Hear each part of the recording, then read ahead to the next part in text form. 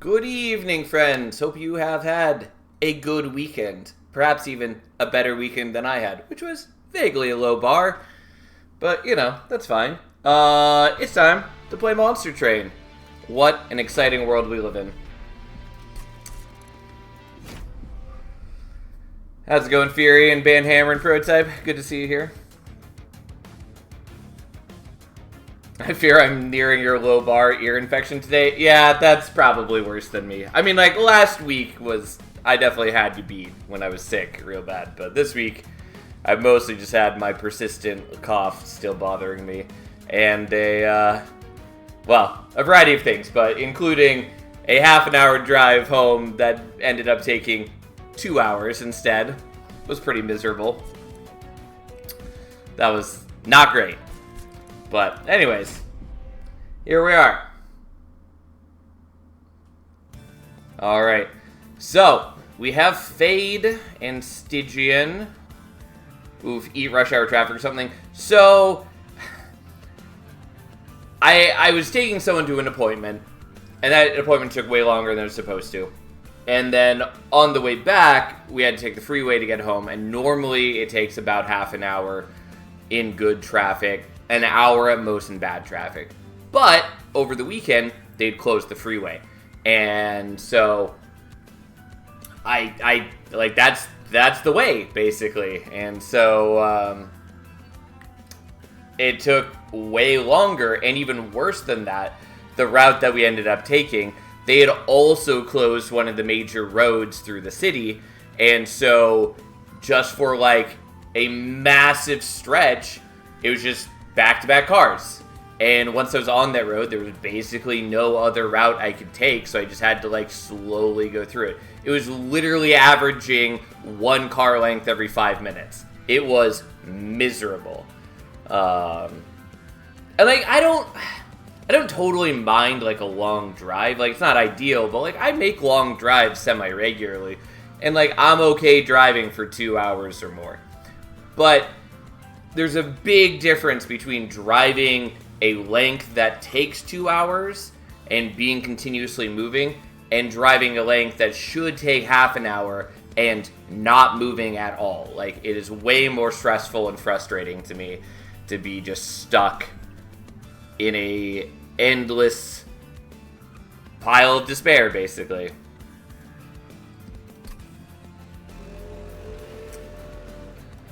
So anyways, that was my life. Yeah, the feeling of I could just get out and walk never goes away. Yeah. So anyways, that was not a fun part of my weekend, but other than that, it was whatever. So Unstable Pyre Sparks, honestly pretty interesting here, since we do also have the primitive mold. So basically every primitive mold can end up being 50 damage, essentially, as we can reform a steward and then blow up a steward. Lost Luggage is good. It's less good in Monster Train 2 for a number of reasons, including because of the change to how Intrinsic works. I'm just going to take Unstable Pyre Sparks. And then, yeah, pretty confident we're taking Firelight here. In the long term, we probably just want to be building up to where we can kill Fade every turn or multiple times a turn, and just scale up the sweepers, and just make multiple sweepers and live that life. So.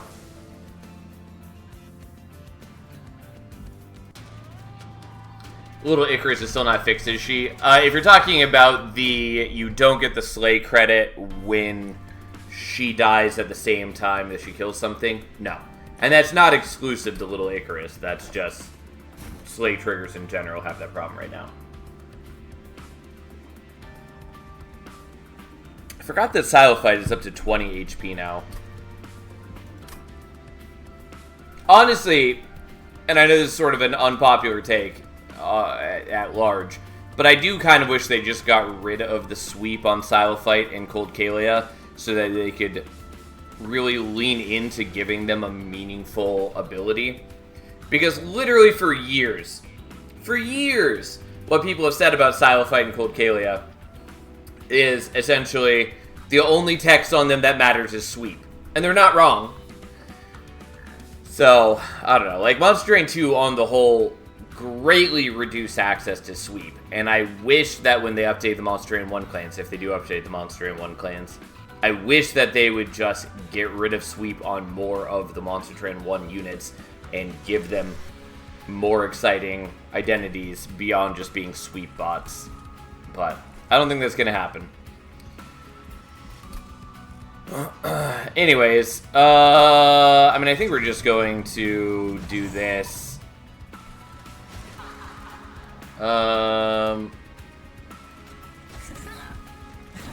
the spell being is very strange. It's very rare that I want to set up a spell kill zone on mid or top. I think it's more reasonable in Monster Train 2. Just because it's more likely that you're playing on bottom floor to begin with in Monster Train 2. But, yeah, it still does feel sort of out of place.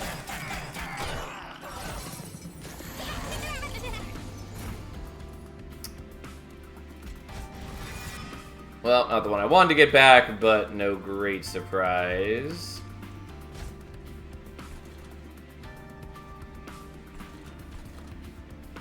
Okay. I'm probably fine with you taking some damage so I can do this.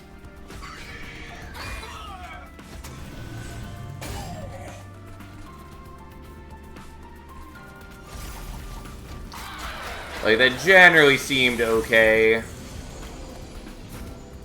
Although, like, I do need to get Fade back. Okay.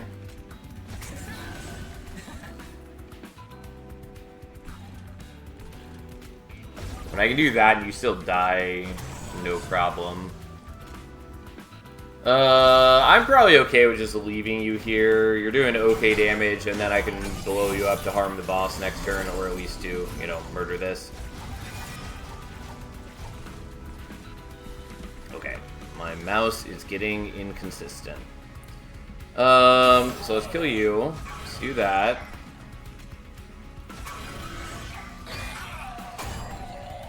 I can't flash freeze, but that's okay.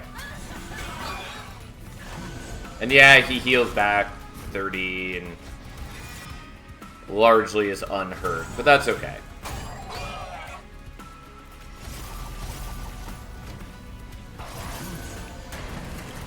Okay, now the problem is I have left myself in a bad state overall.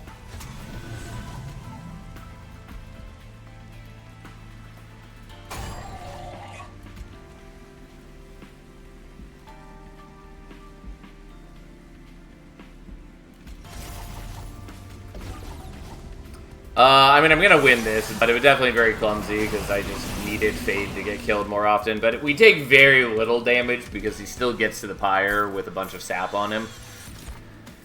So the Molded is good. The Hallowed Drippings is good. I think we probably just want Hallowed Drippings.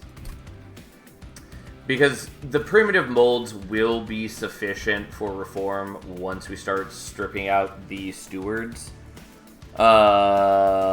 And the Hallowed Drippings just helps us avoid that catastrophic sort of misery. We're just going to take the Offering Token. Technically, Titan's Gratitude can do decent work for us if we're attaching spell weakness to enemies. But it's also a dumb card. Like, all they need to do to fix this card, as I've ranted about before, all they need to do is change it so that it is not a random discard, but a chosen discard. It wouldn't be like an amazing card, but it becomes dramatically better. Anyways, we're doing the Offering Token. Who cares with the Calcified Ember? Offering Token is just very good in this game. Okay.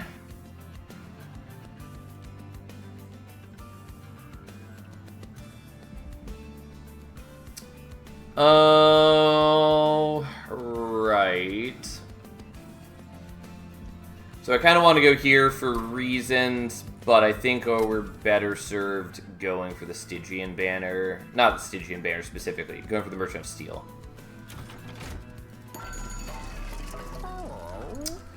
Okay.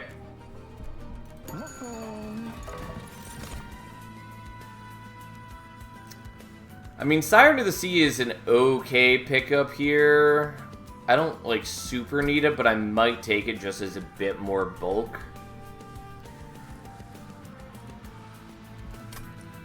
It's very low opportunity cost for me to take it, so I will do that. And then I need to make decisions. I might just do this, actually, then.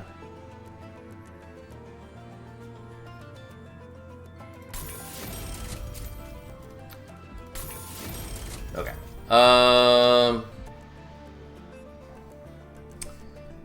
Yeah, and then I can't really afford anything else I care about. But that's fine. Like, I'd like to get multi-strike or maybe quick on the Silophyte.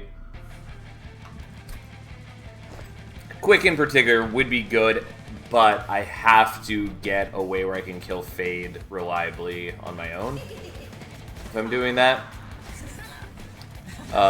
Which there are ways. It's a little harder without the plus 30 magic power upgrade being in the game anymore, but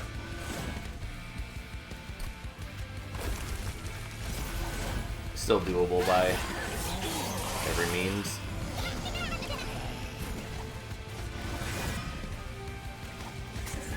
Okay, so you go down there. We're just going to explode you. We don't need to explode you.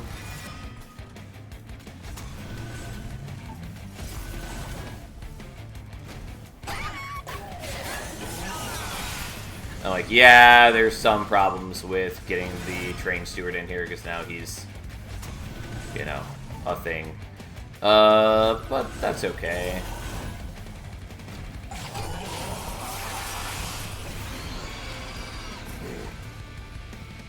I'm staring at Fanatical Bundle, which has Beneath Erasa, Vaults of the Void, Astra. Get them all for $7 each. I mean, that's a good price for that. Those are some good games. I probably should have played you first.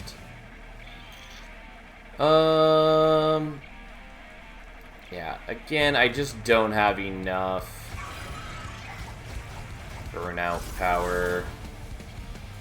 The question is, do I have the will to play through them all? Yeah, that is the problem, and why I tend not to buy bundles.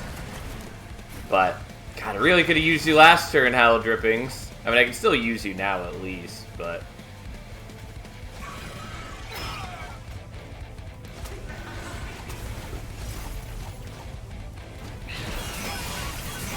But, I mean, they're good. I really love Vaults of the Void, and Beneath the Erasa I also thought was pretty solid. Definitely enjoyed it. It's a game I would like to go back and play more of. And then Astria is, you know, it's fine. I like it, but not as much as the others. Okay, Engulfed in Smoke is also pretty solid. Draft is sadly less good than it used to be. It's okay here with Firelight Fade, but I don't think I care enough. I definitely will take the Engulfed in Smoke, because that cuts out a lot of issues.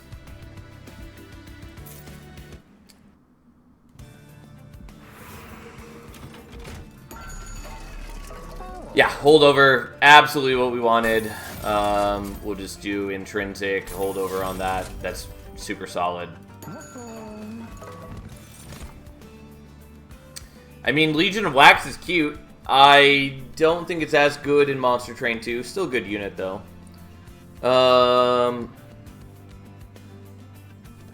Do I want to take it here? I feel like the answer is no, but I can maybe make it work.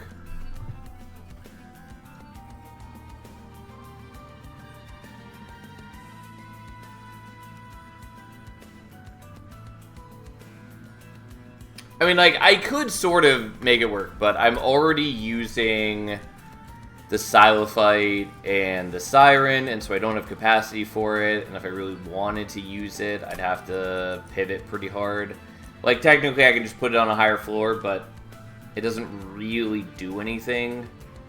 I'm just kind of left on a higher floor, kind of.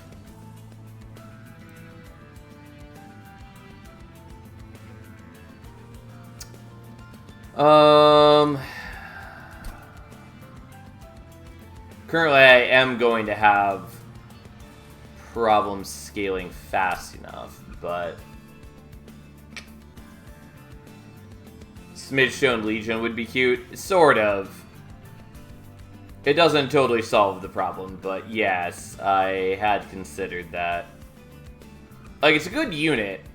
It's very strong in general. At least if you can use it the right way. I'm going to skip it even though there's a good argument for it here. And then there's Dante. I mean, we probably should take Dante.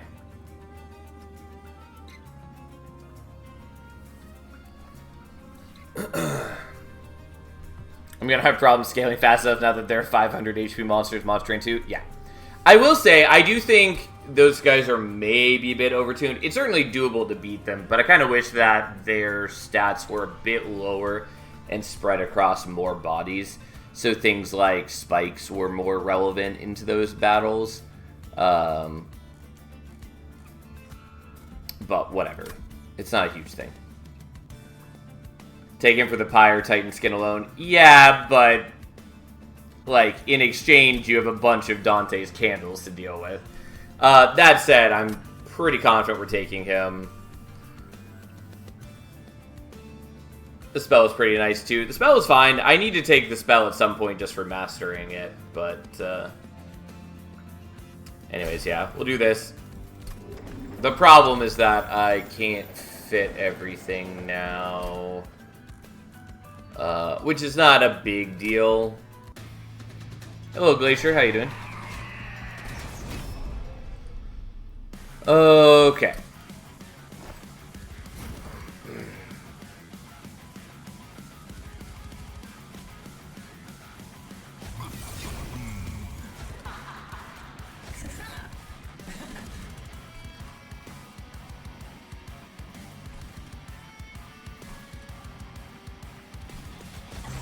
Guess we'll do it like that. Okay, perfect. Because the only problem with my current situation is that Fade, I don't want to give the stealth to. But now I don't have to give stealth there. Because Fade dies first. And then I can give stealth to the squad. And we're good. Unfortunately, we don't have a way to reform Fade. I'm cooling off. Fair enough.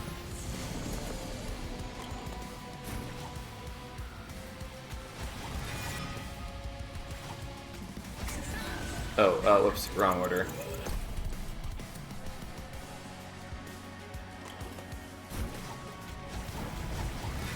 There we go.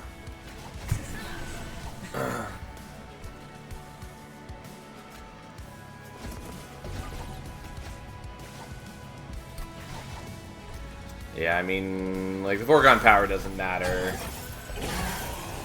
It's not hurting any enemies that needed to be hurt.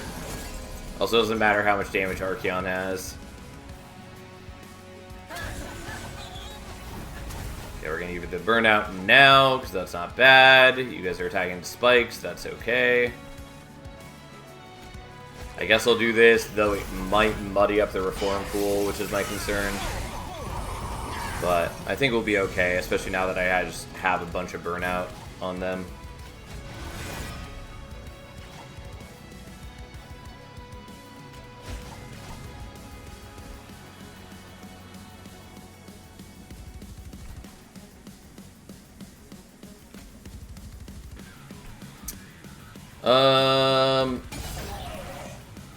That just does more damage than I thought it was going to. Oh, it's because they have spell weakness, and I forget that spell weakness works with abilities. So it ended up doing way more damage than I thought it was going to.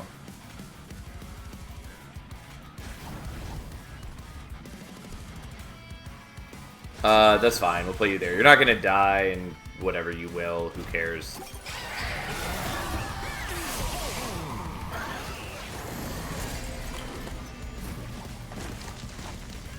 There we go. Like, we're not as strong as I want to be yet, but that will change in time.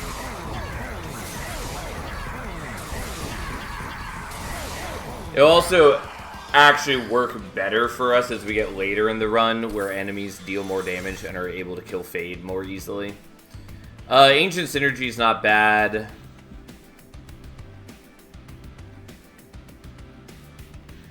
I think we're just going to skip. We're going to skip on those. So the Silo Fight could be fine. Capacity. So, I think we're taking Ember first. And then we're probably taking Capacity later. But at the moment, the Ember is useful. Especially as I'm going to start having more Dante's Candles. It also allows me to dupe Dante if I want to do. And I might. Especially because the earlier we dupe him, the faster we build up candles, so the more multi-strike they're each going to have. Mind you, I don't have the ability to dupe him anytime soon, but you get the point.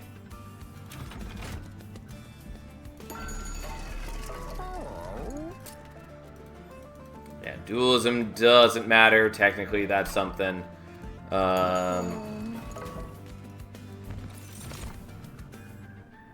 I don't really need Bloodthirsty Blade. If only this was Pyre of Entropy that I love so much.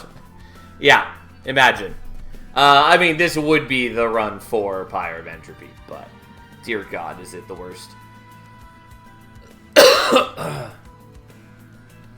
Okay, so what do I want here, if anything? I probably still want the Bloodthirsty Blade. Even though it's largely unnecessary for me. Boiler Room, also kind of cute, because it means that I'm way less liable to be taking damage from, like, the Dante's Candles. But mostly I think that doesn't matter.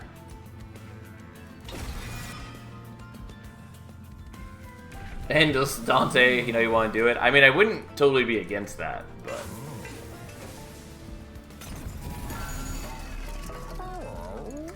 Okay, so what do I actually want here?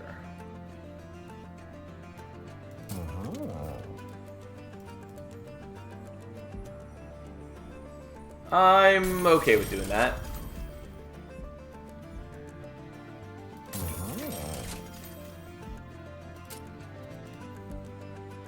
What I was hoping for was Smidge Stone for Dante. We're going to do the multi-strike on her, I think, just because multi-sweep is pretty decent. And it's just, it makes a bigger difference than putting multi on Dante.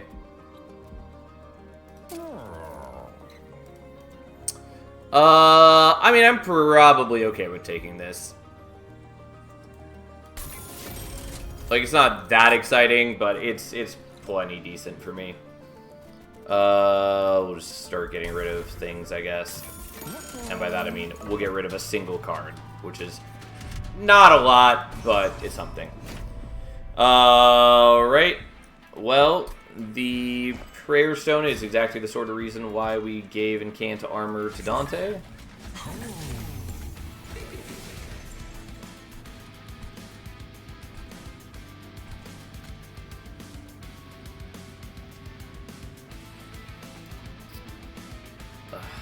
Alright, I'm not going to play these even though they're going to clog at my deck, but I don't want them to mess with the Reform Pool is the main thing.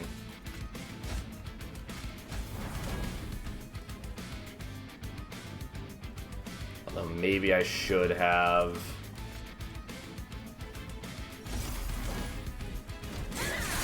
Also, I probably should just not be on bottom floor.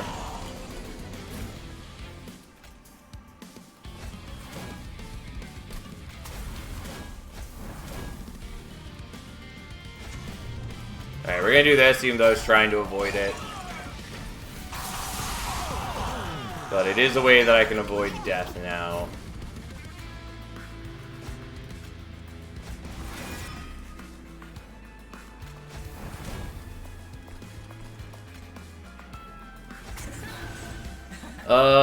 Alright, well, we're gonna let you survive because I'd rather get the Collector, and we're just going to accept that that's the pain that we Live in, whatever, I don't know. And I messed up my reform pool for that, so that's cool.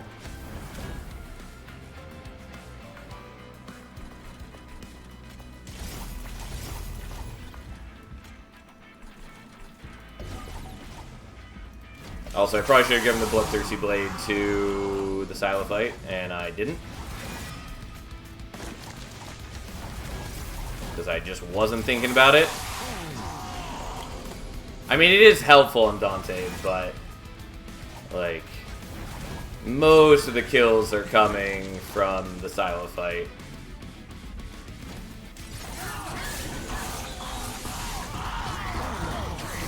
Like, Dante definitely makes better use of the blade on the whole, but as far as the scaling goes, it would have been nice for the Silophyte to have it. Mortal Entrapment is maybe honestly worth taking here. Foremost Child is bad. I just really want Foremost Child to do something totally different. Like, I think I've said this before, but what I would prefer is for this to, on death, become a copy, or not even necessarily on death, maybe just as an ability, become a copy of a unit in the Reform pool, so you can use it to essentially dupe a unit mid-battle. I think that's way better than a pseudo-Reform that doesn't interact with Burnout very well. Like, technically this is scaling, but it's very clunky scaling. It's also not a banner unit. It's just a whole lot of weird hoops to jump through. And even if you want to put, like, Endless on it, it costs 2 Ember. It's a lot for not a great option. Honestly, the Sacred Wicks is sort of okay, but I think we're just going to get rid of the Stewards and then not worry about it. But I will take the Mortal Entrapment, maybe. I could also just maybe make the Drip Falls better. I'll take it, I guess, even though it gives me an Ember. And we're skipping those.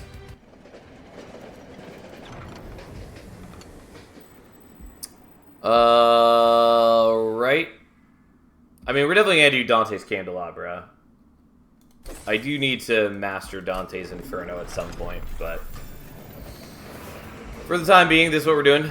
So removals are good. There are some good artifacts. Like if we got Waxer Snuffer for double extinguish, that's makes Firelight even better. Nonetheless, I'm pretty sure we want to go here looking for like holdover Dripfall or holdover Offering Token or something. Also, there is an artifact here. Well, we don't need sketches. I guess we take Dante's Footstool, even though I don't have any room currently.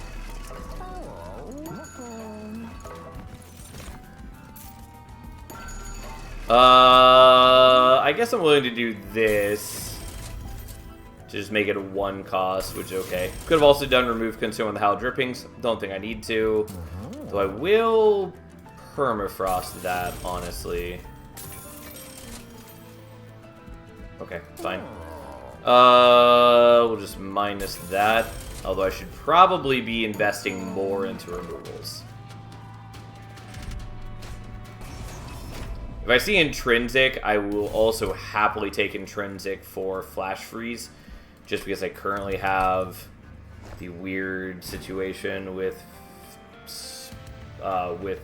stealth and other things. Which is to say, I want to be building up stealth, but I also need Fade to die. I'm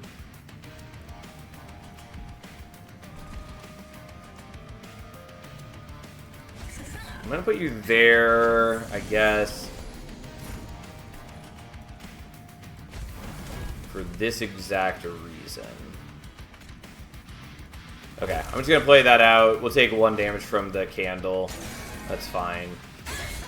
But I do get rid of the Calcified Ember now.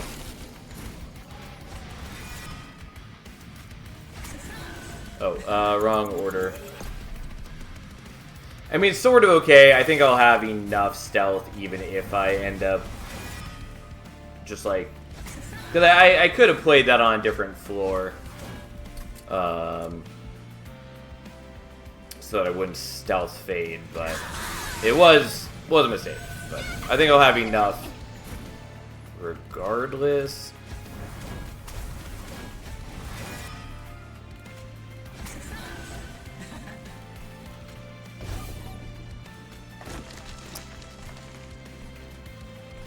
I mean, it doesn't really matter when I put the Frostbite on because they're all just going to heal to full at the end of the turn. Okay, so we're going to give this to you now.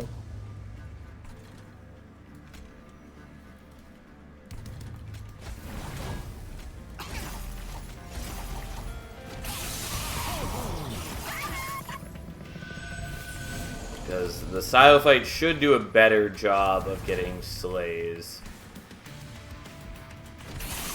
Like, not perfect, since we do have higher health enemies now.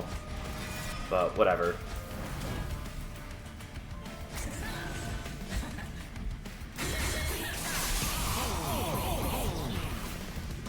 And I don't know, maybe honestly Dante would be better with it this time. But, hey.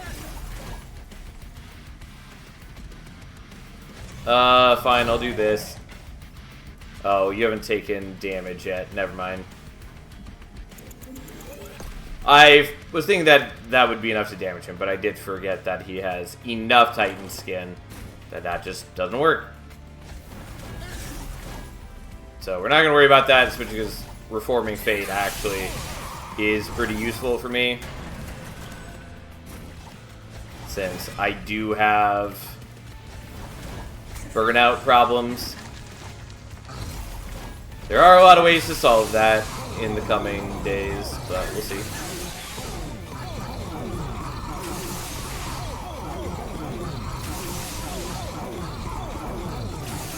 No! She doesn't get the kill because she survived at 1 HP. I'm not doing a very good job with the whole Bloodthirsty Blade situation. I mean, Hallowed Halls is great. I think I'm not going to take it here because it does get a little awkward with a little Fade. I'm just not going to worry about it. It is a good card, though. And I don't think I need the Crushing Demise. Don't need the Frenzied Swarm. Don't need those. What I want is better ways to reform Fade and to kill Fade. That's largely it.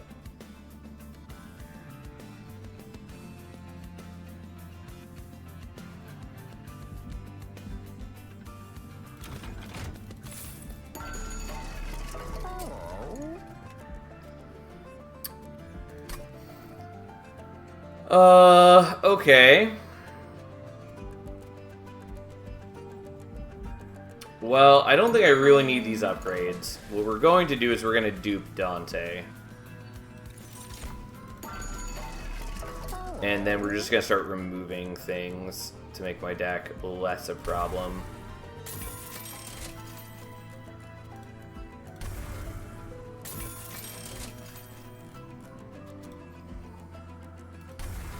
Oh, I'm willing to roll and just see if we hit Smidgestone. Yeah, okay. I will do this. It doesn't totally work right now. But if we take capacity at the upgrade, then we'll have 2, 4, 5, 6, and then 1 left over for Fade. And so that does work well.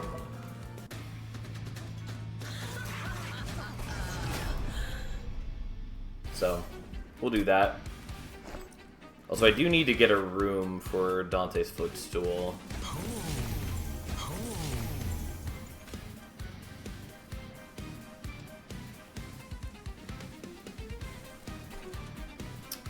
Alright, we're gonna play you there.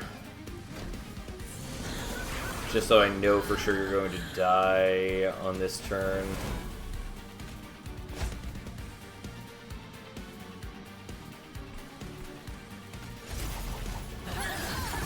Even if it's a bit messy for my needs. But this way, I don't need to worry about her being stealthed and all that. And we'll just kill you, I guess, and live our life.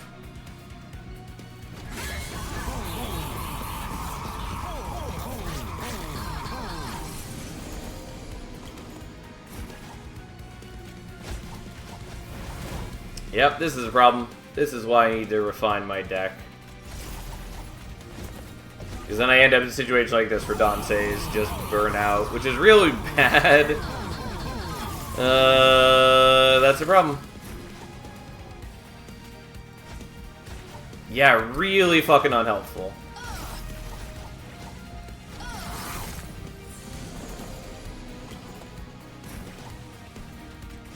Honestly, I probably need to stop playing that so I can just draw into other things. Yeah, I really need that primitive mold. God,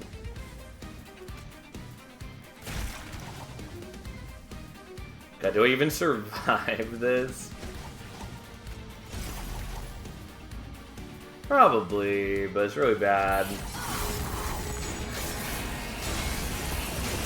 I mean, it's fine, but like, I at least stop them from getting more damage shields.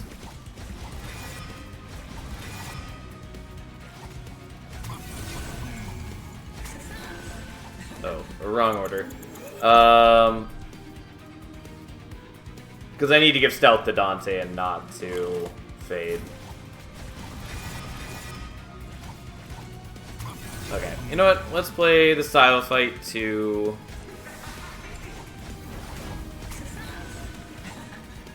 Okay, now it doesn't matter that I'm not playing the Vengeful Shard. We don't take that damage. Alright, this hasn't gone well. I didn't get to play out the Bloodthirsty Blade. I did take damage because I am not good at the burnout situation in the way that I desire to be.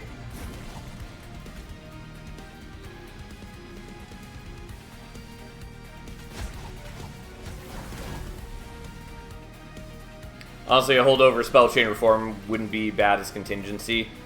Yeah, it doesn't need spell chain so much, but the holdover I do want. Like, there's a lot of things that I'd like. I really need to refine my deck.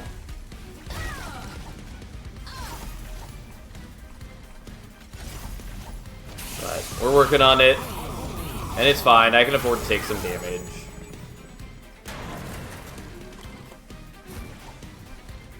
But yeah, at the moment, especially with the candles coming in, I am suffering some. Because my deck is just a bunch of garbage, basically.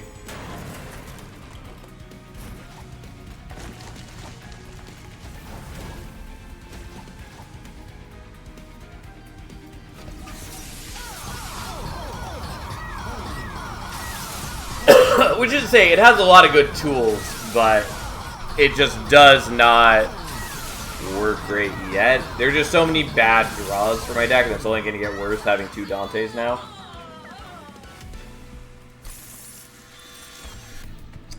I'll definitely take the Wax and Spike for the better burnout.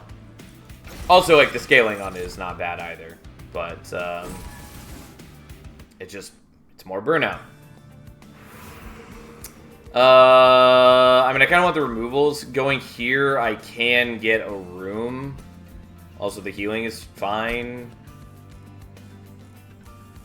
I could also make this deployable, though I won't have the Ember to play it alongside everything else I want to play, so we're not going to worry about that part, but I could. Yeah, I really want more Merchants of Magic. Also, more duping would be nice, but I think the Merchant of Magic is what we want more. Regardless, we're going here.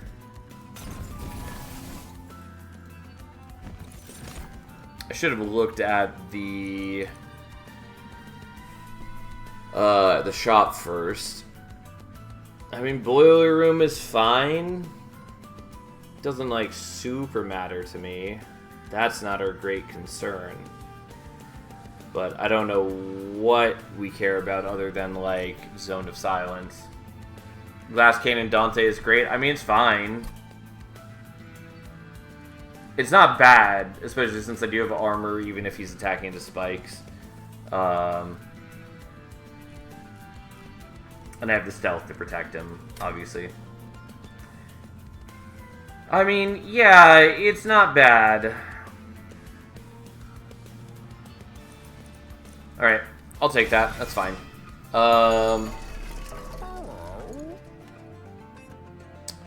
Don't really care about those. And Steward's Quarters doesn't really matter to me either. Like, there's basically no downside to the Steward's Quarters since I get it for free, but I also don't think that matters in the slightest.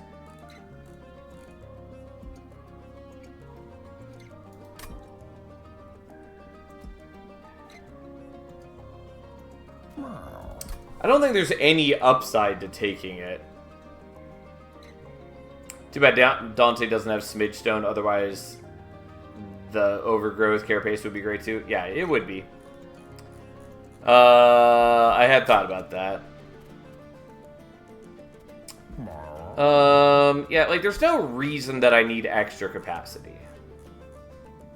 So we're just not going to worry about that. Like, it's only 40 gold, but that's 40 gold that I don't need to spend. So, fine.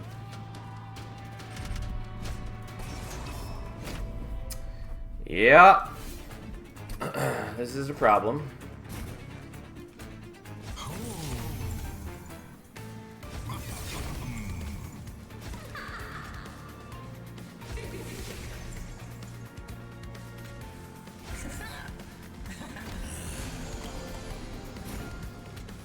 Okay, that is appreciated.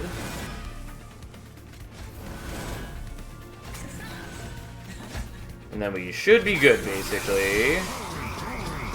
At least in that regard. Like, the burnout is still an issue, though. We get more burnout per fade death now, which helps a lot.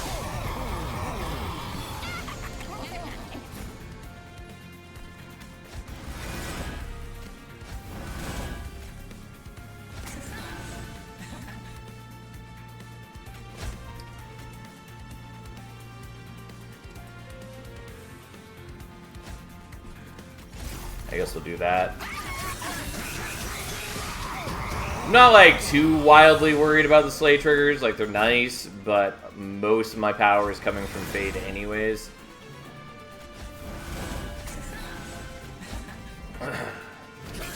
Honestly, I can probably stop playing out the stealth just so I can get through my deck faster.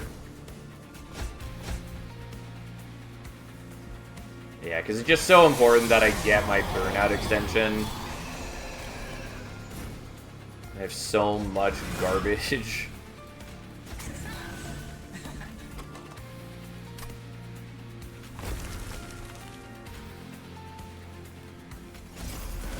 Okay, I'm gonna not play the offering token because I don't want to draw. No, that's fine.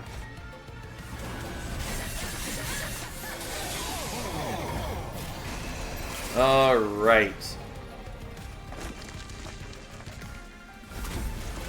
I mean, none of this matters. I have enough burnout either way.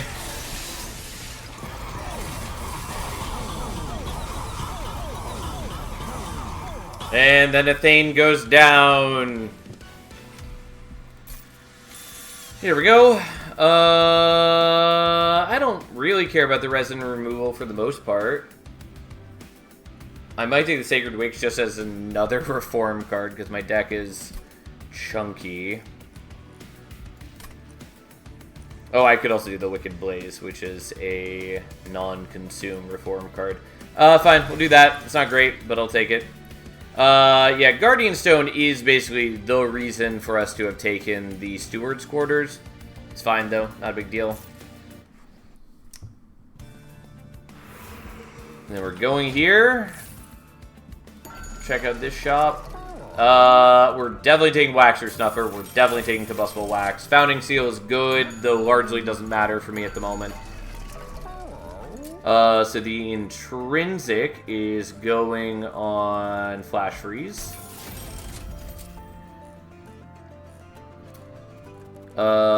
Spell Chain, I guess we'll do on the Hallowed Drippings. Even though, again, I don't think that matters. I was hoping for holdover. Do I care about Founding Seal? I mean, it's a great artifact. It's just that my only incant triggers are largely, like, incant armor. We also have the Siren of the Sea, but, like, I've got stealth. I've got everything else. Permafrost or Reform card as a luxury. I mean, it's not even really a luxury. Like, it's legitimately a decent plan for me. And I am considering it. And by considering, I mean, I'm pretty sure I'm going to do that.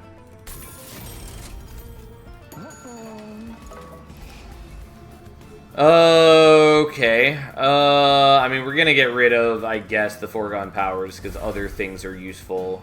And the Foregone Powers actually mess with Permafrost.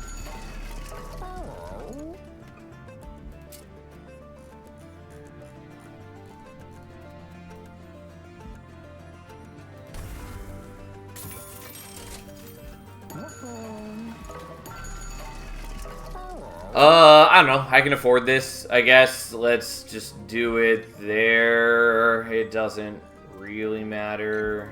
Fine, who cares? Legitimately, there are way better things I could have put that on, or just done in general.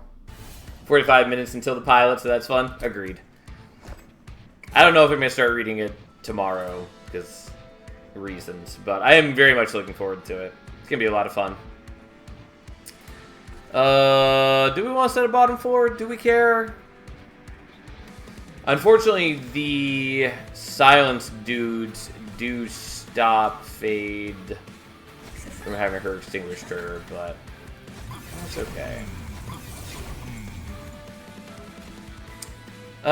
Just for good measure, we're going to set up like this so that Dante, once we give him the Bloodthirsty Blade, can get all the kills. Yep. This is a turn if I've ever seen one.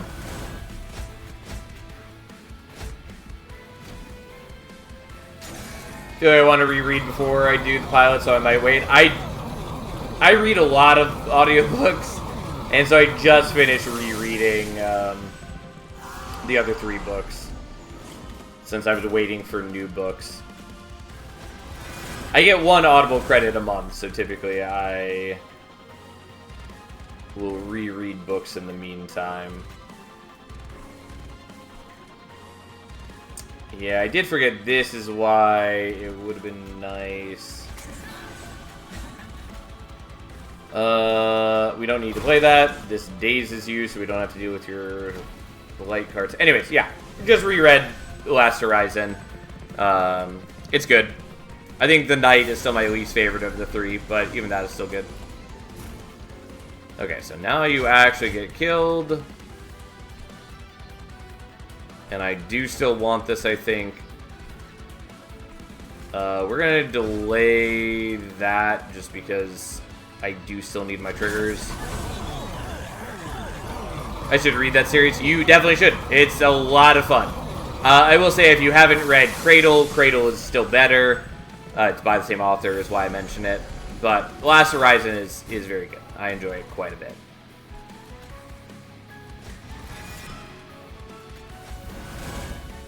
I read Cradle because you suggested it. I thought you had, but I do have trouble keeping track of things at times.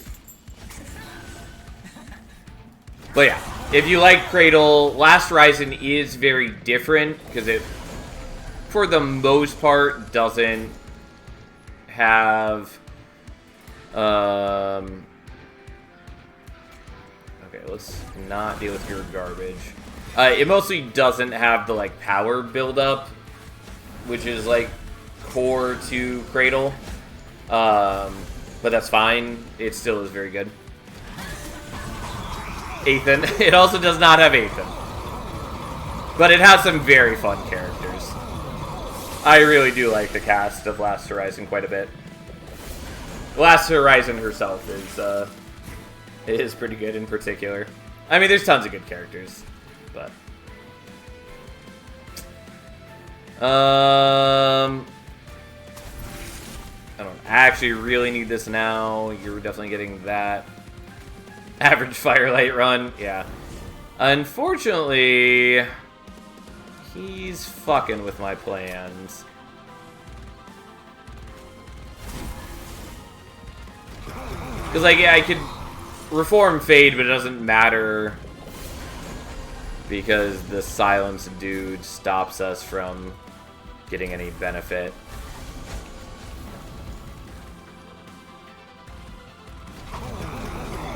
I could have played Fade and then Stealth, and that sort of would have worked, but didn't end up happening. And also we just killed Seraph, and it's all good. I do miss out on a bunch of Slay triggers, whatever, that's fine. The Bloodthirsty Blade is very clearly not our major game plan.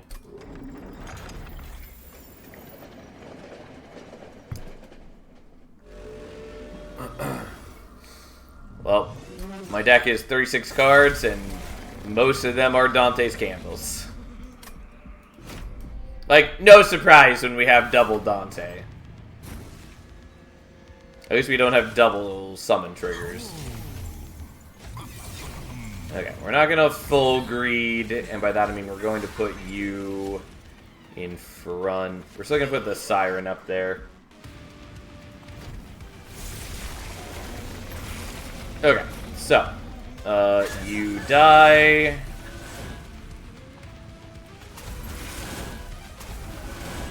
We do this in the correct order. And then have a bit of Frostbite, I guess. Although, actually, I'm sorry. I did actually want to hold on to the Reform card way more than I want to give Frostbite to Dominion. I just got carried away. It happens.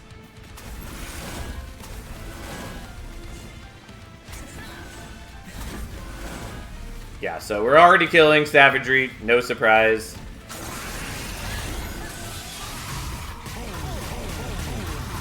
Also on a whim this past week, I've been rereading Steel Ball Run. Turns out, it's still real good.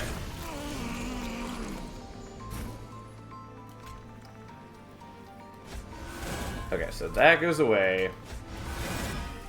Which series? Steel Ball Run. It's part 7 of JoJo's Bizarre Adventure. One of my favorite series of all time. I don't need to play this. We already reformed Fate. We're just going to daze you so you can't hurt us. And then we do this, and we don't take damage. I've been on an Expanse kick lately. I have not read The Expanse. I did watch almost all of the series, but never read it. God, we have so many attacks. It takes so long to get through them all.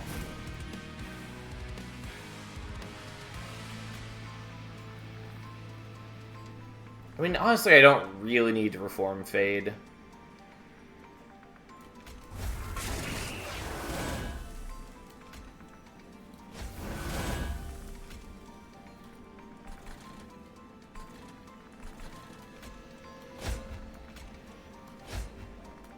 I could also be dazing Savagery more, which is probably what I should do, but... The adaptation TV made improvements to the books, and the authors were in the writing room as well. I have heard that, yeah.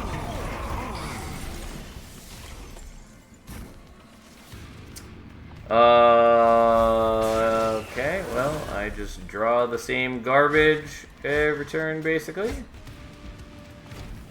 And yes, I know I'm not reforming Fade, but, like, it barely matters. I do kind of wish that I didn't have to sit through the animation of just attacking onto the Undying Entropy, but here we are.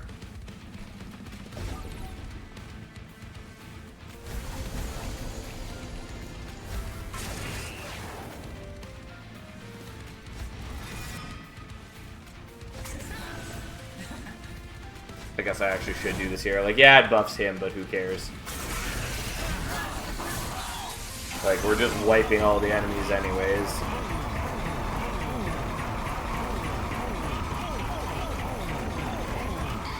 There we go. Just takes fucking forever to watch.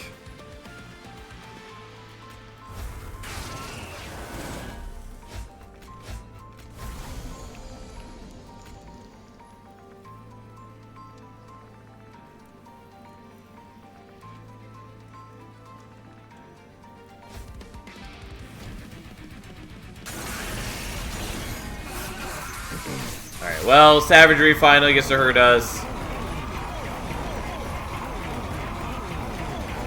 And then we just wait.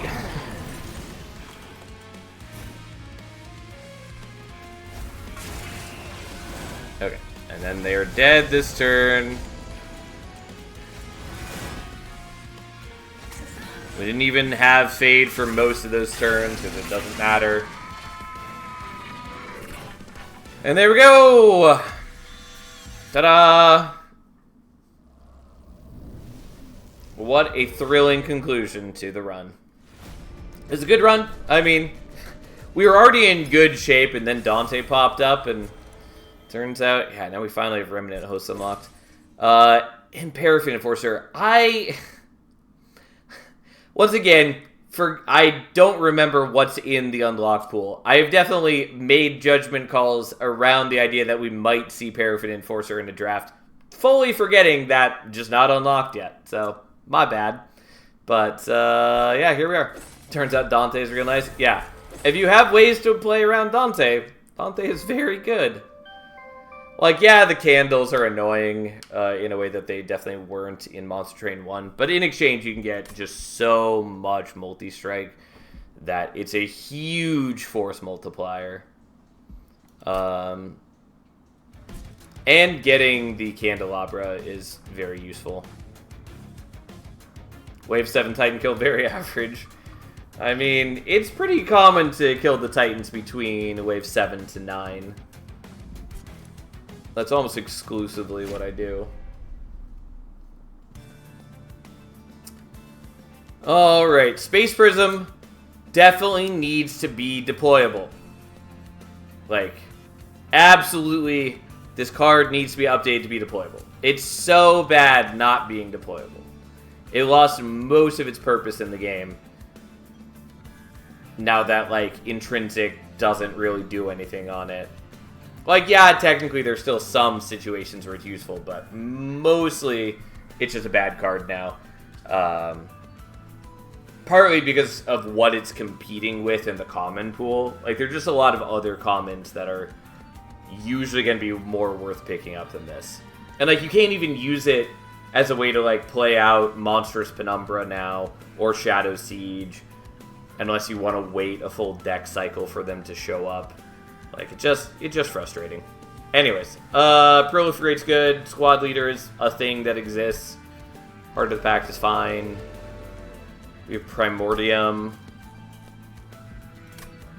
Okay. I mean, we're gonna take Split Anvil. It is a Consume card for the Consume clan, this one. I mean, I wouldn't call this the Consume clan, but yes, they do have some edge synergies, though we don't know if we're going to actually see them.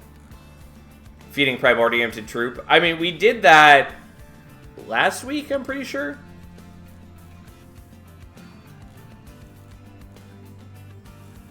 I miss Wormkin just a little bit. I miss Wormkin a lot bit, but I definitely think that it needs a number of adjustments if they bring it back. And I'm a little worried that they're not going to make those adjustments, at least not by base. Well, like, in general, I'm very... What's the word I want? I guess just confident in the devs. Like, they've made a great game. They're very responsive to feedback. For the most part, they tend to make choices I agree with. There's a couple things, though, that I really wish they would update that they haven't. And who knows? Anyways, I mean, we're taking aggressive edible here. Probably. Kind of want to do superfood, though, because we do have the propagating. It really just depends on what we want to end up doing with this setup. Because if we want to do, like, Trample Fungi with Squad Leader, which is entirely reasonable, just going aggressive edible, dumping in 60 attack every turn, so like 180 attack into the fungi is not bad. Alternatively, superfood, you know, we can pump in damage shields, which is very good. We could potentially do other things. I don't really know. Don't really know what I want. I think we're just taking aggressive edible.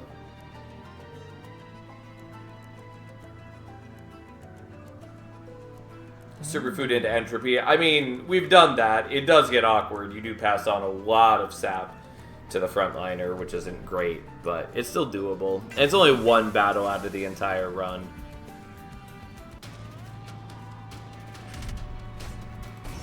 Like, it's not enough to make me avoid superfood when it would otherwise be very strong for us.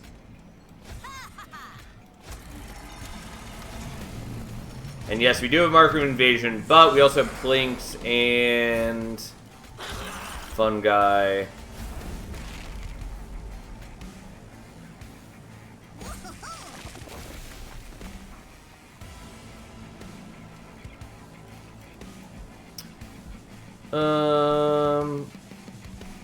Yeah, I'll just take the damage and do it this way.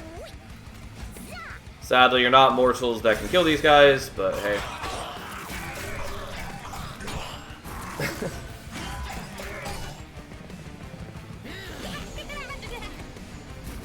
They have so much HP and so little, or so much attack, so little HP.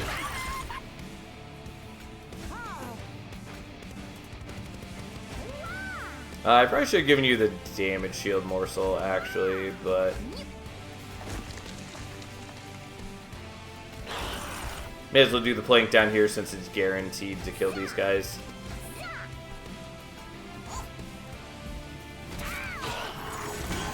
What comes after edible 8 and stalwart snack? Most fights barely last that long, so it would not just increase to 10 or something, right? It does. I don't remember the exact number.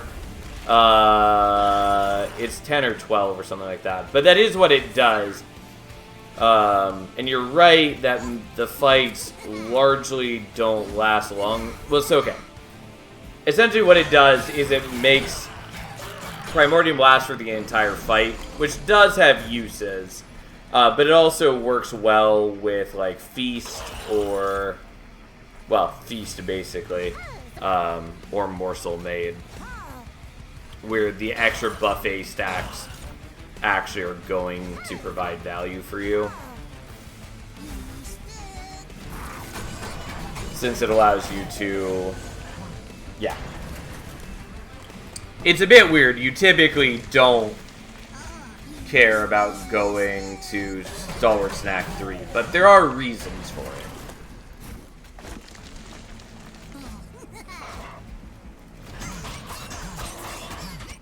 Alright, then we just kind of beat him to death with our big, beautiful stack of fungi. I'm going to take the perils. Entumber Assault's fine. Glow Up is good. Grow Room is cute and potentially useful, but I think we're just going to do Glow Up. Morsel Mate is the unit who instantly eats units, right? Does it trigger all stack of edible at once then? No. So... that is the unit, but how it works is every time you play a morsel on that floor, it will consume everything with, well, it will consume all morsels and it will consume one stack of buffet from Primordium. And so having more stacks of buffet means that you can do it more times. So if you have ways to buff up Primordium, which is not very hard to do in this game since you can just like dump in a deployable equipment, then more buffet is more stacks of all those stats, essentially. And same with Feast. Again, Feast being the card that immediately has all, like, eatable units on the floor get eaten. And so every time you use it, it will consume one stack of buffet from Primordium, and so you can use that to eat through his stacks faster.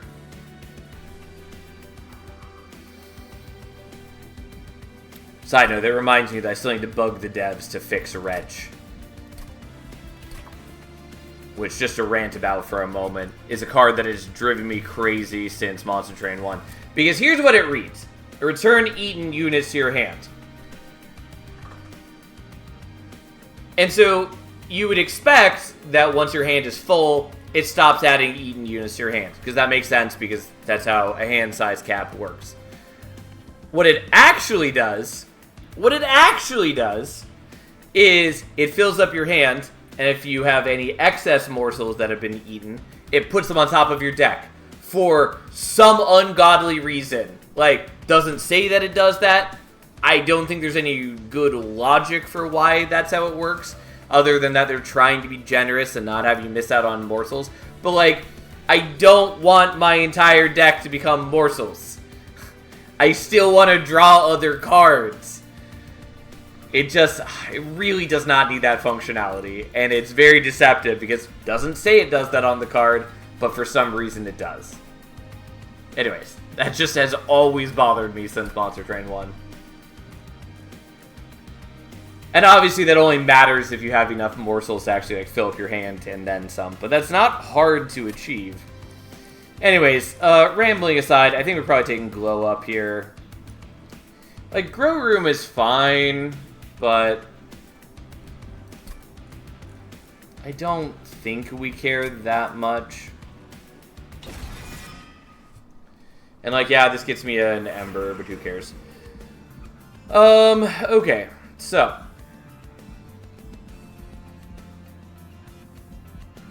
I think we're just going here, maybe.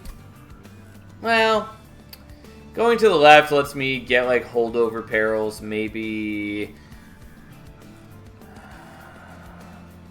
And, like, remove, consume, proliferate. Like, there are good reasons. Over here, don't know what I'd be looking for. Like, there's a lot of good options. Like, we take Amorous Inoki, which is not bad. It lets us give HP to the whole team, including Primordium, who then passes it on to the Fungi stack, if that's what we want to end up doing. Could also just do any of the rally units. Like, they're all fine. I don't know. I think we're probably just doing this, I guess.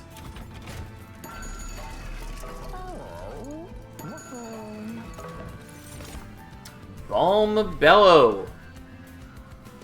Well, isn't that interesting?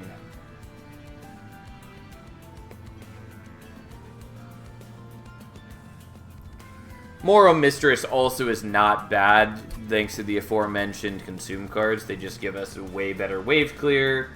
It's also just a good unit in general. Like, I really like Moral Mistress, so long as you can build into it. But there is a lot of ways to do that with the clan.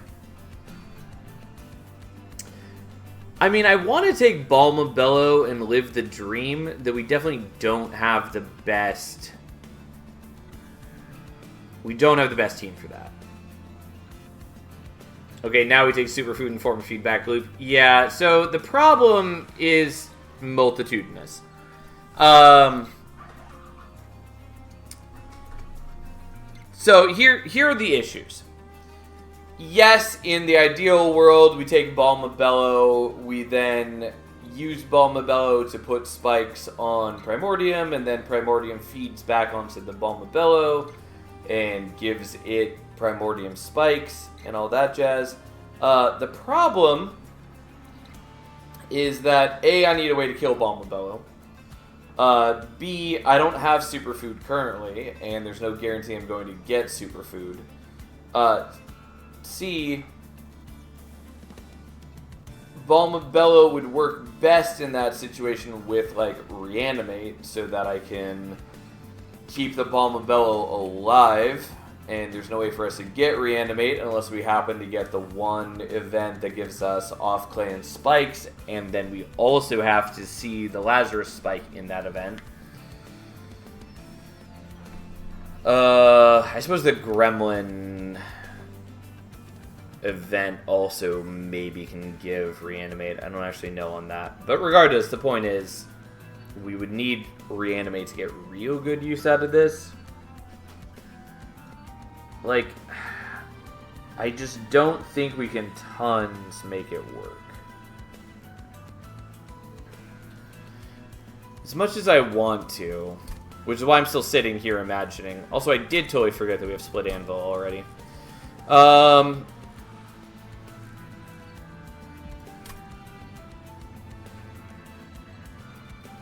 What about Endless? So, I did mean to mention Endless, and the other thing about Endless... So, yes, Endless kind of works.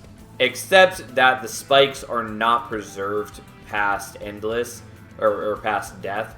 So, like, I can maybe use Balmabello to get some spikes onto Primordium, and then Primordium feeds onto Balmabello, but then if Balmabello dies again, then the next time it comes back, it doesn't have those spikes anymore. If I already had Superfood, I would maybe be willing to do that, because then Primordium would have enough stacks of Buffet to make it worthwhile, maybe. But since we already have Aggressive Edible, even if we see Superfood later, we'll only have 3 stacks of Buffet. And so just not a lot of turns to build up a meaningful amount of spikes. What's Edge? It triggers whenever a card with Consume is consumed on that floor.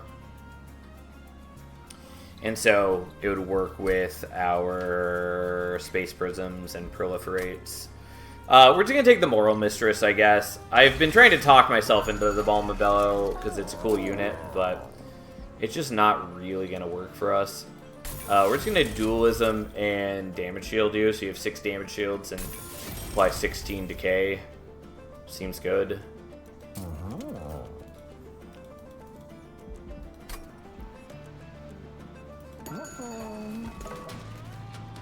Like, obviously I don't have a ton of Consume cards, but, you know, we can fix that over time.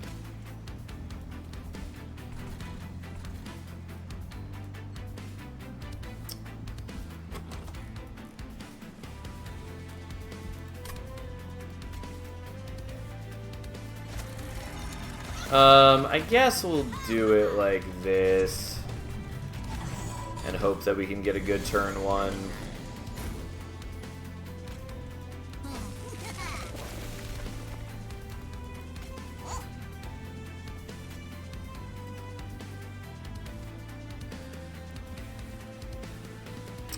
Yeah, so you would survive like this, or I can just move the Moral Mistress up front. I think we want to do this, though we are losing a lot of fungi, and we're not killing these guys. Although these guys do kind of just die over time.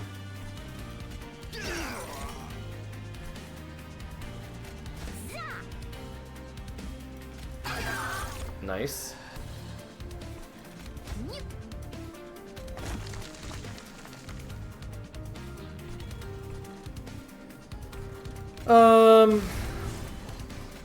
Whatever, we'll just not play the Spear Stewards and let you eat the morsel, even though I maybe should have done that differently.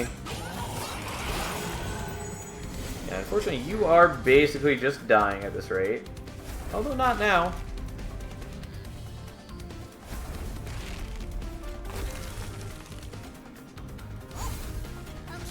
Well, I finally got, like, all of my edge stuff at once, which is not particularly helpful to my needs, but that's okay-ish.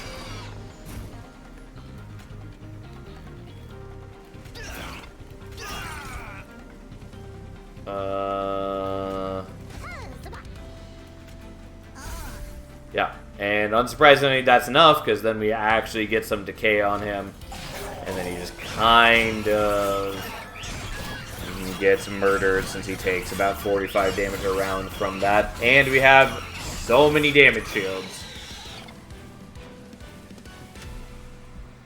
Alright, give me things I care about. Those are not them, but I am going to take the Space Prism just for more consuming. I mean, I like the Proliferate, I like the Gooey Flask. I'm going to take the Proliferate, I guess, even though it's more Calcified Embers. Do I want Merchant of Arms? Probably. Merchant of Steel is kind of cute, but I think I'm just going to go here.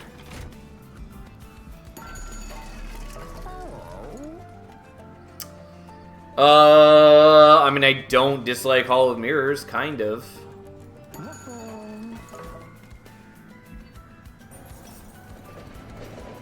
Like, it's a bit awkward for us right now. Do I want Savage Heart? Kind of.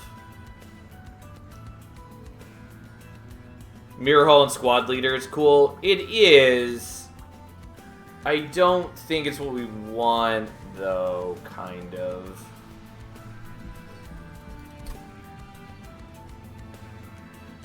Like, so, okay. We're looking at a bunch of different options right now. And I'm going to tell you right now, I'm leaning towards we put Savage Heart on Moral Mistress, since she's already got the damage shields, and I've got ways to propagate the damage shields. And so then we could have her start building up some permanent rage. It's not, like, perfect, because she doesn't have multi-strike or anything like that, but I could dupe her later on, which is not bad. And then we could have some units that have decent attack, decent defense, and have wave clear via the edge trigger as well. Alternatively, I could take the Hall of Mirrors and make a second Primordium, essentially.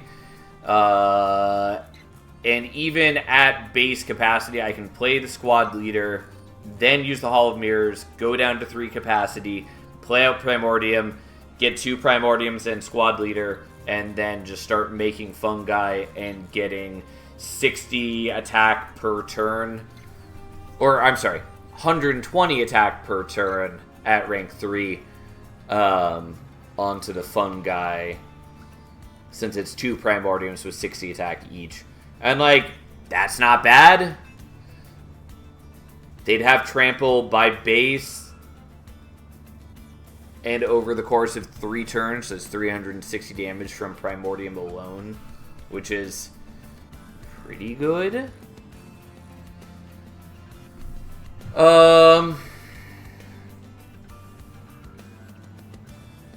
I know I'm spending a lot of time dithering, but that's because we're essentially choosing 2 very different decks. And, like, obviously, I could sort of do both. It doesn't totally have to be one or the other, but...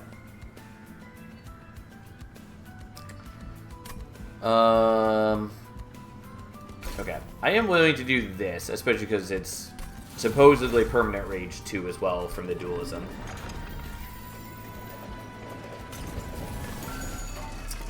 And then we have choices about other things. Do I want the Hall of Mirrors? Maybe. I mean, I like Hall of Mirrors a lot in general.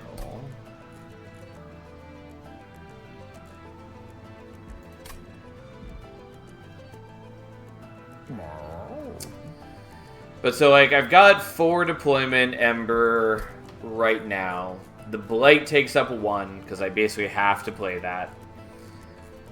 And so then 2 to play out the Moral Mistress, and then if I did that, it's 4, essentially.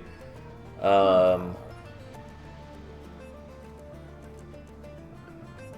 like, that's that. Also, note with Hall of Mirrors, it does sort of double up our spawns, because every time we spawn, it will give us an extra spawn. So we can build up Fungi stacks faster too, which is not terrible.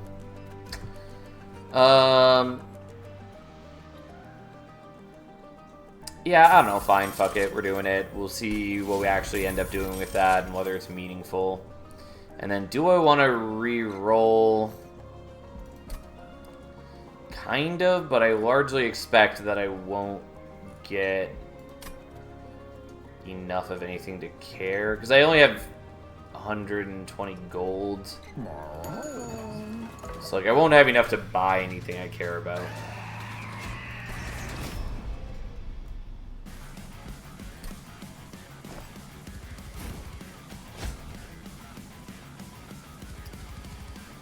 Okay. Taking capacity. I actually haven't decided yet. I will elaborate upon that in a moment.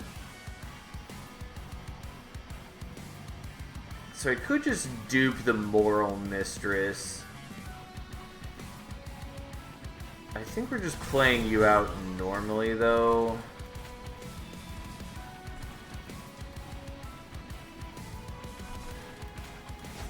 And then we'll do this, even though you're basically just vulnerable to Archeon.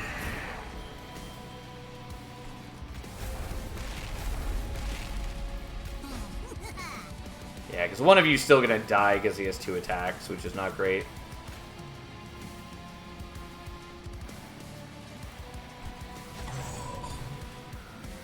But, I don't know. We'll see what happens.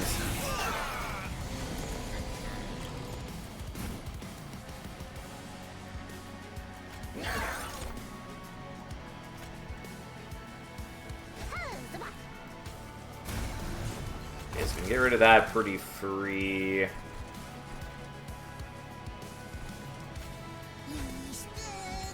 You at least have something to feed onto now.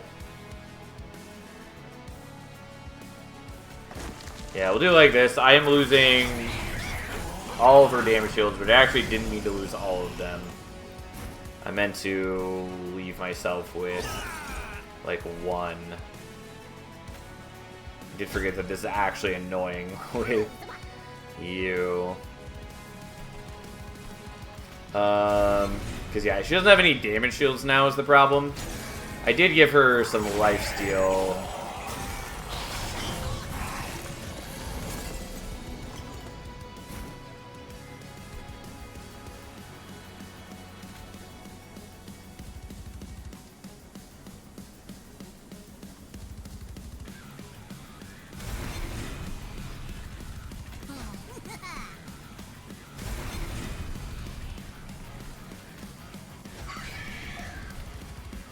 Problem is, like, her life steal doesn't keep her alive versus Archeon.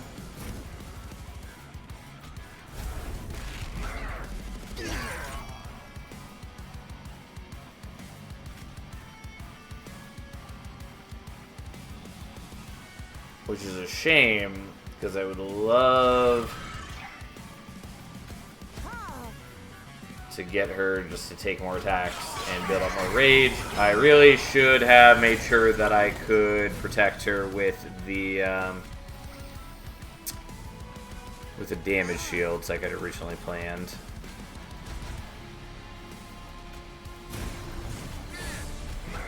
Yeah, this currently not gonna work so well. Because she just gets blown up without getting to attack into him. I did give him some decay, but not a lot of decay.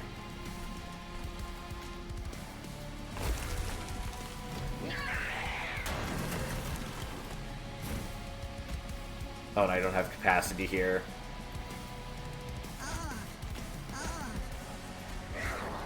Okay, so do I actually survive this? You're doing 18 damage around to me. Which means that I've got about 3 turns. Yeah, that's not enough. We'll redo this where I actually, you know, use the Moral Mistress properly.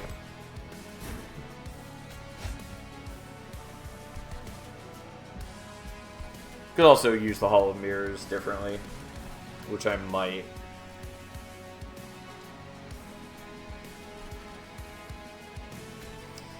Okay, we're just gonna do it this way.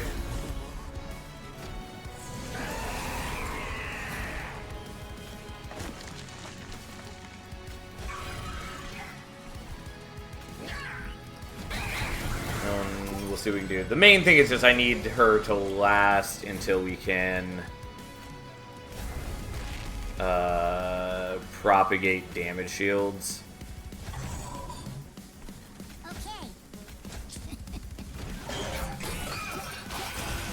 Yeah, I take pyro damage, who cares?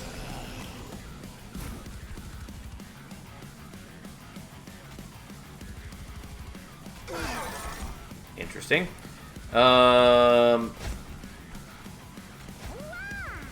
Unhelpful, but fine.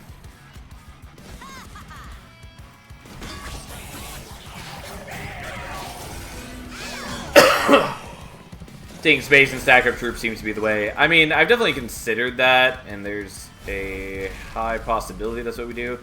God, I really wanted to move you to the front so I can start having you taking hits, but whatever, fine.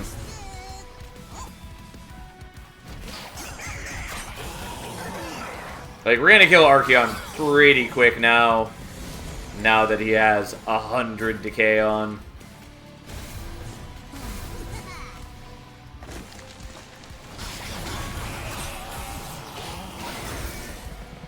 I'm still taking fire damage because things and stuff. But at least I get a little bit of rage build up now. Even if it wasn't wildly successful for us, but that's fine. I mean, Furnace Tap's cute. Unearthed Treasure is real good for us, though.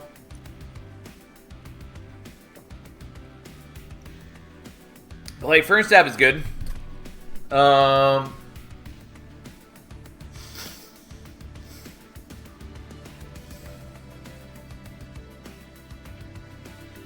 think we're just gonna take the Unearthed Treasure.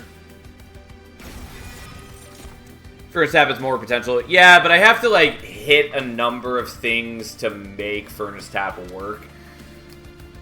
Because I'd have to hit, like, Holdover on the Perils, and I'd have to see Superfood, kind of, or I'd have to get Remove Consume for the Furnace Tap. Like, there's a number of things, whereas Unearthed Treasure is just already good for me. If I get Remove Consume and Holdover, it's even better. Like, but it's fine. Prickly Puffball's okay. Deathcap Prophet is good. I don't know that I'm actually going to be getting good use out of it. So how does permanent stacking synergies with Hall of Mirrors? Does the original card stays in the front or on the back? Or do they both stack? The original card is the one that stays in front, though we do also have the ability to reposition with Glow Up. But yeah, the copy is created behind, and the copy does not add to the permanent scale. It used to be that was the case, but I think that was just a bug. And so it did change a while ago. And so no longer works. Which makes sense to me. It shouldn't work that way. They all should be two separate entities. But yeah, anyways, that's how it is. Anyways, really the question is, do I want the Deathcap Prophet? And I think the answer is yes.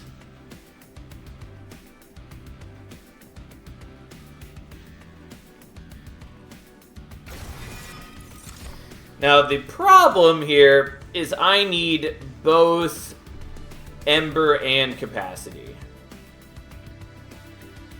And I think for now we're just taking the Ember. Especially because I have a bunch of calcified embers to get rid of. I do also need to remember I have Split Anvil. We haven't seen anything that, like, really helps me with that knowledge, but still. Okay.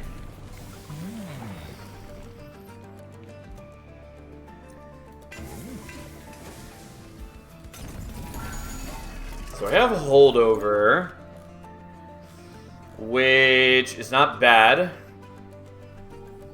Could just do Holdover Perils, which I might do. Good to see you, Major Laser. And it's going okay. Would love to stop being sick finally. I mean, I'm mostly well, but I just have a persistent cough. But, you know, it is what it is. And yeah, Monster Rain 2 is real good. Holdover, Spell Chain, Glow Up. I mean, that's what I'm leaning towards at the moment. Because it is very good in a number of ways. And I think that's just what we're doing. Unfortunately, what I really wanted was Remove Consume, but... if I do this, I don't have the money to reroll looking for Remove Consume, but whatever, fine. Speaking of...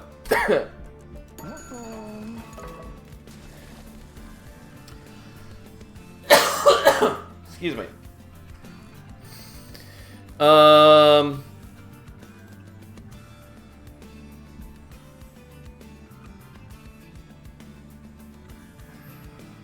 just gonna dupe the Unearthed Treasure, I guess. I don't know. I'm making some Awkward choices. I'm gonna do this, even though I probably should just remove some things. I really like that there seems to be a lot more reason to take Ember and Capacity over Draw in Monster Train 2 versus 1. Yeah, definitely agree. I very rarely take the Draw upgrade. And, like, it is so good, and there are reasons to do it, but...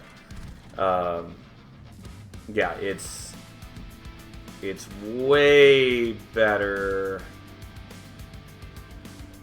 There's just way better reasons to do Ember and Capacity now. Anyways, do I want to try to set up the Moral Mistress on top floor? Kind of, partly because I want to maximize the... I kind of want to maximize the number of revenge procs. Alright, let's try it. So you come out, then we do that, then you come out, so we get the rallies. And then we're just kind of going to waste Primordium, because that's what I'm doing right now.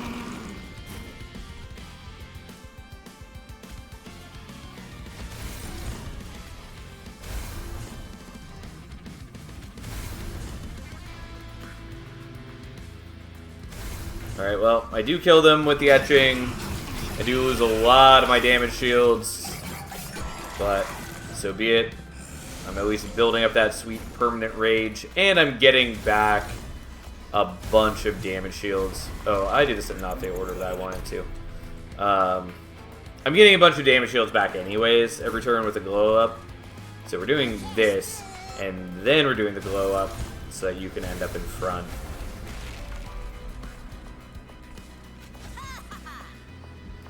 And then we're just sacrificing everything to this plan.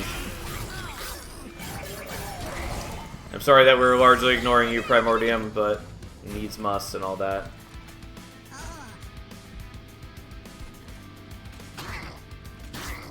Fuck. I tried. It didn't work out.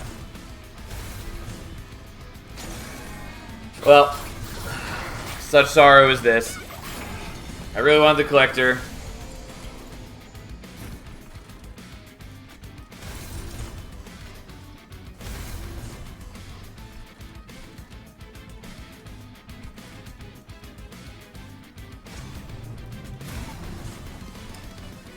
Okay, let's get rid of the Calcified Ember.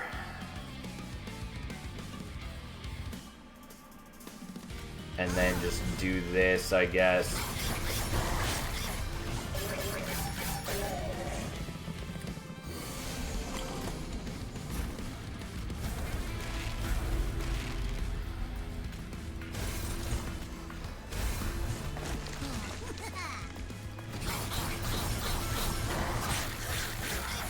So corruption damage gets blocked by damage shield. I did not know. Yeah, damage shield blocks everything. That's just how it works.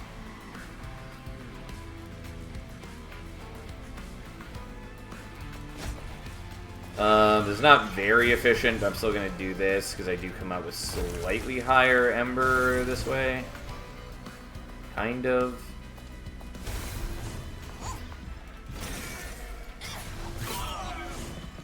But yeah, like, that's part of why damage shields are, like, damage shields are great because they're agnostic to what kind of damage is coming in. They just block whatever damage is there. Yeah, it makes so much sense. I just thought of the HP threshold as an execute, in a way, not in damage anymore. Yeah, no, it's... Yeah. Does Hall of Mirrors make Propagate 2 become Propagate 4? No, it does not.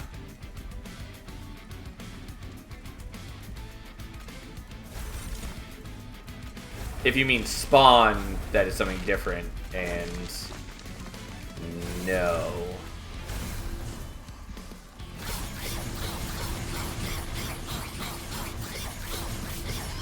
Alright, well, she finally goes down, but that's okay because we have enough. And they have so many attacks on them. But it's okay because then they all die to Decay and to our still fairly beefy Moral Mistress. Right, the Cave-In is sort of cute. Engine upgrade is vaguely appealing for once. I might take the ancient upgrade, even though I think it's largely unnecessary for me.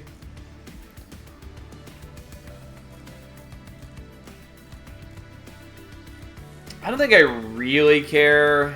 In the ideal world, we're just using the unearthed treasure to get back, like, the proliferates.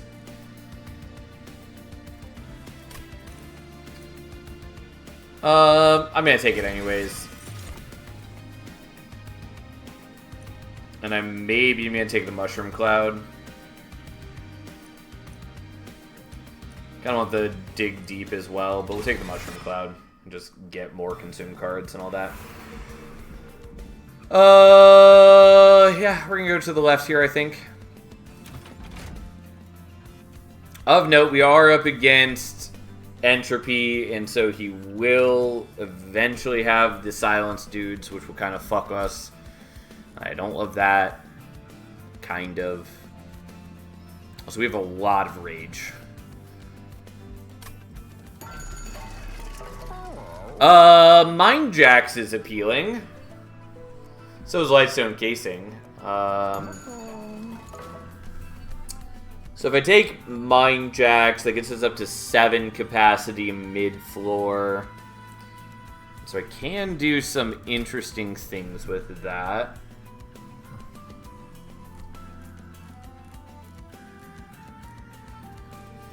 So like if I did Deathcap Prophet and then Squad Leader, that's 2, 3, 4.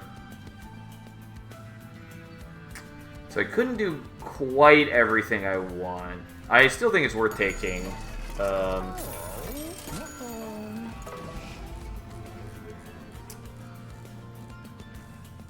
mean, there's a lot of things I want to get rid of.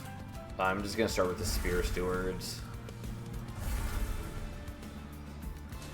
And then I think we're just duping an Unearthed Treasure or the Proliferate. I think we'll just do this. I'm not using it very well currently, but that will change in time. The -1 Ember is not great, but we're taking it regardless. Okay, so we've got 4 to spend.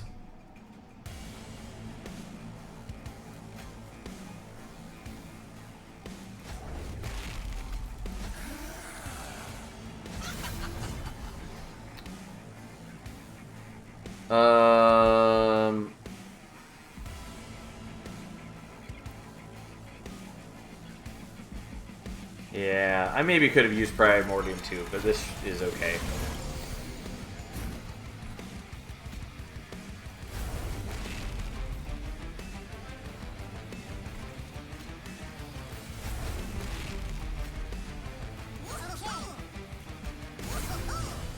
Okay, we'll do that. We're drawing 10 cards because we get so much extra draw off of the Prophet, so it's very likely that we're going to get the Glow Up. No surprise.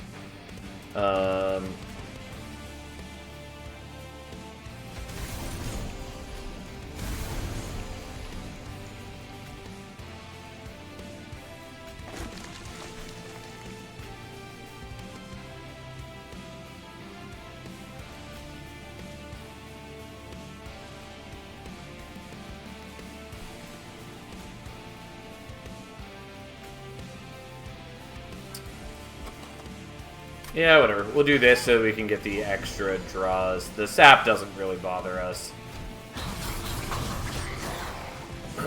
Okay, falling asleep now, but before I'm out for the night, perhaps you could help me, Sal. There was a roguelike you played last year. You picked 3 heroes out of a selection of a few, and it was vaguely superhero-like. One was like a Fire Cat Ninja. Dimensionals. Immediately, as soon as I read Fire Cat Ninja, it's Dimensionals.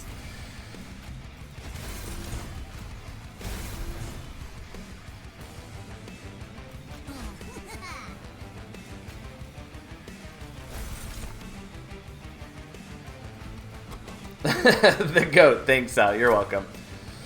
Yeah, we'll just do this here. I don't need to do it on this floor. The extra capacity doesn't really help us a ton anyways, but we may as well not reduce the capacity if we can avoid it.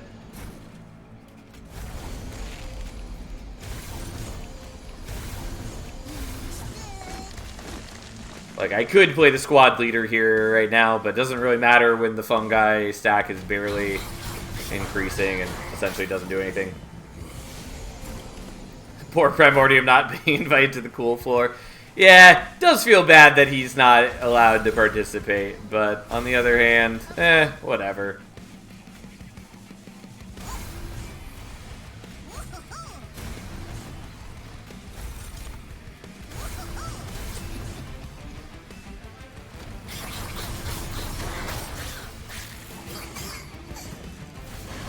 Like, it would be really nice if I could use Furnace Tap to better utilize all the rage that I'm getting, but it's fine.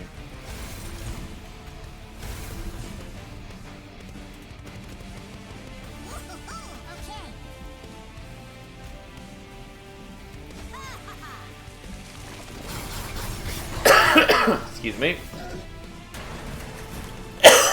God.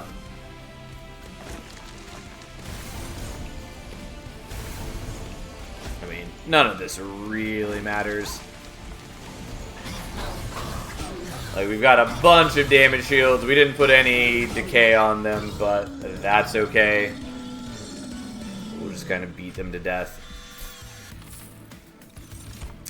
I mean, I like Void Binding. I don't think I need it here. I don't think I need any of these. Racking Pain is sort of interesting. It's not a great card, but like, we can apply a lot of debuffs to enemies just with this, and I could use that to maybe quick kill bosses.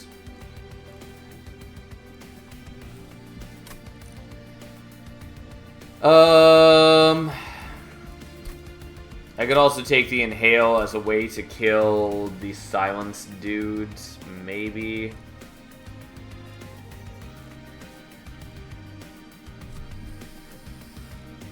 But I'd have to actually draw it. I mean, like, the chains that I draw it are reasonably good thanks to the Death Cap Profit, largely just drawing me, 10 cards a turn. Since even if I'm duping the Death Cap Profit, playing out a single spawn essentially does it because Hall of Mirrors doubles up the spawn. So we spawn 2, and then with the 2 Death Cap Profits, that's 2 draw per dude. And so I draw an extra 4 cards, and so even just a single spawn gets me up to 9 cards for the turn, which is not bad.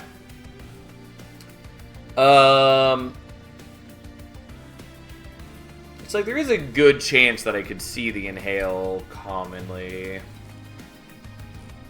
It's overall not bad for me. Fine, I'll take it. I don't know that I really want it.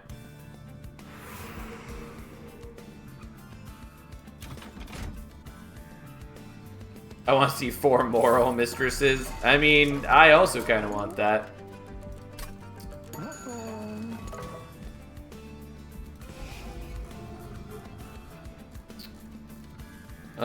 Okay, so there are a number of things I'd like to get rid of. And now we gotta decide what we're doing. Do we want to hold over the Inhale? Do we want to hold over the Perils? I don't think we want to hold over the Perils because I think it legitimately is just worse for us now. I will do this even if it's mostly not going to matter. Technically, I could take a Holy Stone. Not going to, even though maybe I should.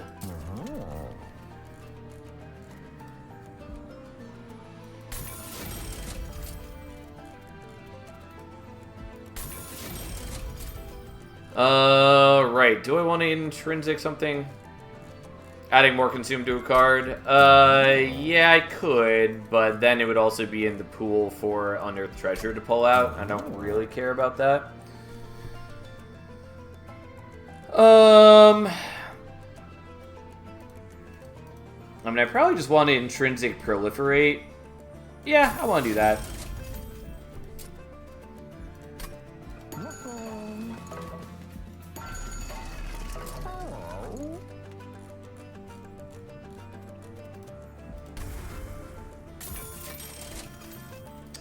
I'm not entirely sure what upgrade I'm going to be taking. Also, I should probably get rid of the payrolls. Because if I'm not holdovering it, it basically does nothing for me. It wasn't quite as much an issue when I was still getting... when I was using... What am I trying to say? When I was getting morsels, so I could play it on the morsels to get extra ember for a turn. But, like, as is, it's not great for me. Especially because half the time when I want to play a unit and then use it on it, I also have to play out the Savage Shackles.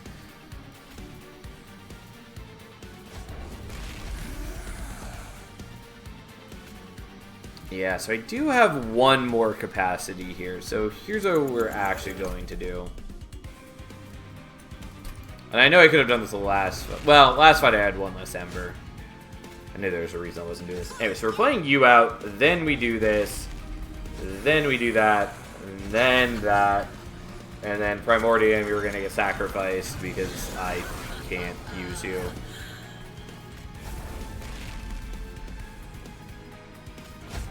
I mean, I can do this, like, who cares?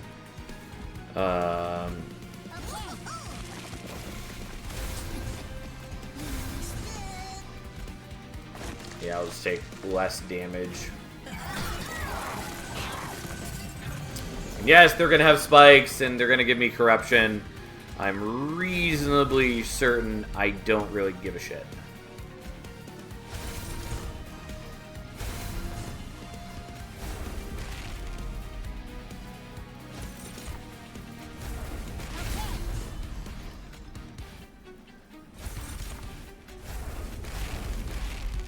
Alright, well, we gotta hold 226 decay on them.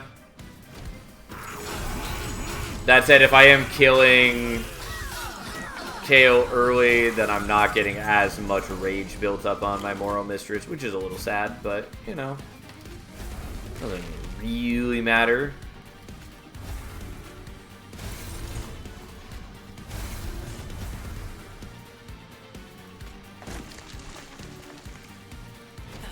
Primordium putting in work. You know it, Tom. How you doing, my friend? Yeah, you're pretty dead. Again, if I really wanted to, like, maximize the rage generation, I would not kill him here, but, like, whatever. We'll just do this. I mean, I guess technically I'm not killing here. I could have done some things to change that.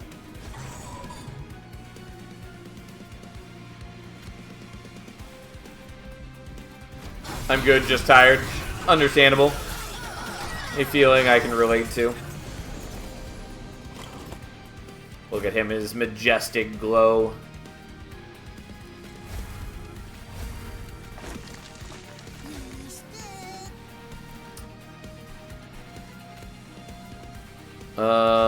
Unfortunately, he dies on top floor before these guys attack in, so I don't get the rage for the turn.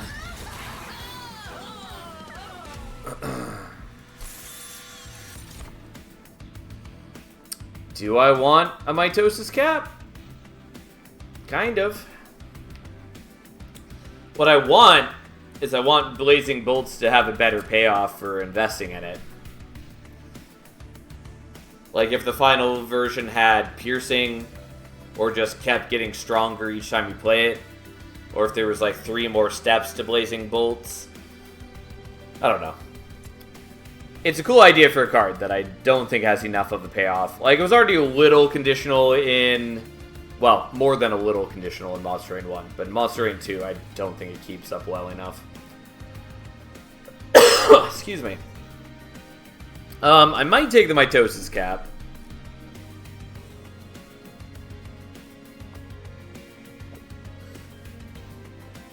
But I have to make decisions right now. Like... We probably want to take capacity. And so that would put me at 9 capacity on mid 4.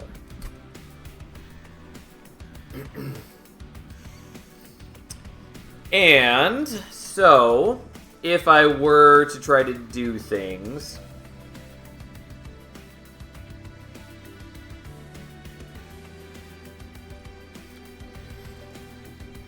how would that work out? Because playing a single Moral Mistress on the floor is 4 capacity, so that brings us down to 5, and then essentially 3 with the Hollow Mirrors, because it subtracts 2. And so if I didn't want to dupe the Deathcap Prophet, which is sort of okay, if I don't dupe the Deathcap Prophet, I can play the Deathcap Prophet, then play the Hollow Mirrors, which brings us down to 6 capacity, and so I can play a Moral Mistress, and it would be 4 of the capacity, and I could play the other Moral Mistress, and that would be a remaining 2 capacity.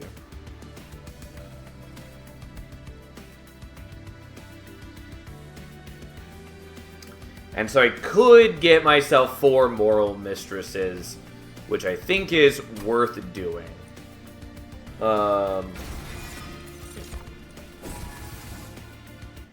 Like, they're good for me in a lot of ways, so...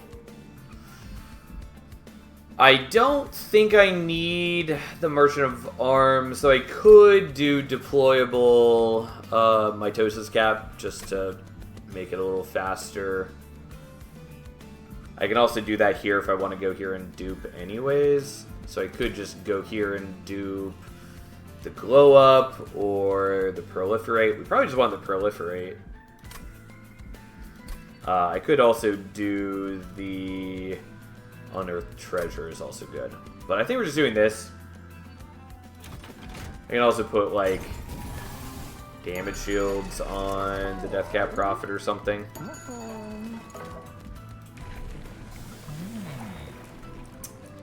Sorry, Primordium. There was a world in which we could have done some really good things with you as well. Because, like, if I were doing the, like, Primordium, Deathcap Prophet, Squad Leader situation, I could also do some really good things there, especially with Hollow Mirrors doubling our spawns effectively. And so, like, we could do some very good work with that. We've chosen not to.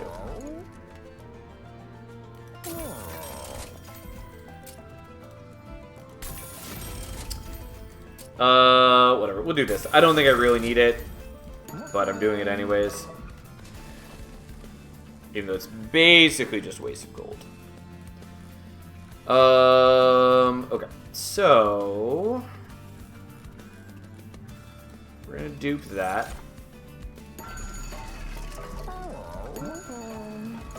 And here we are. Unfortunately, the silence dude is annoying, but we vaguely have contingencies to this.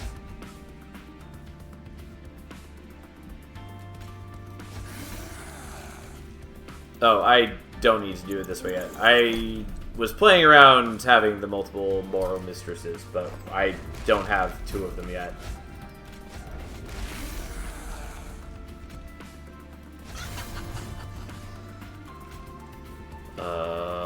Sure. Have more of those, I guess.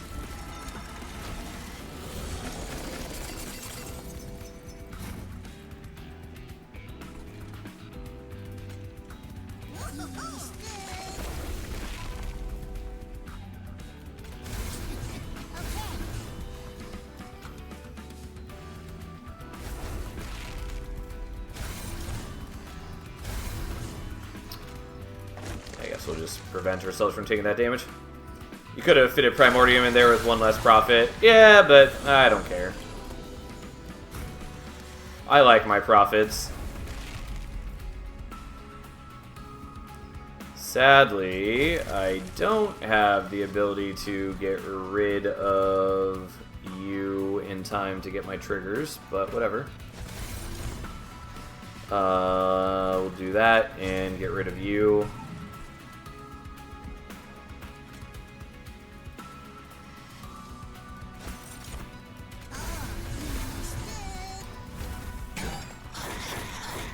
Well, I don't get the permanent rage. It's fine. Everything's okay. Okay, so you're gonna get that.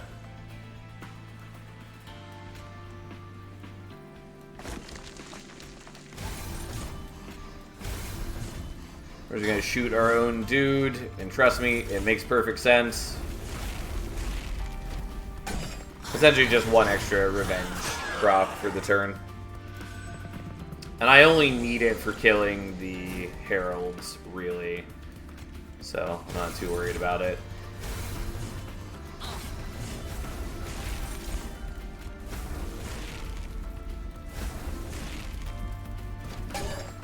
Oh no, they do more damage! However, shall we handle that with our big stack of damage shields? Okay, so, you die, so that I can actually enjoy my everything.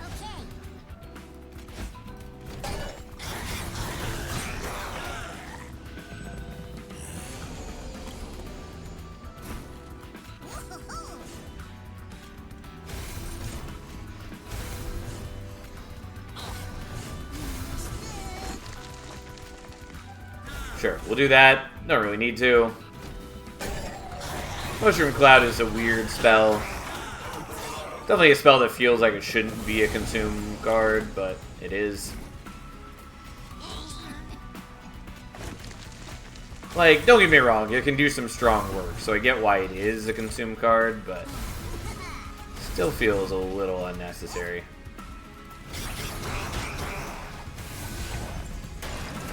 Okay.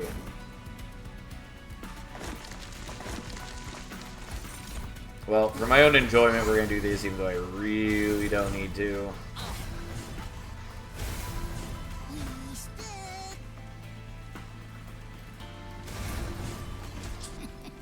Okay. So you've got 60k. These guys are attacking in.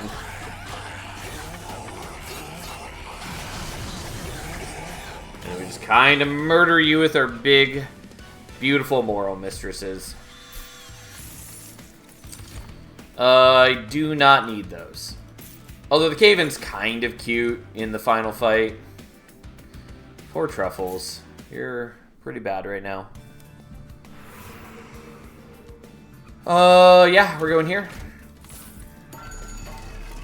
I was kind of hoping for... whatever the thing is called that gives extra deployment ember. Yeah, Manifold Mirror is interesting.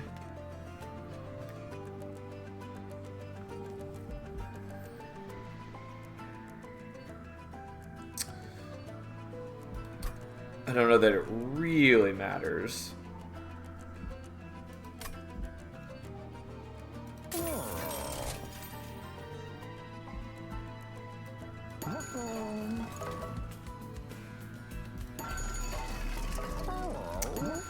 Yeah, so I don't really need the Attuned Whetstone. I could use it just to pull out the Mitosis Cap, which basically doesn't matter.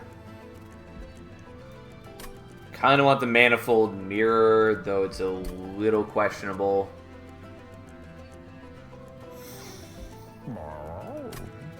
Ever-Churning Soil. I don't know how long I actually am going to have that many cards in my deck, and it mostly doesn't matter since I have the Prophet. Although I am going to have less Prophets now. Fuck it. Sure, we'll take that.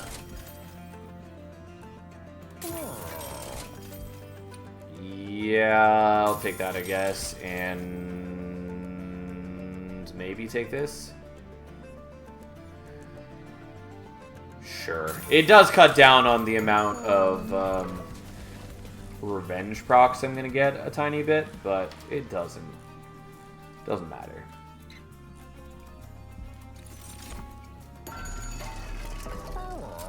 And then we're gonna get rid of Perils.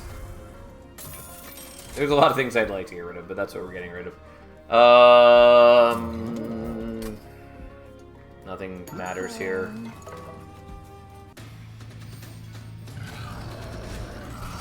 Okay.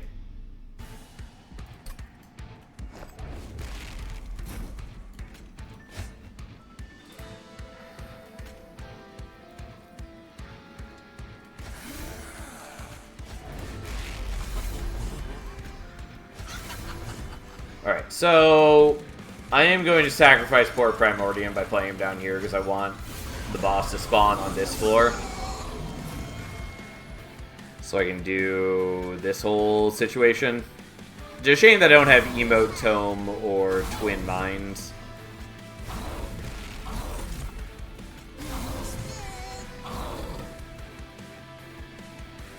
But, you know, this is still pretty cool.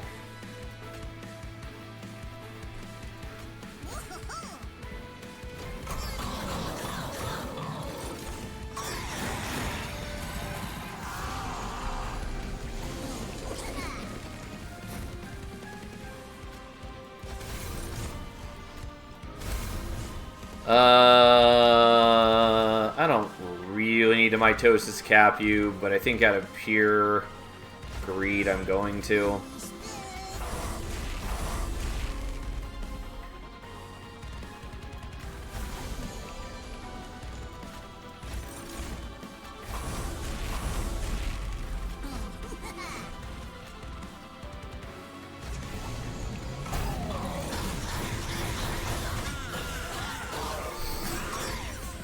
Okay.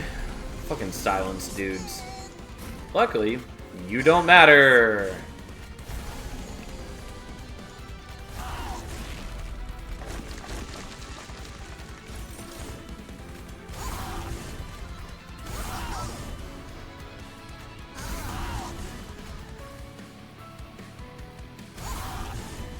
Almost. Well, he's dead next turn.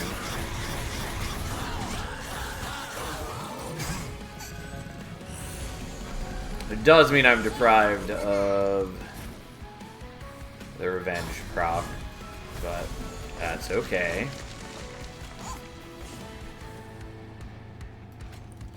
Go forward, then protect them, squad leader.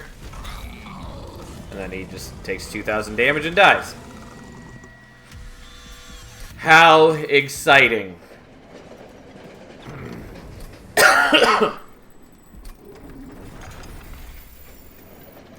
Unfortunately, Savagery is not on mid-floor on first turn, and I need to set up mid-floor. But that does mean that, like, my intrinsic big burst of consume stuff is not going to help on Savagery. Reasonably, doesn't actually matter. Unfortunately, I can't play out the squad leader with you because I don't have Ember for it, and now the troop is in the way. But, so be it.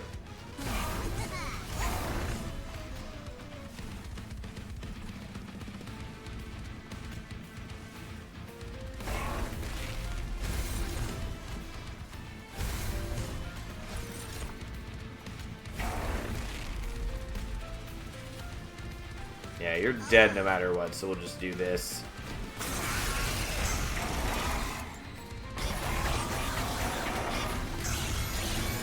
Yeah, and then we take damage from Savagery, everyone's favorite.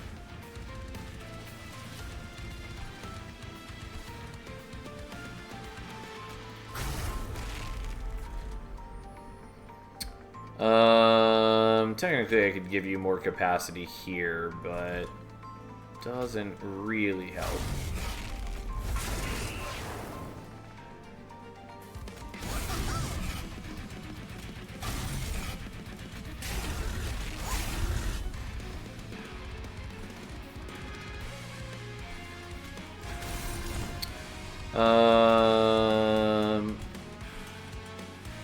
And then do I care about the inhale? Kind of.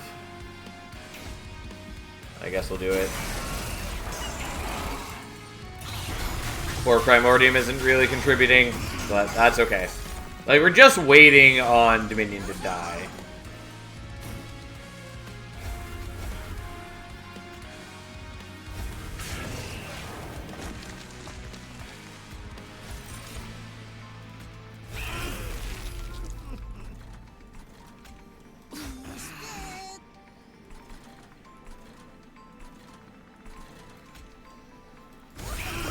So be it. Who cares? I don't have any way to give corruption, or not corruption, but decay to Dominion or sap.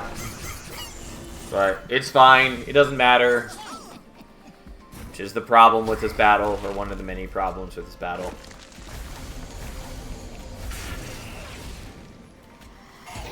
Very few things actually matter.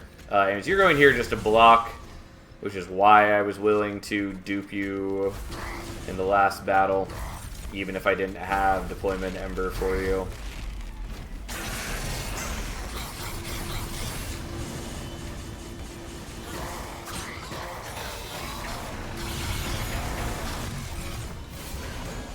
Alright.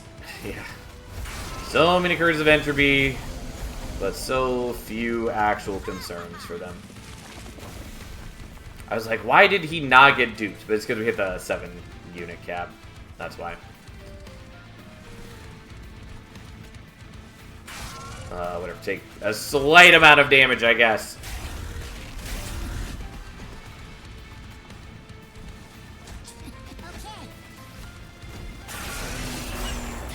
Oh, okay, and yeah, technically I should be playing the Mitosis Cap. I just didn't want to, because then it lies about how many units were actually in my deck at the end of the run. Which is not a big concern, but it just weirds me out a little bit. Oh, you are technically dying at this rate. Not anymore.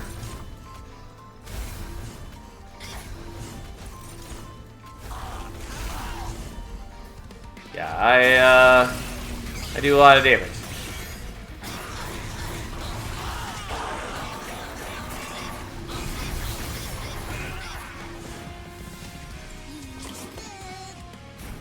Okay, so you will actually die to him this turn. I don't do anything.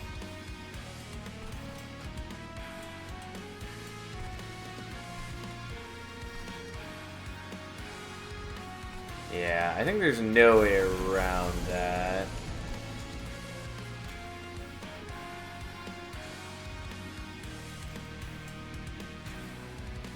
It's like I could kill her, and then I could play out a Shield Steward, which would have, you know, there'd be 2 of them.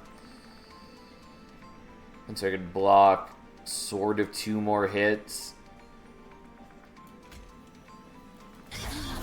But it's still not enough. Oh, well, it's enough that I don't take damage now. That's fine. Again, not that it really matters, but I'm just trying to minimize the damage I'm taking just for the sake of it.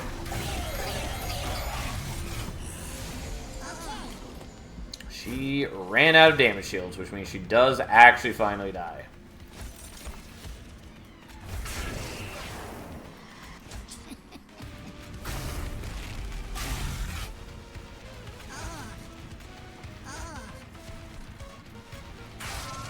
Okay.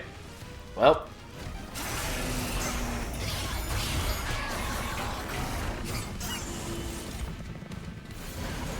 And then the fight is over. How exciting. How thrilling. Yeah, anyways, our decay buildup was real ridiculous. Turns out, double stack Moral Mistress can do some real good work. I think she's a really cool unit, even if she's a little shenanigans to work with sometimes, because you have to get a density of consume cards for it to matter. But yeah, she's fairly cool. So we've got a lot of rage by the end. A whole 340 rage. Which is a lot. Because that's what? An extra 680 attack? Oof.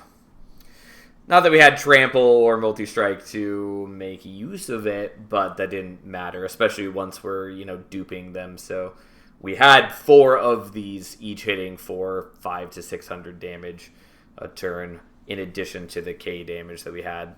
Like, they're pretty strong. Yeah, anyways, that was a cute run. It is a little sad that we didn't do the Primordium eating onto the morsel situation. Because, again, we could have made a very strong play with that as well. I do think this is obviously the better one for a number of reasons. Like the fact that we could just start them with damage shields and then keep propagating the damage shields was very nice. But it would have been cute to have double Primordium feeding onto the beautiful fungi stack. But that's fine. You're rare. Right. At some point I should swap to not doing random, but just doing the missing crowns that we need. Because at this rate, it's going to take me forever to finish off the crowns. Which is fine, but I feel like I should make a... concerted effort to do it, because I'm only about a third of the way there. Maybe we'll start doing that eventually. Anyways, we have Lion's Mane, who we have not seen in quite a while. Not a bad start.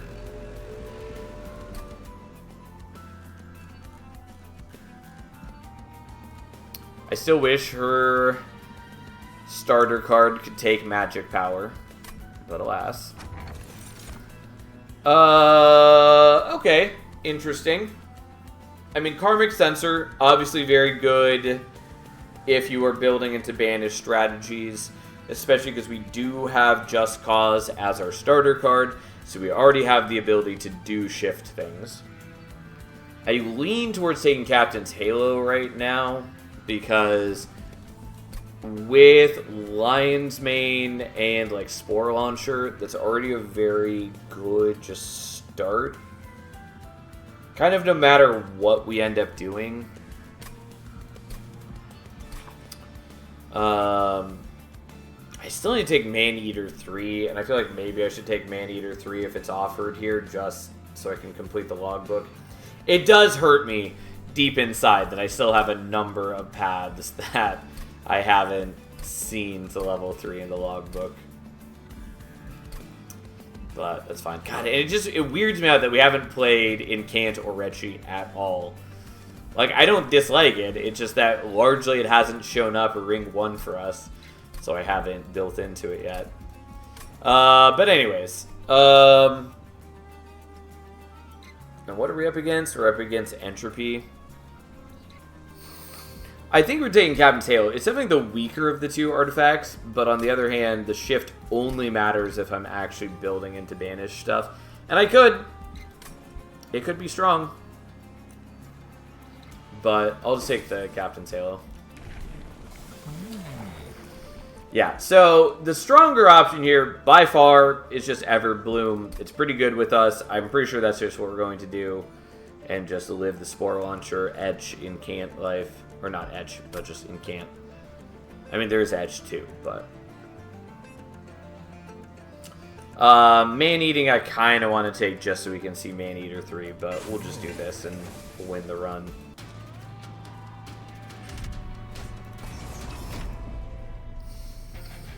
Okay.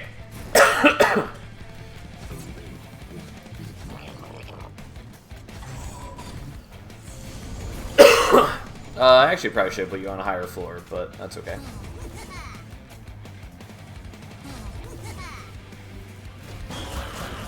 Okay, he takes a bit of a beating, but we're building up Valor on him.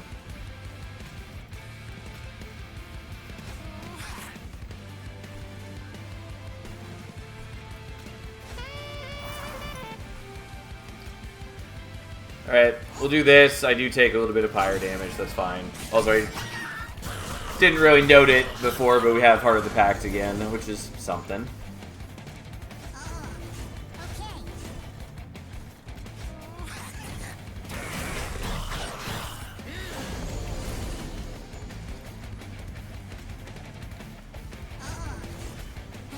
Alright, and that's all we need. As Astriel now dies, even with her only moderate level of decay on him. He just kind of gets murdered.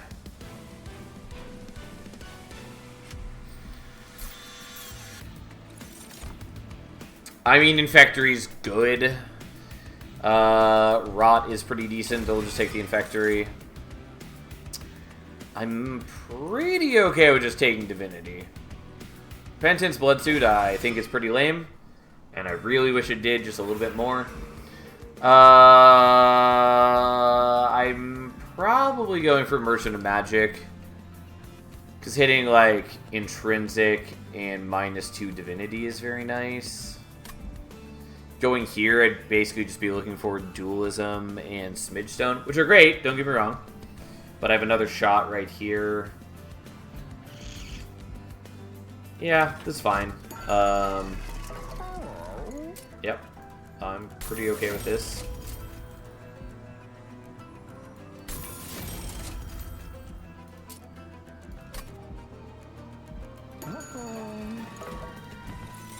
I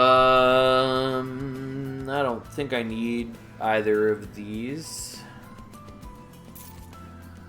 If it was a Puffball, I might have taken it just to put on another floor or something, but I think Puffball's good.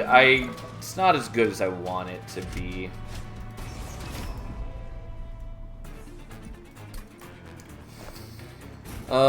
Right.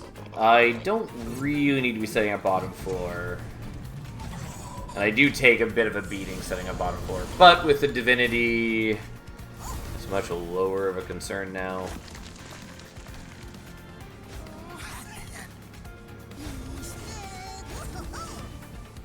Okay. So I take some damage, but then I build up armor.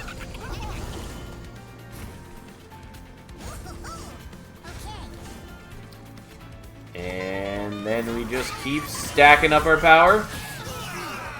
Having the incant spawn means that it doesn't really matter what I'm playing. I'm just guaranteed to have solid damage output every turn. Especially if we can get Dualism on the Spore Launcher or get multiple Spore Launchers. Like, it's gonna pay off. Ta-da! Look at us go. I mean, Loam Coat is good. Gooey Flask also is good. Probably just want the Loam Coat.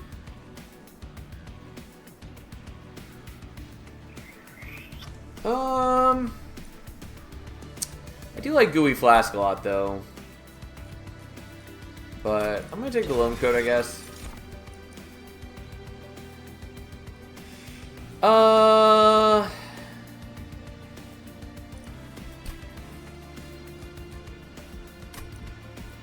gonna not take another Divinity, even though I kind of want it.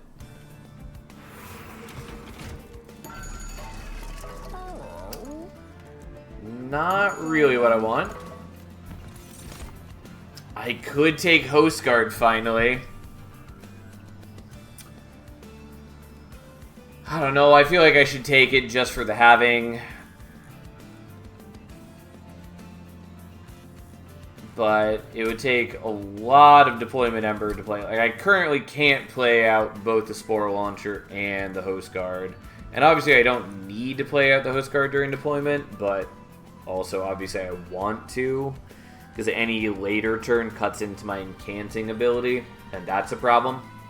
Crusader's fine, it's whatever.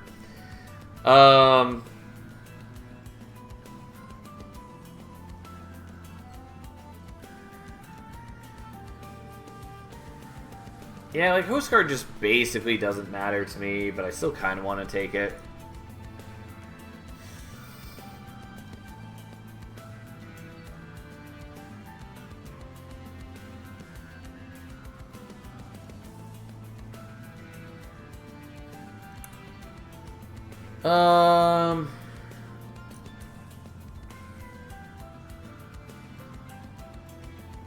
Fine, I'm gonna take it, even if just to master. I try not to take things just for the sake of mastering, but on the other hand, it does annoy me. The large stone on it is pretty decent.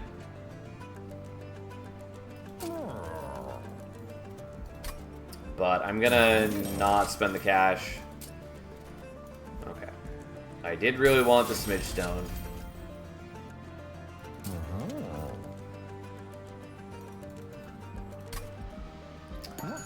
I really want Dualism too, but...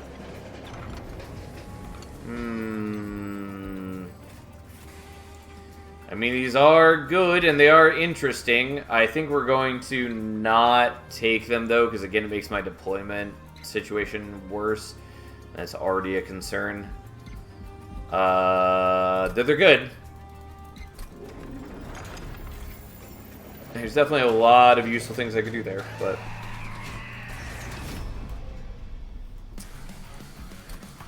Alright, so...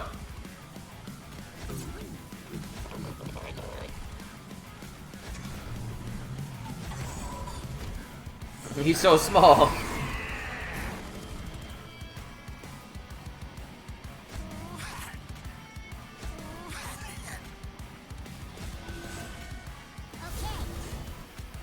Okay, I'll move you up front. You're going to take a bit of damage, but you're also building up Valor and Regen, so not too worried.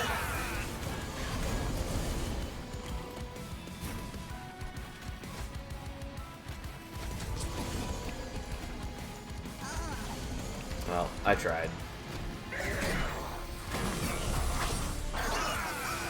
You're not gonna die naturally, but that's fine. Yeah, because, like, this is the problem with Host Guard, is, like, I just can't justify playing him on most turns. Also, you're not gonna get the Valor armor because you're... You know, you're not gonna be in front. Alright, whatever. We'll take the 1 damage, that's fine.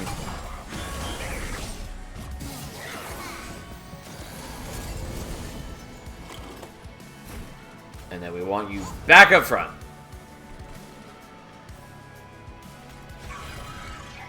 And so we can get a kill there. Yeah, I'll just reduce the damage I'm taking. We should be in pretty good shape overall. It's not like I have any permanent scaling that I'm working on by playing out the spells. I got up to stop the kitten from playing with something and realized how tired I am. I know that feel. Okay, we just need to at least kill something here. Oh, you can have a little bit more decay, Archeon. Even though Spore Touch is not a good card. It's an okay card. It does some decent work, but it's definitely not the strongest starter card.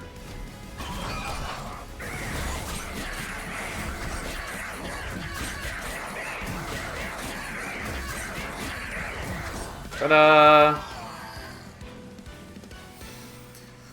Okay, as much as I like draw, I think we're just taking Ember. It's like Firestarter. I mean, Firestarter is generally better because Pyrogel is real useful and does it also does immediate damage, whereas Spore Touch does not, and that is a problem, especially with how Monster Train 2 encourages you to be setting up on bottom floor. Having a spell that doesn't do damage immediately, so you can't use it to ping off enemies that are on the same floor, is annoying. Like, yeah, in exchange it lets you kill off enemies that have, like, damage shields. But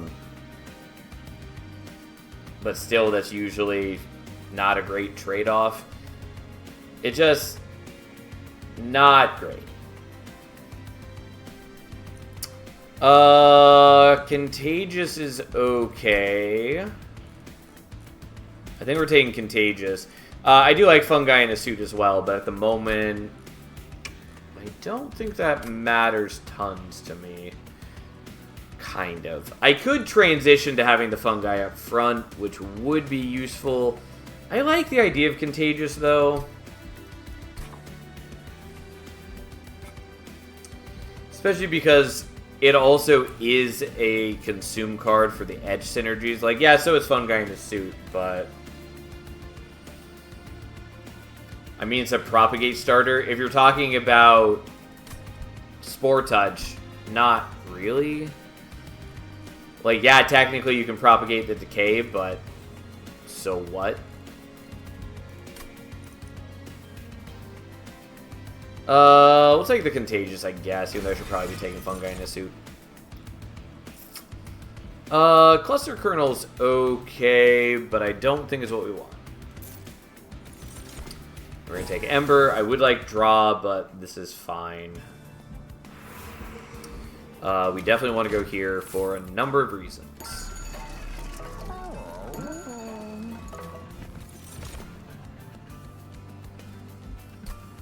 Okay, so I can dupe there. Sadly, it's not on the same line as the Merchant of Steel. Or I can go for Merchant of Steel and then try to dupe later. Either we're skipping that. That's fine. Apparently, under Legion is no other unit besides those two. It does feel that way. Okay, so. Don't want remove consume for the contagious. I do want it to be a consume card. I do want it to cost less, though. Holdover, I don't really have any good holdover targets. And I can't give magic power and consume to anything. This is why I want Spore Touch to be able to take magic power. Even if it said deals 0 damage applied to K2, like, I know they're never going to print that on the card because it's a weird card. But I really wish that it... I really wish that's what it did. So that you could just take the magic power upgrade so you could use it as a way to ping off annoying targets. Or you could use the magic power and consume upgrade to make it a consume card, to play into the edge synergies of the clan, including Lion's Mane herself. But, not an option.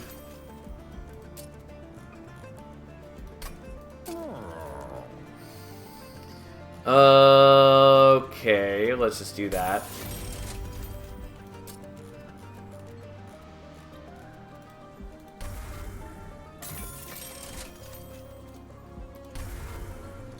Excuse me. Well, we're in decent shape overall, but there are things that I wish I could have done.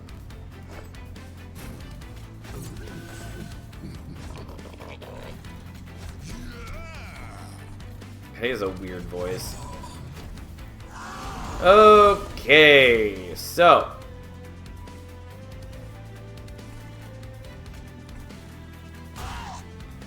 we'll put you in front, and then put you back in front.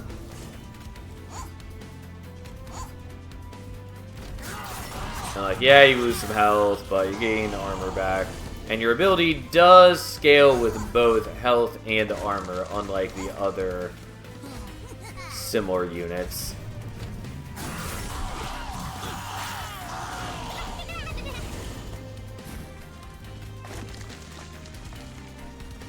Well, enjoy being there, I guess, Green Recruit. I have a lot of chaff in my deck still, but that's okay.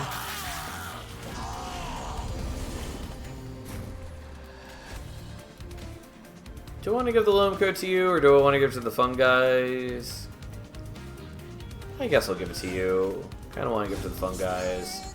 Ultimately, pretty confident it doesn't matter.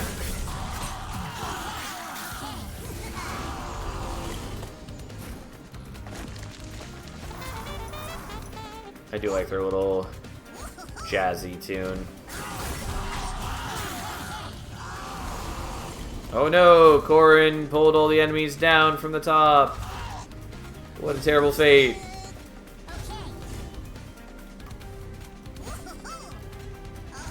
Alright, and then we commence the murder. The host guard does whatever for us. It's really not a major part of our game plan, but it exists. And then we just kind of murder elsewhere. Yeah, I'll take Mulch. It's not amazing for me, but it's still pretty good. I could also maybe swap from using the Host Guard to using the Wax Cap. Or the Cherry Death Cap, which is kind of cute. But I think we're just going to keep up with this. Benediction is good. I'll take it even though it's expensive. And then we have decisions. I maybe want to go here. There are a lot of good artifacts. The dupe is pretty decent. Either duping the spore launcher or the mulch or the contagious. Alternatively, I go here. I just remove things. I look for dualism.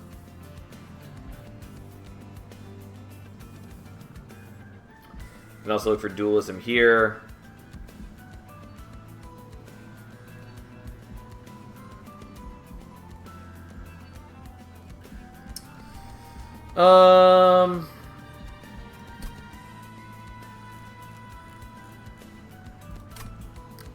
I guess I'm going here. I don't really care about the regen. I also don't care about Burning Feather. Golden Idol I'm willing to take.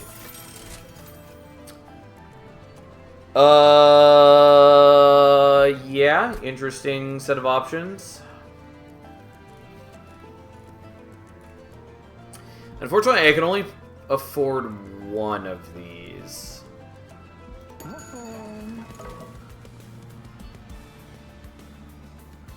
I guess let's see this first. Well, sure. Nope. We're not taking Breath of Heaven, because it's terrible. No, I don't have enough HP. Fuck. I thought that might be the case, but sadly, we miss out on Arcus's Shard, which is such a good artifact. Oh, that's disappointing. Okay, so here's the deal. Twin Minds is really cute. Gives us a bunch more consume cards. Mostly is going to be ending up duping the Divinity. And by mostly, I mean, it's basically always going to dupe the Divinity. But that's not bad. Because it means I can just start turn 1 with 1,000 armor and a bunch of fungi. Since we also create fungi on Edge. And, like, that's not bad. Split Anvil mostly matters for the Benediction. Like, if I see a holdover for Benediction, then it just makes every other card in my hand free, basically, which is rather good. But I think we're gonna do this. Really would happily take the Split Anvil, but I can't. Okay, do the Contagious, I guess.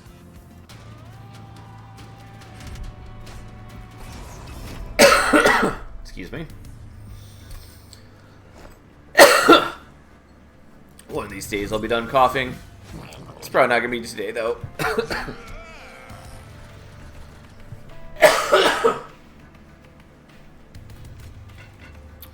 Alright, you're in there.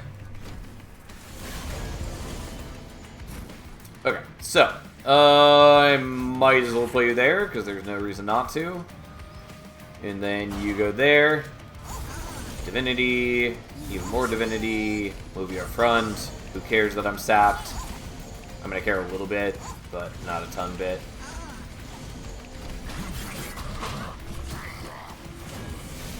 I suppose technically I should be playing you on top floor and playing you on mid floor rather than the other way around, as I have been doing it.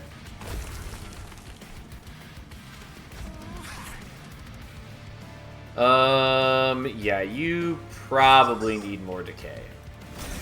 I don't have a ton of HP to be burning now because I gave it all to Arcus and sadly didn't even get his full reward, but, you know, we're trying.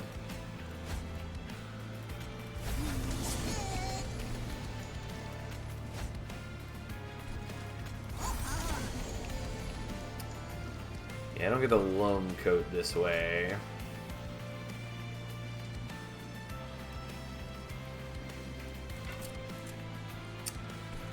Yeah, you're not taking a ton of damage, which does concern me. We'll increase it by a tiny bit. Not a ton bit, but...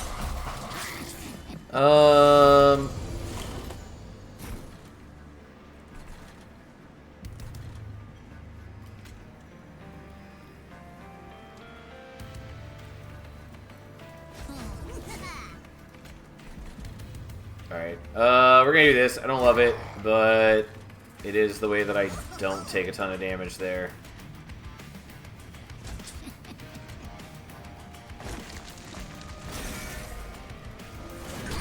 It is vaguely important to me that I not die, since I have, like, no HP. Yeah, and then you're able to finish him off, which is pretty nice. Vaguely important, I would say.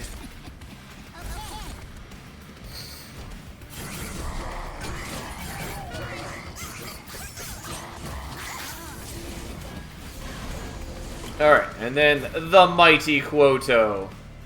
It was actually fucking me, but we expected that at the moment.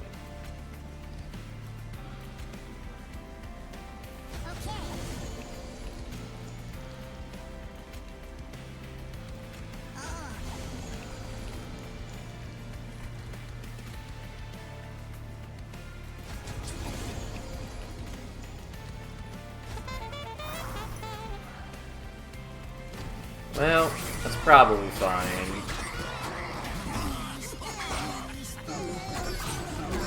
Yeah, you don't have a ton of decay is the real big concern here. Mostly your Titan skin is blocking my decay.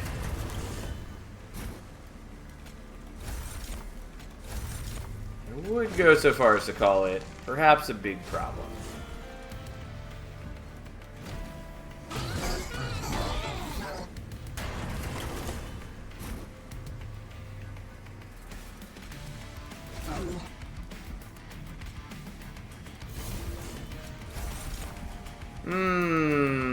Actually dying to Quoto for once. Well, let's retry that where I don't fuck this up as bad. Like, I think I do need to keep the host guard on bottom floor, basically. Also, once again, did this in the wrong order.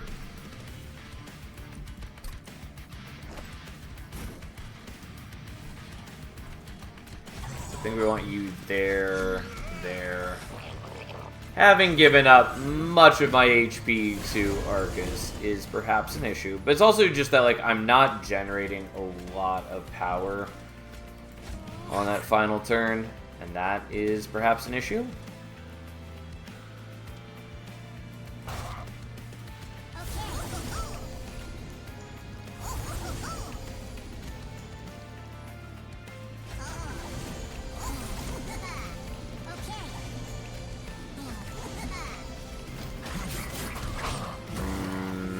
Okay.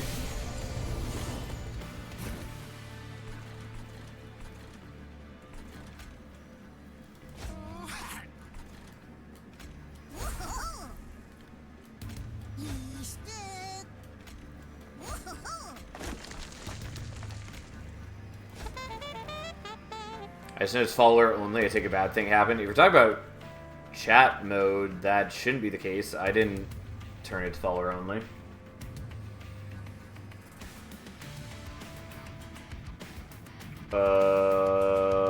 No. It's not set to follower only as far as I can see.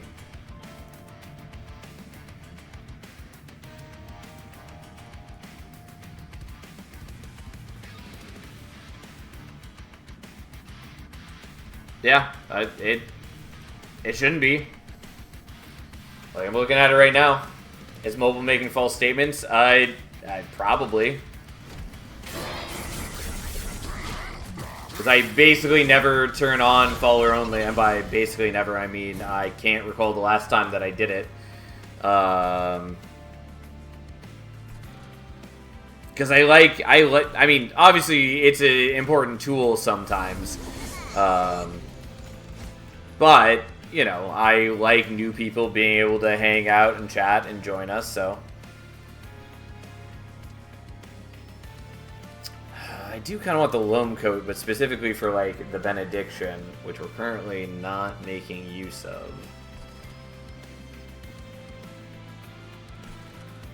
Mobile app often lies. Yeah, seems that way.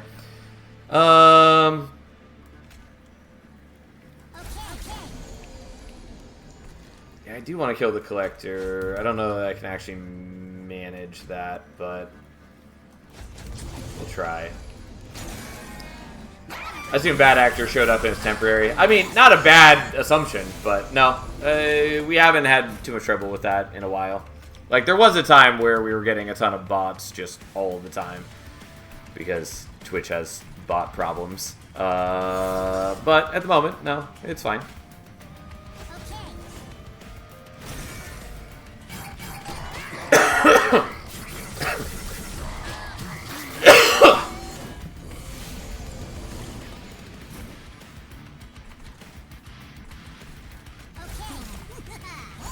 Slightly wrong ordering, but should be okay.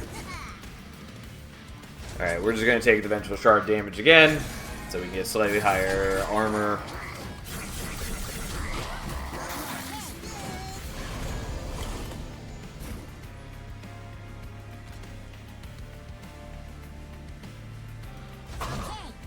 Okay, and there we go. Everything's fine. Who needs to care about Quoto? Not I. Definitely not I.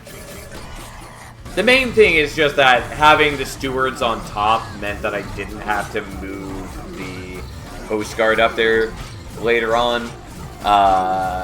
There was a couple other things, but that was among the more important things. Because then I wasn't reducing my fun guy stack, and I hadn't, like, and I'd also sunk all my valor into the host guard. And so losing him to top floor was a problem. Yada, yada, yada, yada, yada. We're not taking Pox. One of these days, maybe we'll take Pox. I'm pretty confident we're taking Fertile Ground. Spike of the Legion, also good.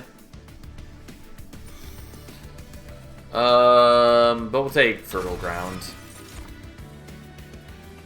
Wings Radiance is interesting. Demonize is fine. Shield of Wing is not bad.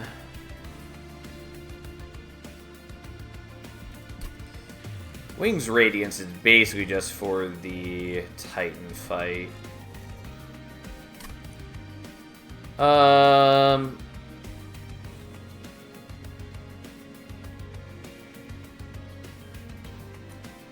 really don't want to take it. Even if it is fairly nice. Box feels like a card for a Burnout Reanimate deck. Kind of. It's mostly a card for just playing on a separate floor. But I don't know. It's fine. It's not good. It can do some, like, decent damage. Like, let's be clear about that. But also, I really should have done Remove Consume on the Benediction here. 100% wasn't paying attention that that was an option. It says all units. It does say all units. Yeah. That is true.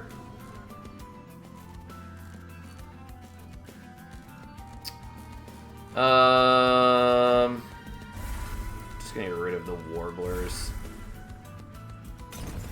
They're consistently bad for me. Whatever, we're doing this. I should have reduced the cost of the Benediction, probably. Like, I don't totally want it to be a consume card.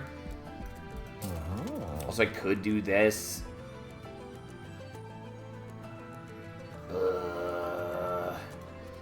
No. Okay. Right.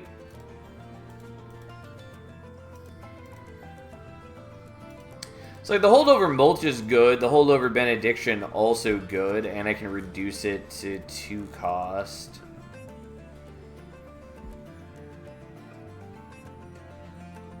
I might do that. I think that is what we're doing.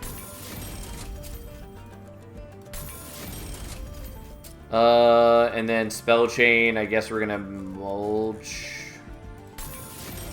I guess. I don't know. Here we are.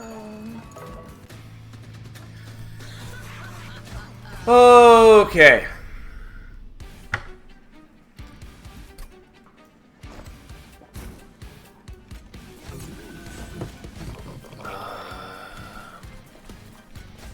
Stupid host card costing 3. I really wish that it didn't cost 3. Oh, no, that's fine. We'll leave like this. And once again, didn't totally mean to have you on top floor, but that's okay. Right. So.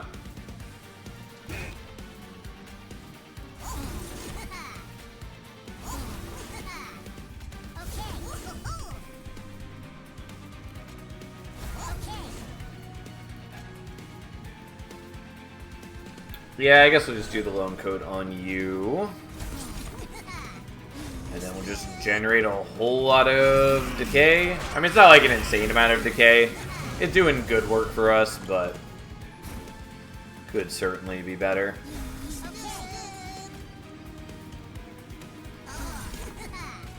Alright, I'll take a little bit of damage. But mostly we're in good shape now. Yeah, he's getting corruption, but he also gets 38 armor from the Valor every turn.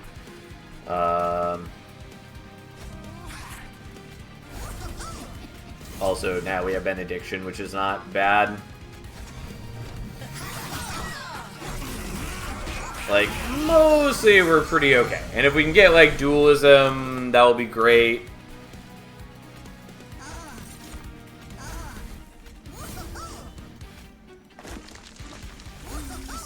If we can't, whatever. It's still going to be pretty solid for us. I do wish Host Guard was better.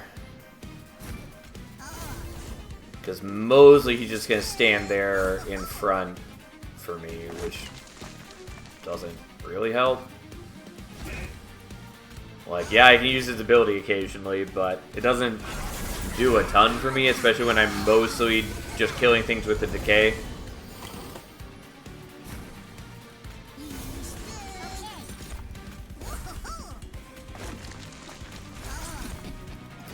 I do appreciate that each cast of the Mulch is getting me 2 cards.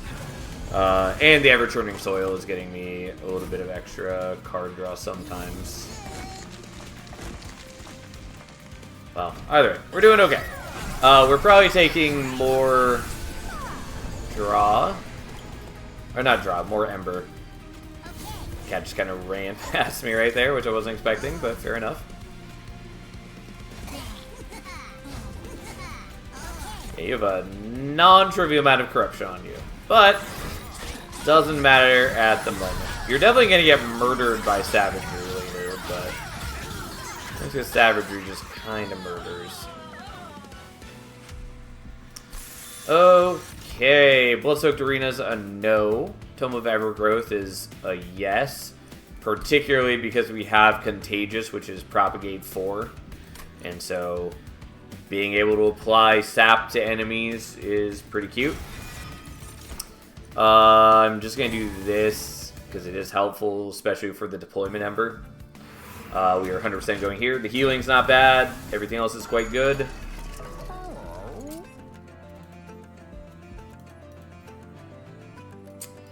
So it's either I do this or I look for like Titanite on you.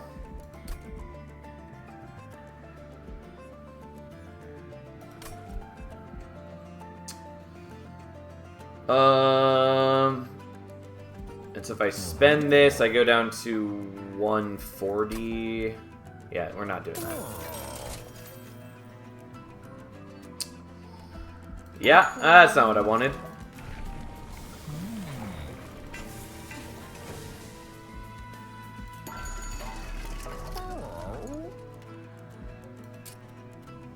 Could do multi-strike Spore Launcher. I don't love it. Technically, it's vaguely useful, except when we start actually sapping our dudes, which is gonna happen. Could just give you regen and Valor. It's probably fine. You know what? Fine. Do I love it? Not in the slightest. Could have had 2 large stones. Yeah, I do regret it.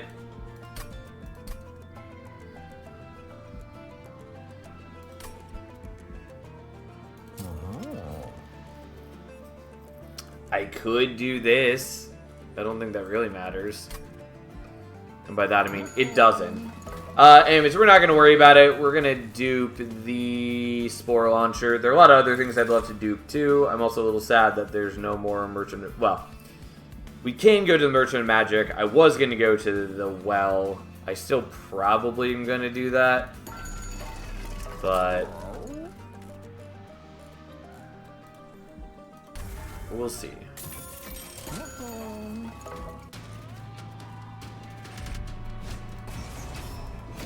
Yeah, Heaven Seal and the Silencers is probably quite bad for me.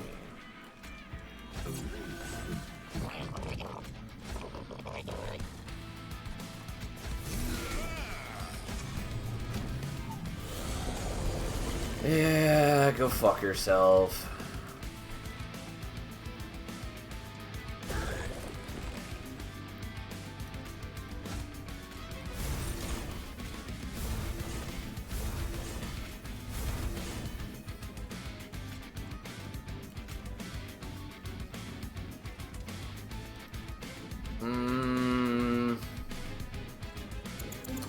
Actually, we're gonna do this slightly differently. Where we do that. It doesn't matter if we're doing it on the floor or not. Because we're silenced, because silence units are dumb. But that is vaguely useful for us. Yeah, sadly we don't have the dualism. It does fill my heart with great and terrible despair. And you guys are getting stronger as I do this. Yeah, unfortunately, I actually can't be incanting this much. This is such a bad fight for us. I should probably just not be on bottom floor, honestly. Yeah, you know what? Let's just not be on bottom floor.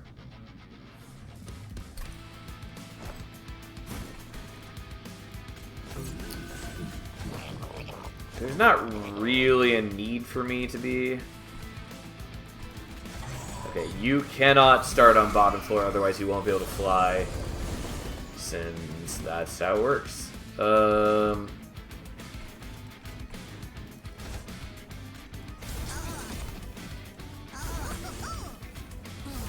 This way I can build up some stuff.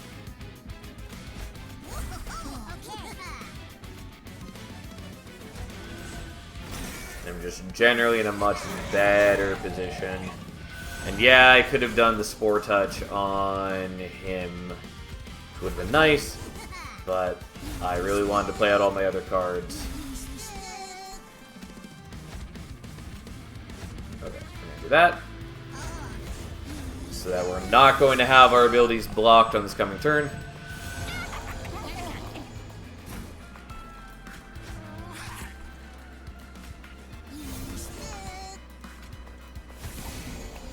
Technically I shouldn't have done that on you. Doesn't really matter because I have enough Valor anyways.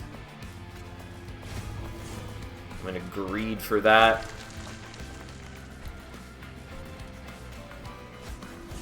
And then we're just going to kill a guy through a damage shield. But we should be okay, kind of. I don't know.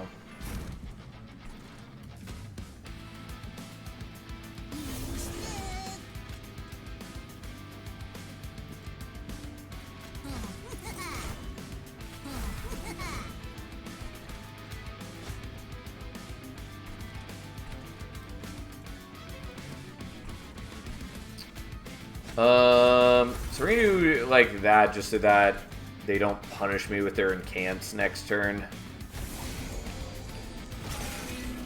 Which does actually mean something to me. Like, yeah, I'm not killing the Silencer yet, but we can fix that too in a mere moment.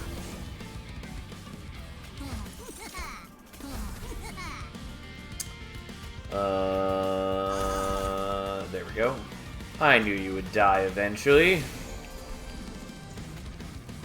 Okay, you're dead. And I guess I'll just take less damage, even though building up more Fun Guy would also be helpful. I guess especially since I didn't kill you, so you are blocking my first attack. Almost. There we go.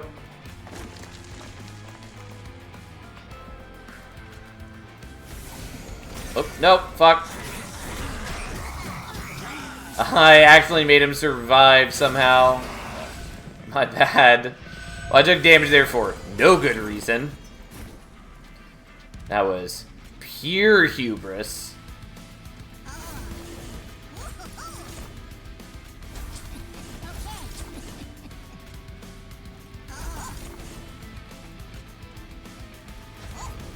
Okay.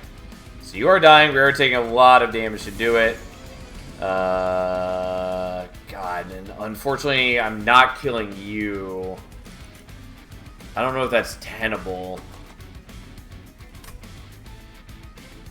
I don't think it is.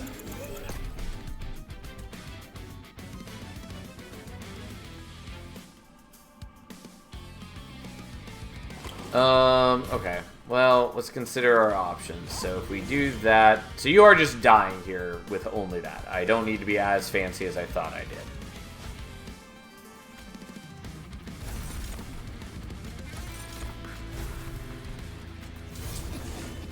Okay. Never mind. We're all good.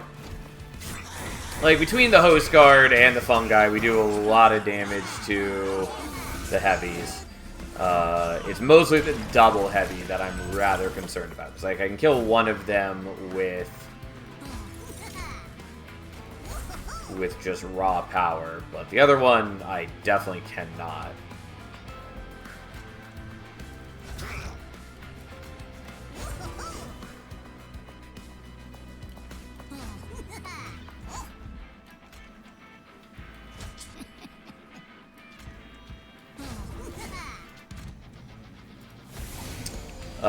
I mean, I guess I just have to take some damage.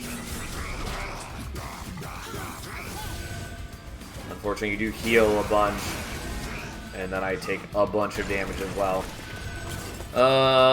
Which is, you know, not great.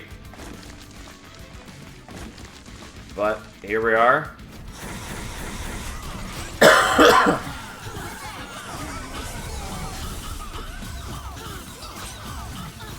And then, like, yeah, she beats the host guard to death, but we come out on top. Definitely do not have quite as much build-up power as I would like. Mushroom is fine. Take the Pandemic, I guess, even though it's another expensive card. I actually might want to go here, partly just for the healing. I did want to make another Spore Launcher, but I think we're just going here. Unfortunately, again, we're up against Entropy, who is going to fuck with me with the Silencers. Yeah, really could have used this before. Verdant Cycle is good.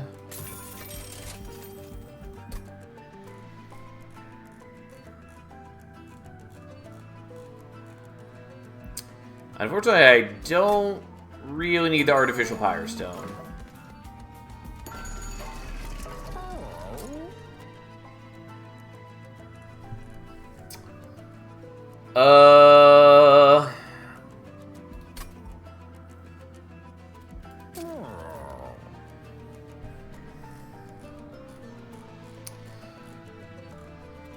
So, like, I can remove Consume and then -2 that. That's pretty good. I could do this, which is also pretty good. I'm gonna do this, even though we're sort of reaching some areas of problems.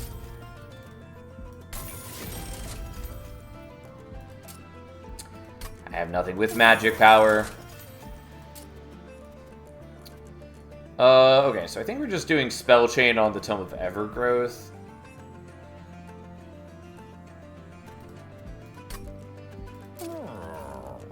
Or double... I mean, I can also do double stack on this. They're not mutually exclusive. Yeah, we'll do this, even though the Spell Chain would also be really nice elsewhere. Kind of.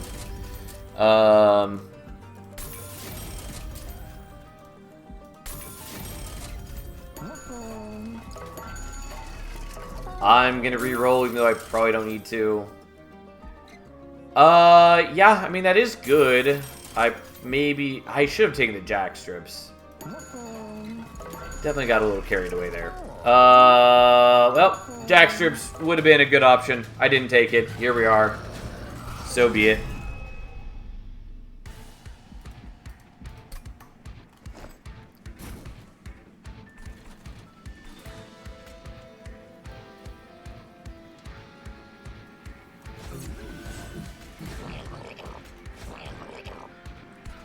Was that world-ending strain? It was. Which is quite good for us. Just not totally perfect.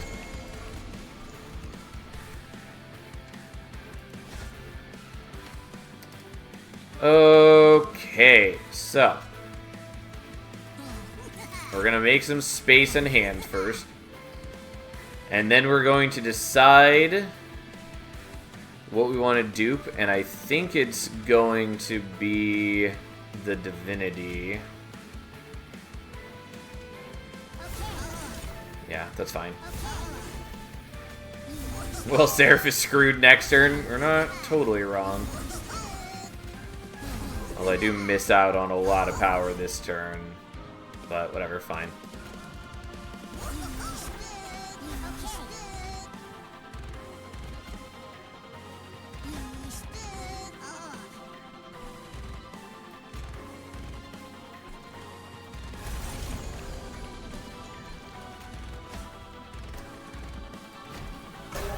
Yeah.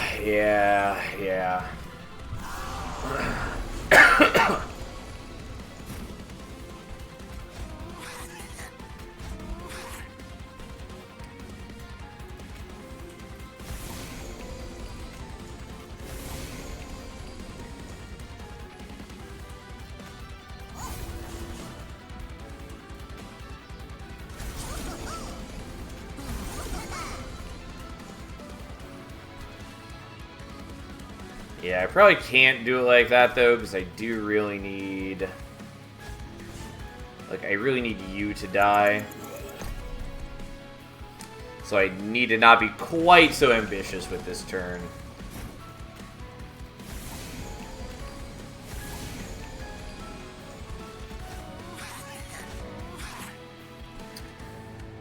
Because I do need that. Unfortunately...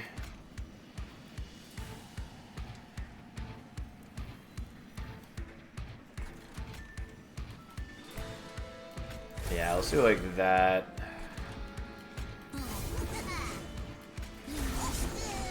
Like, it's still a good turn, it's just not as good. And I take a lot of damage on the host guard because of the incant guys fucking with me. And, like, they do get a lot of decay, but they are not going to die from the decay until end of turn.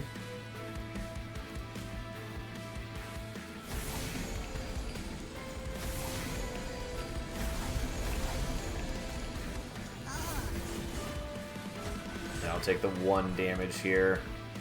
That's fine, I guess.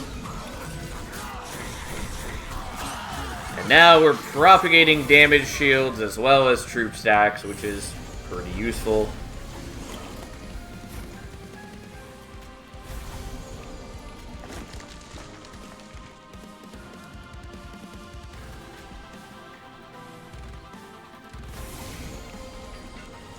Oops, there we go.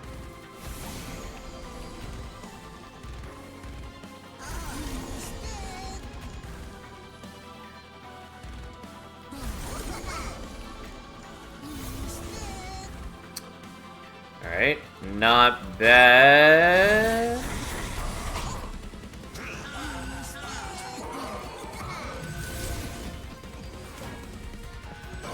Okay, so like, yeah, we didn't kill the heavy, but he does have 146 decay on him now.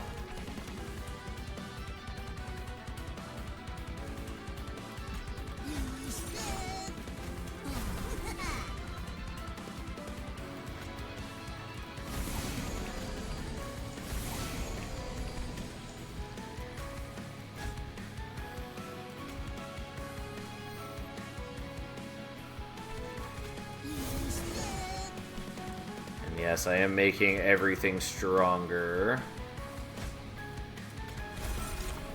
Okay, well, fine. I'll draw into the stupid Vengeful Shard, whatever. Sometimes you take damage. Not that big deal.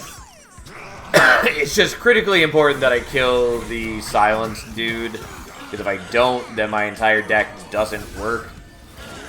And by killing one of the other dudes, I cut out a lot of the incoming damage, so that seemed relatively important to me.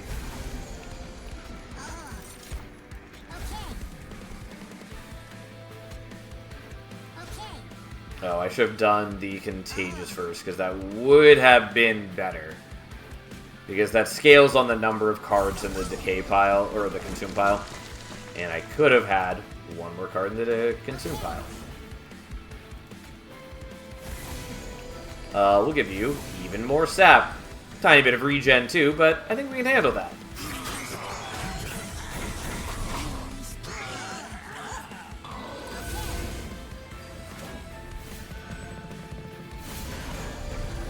Alright, just a clean 248 decay on him. And he's taken, you know, 2,000 some. Not bad.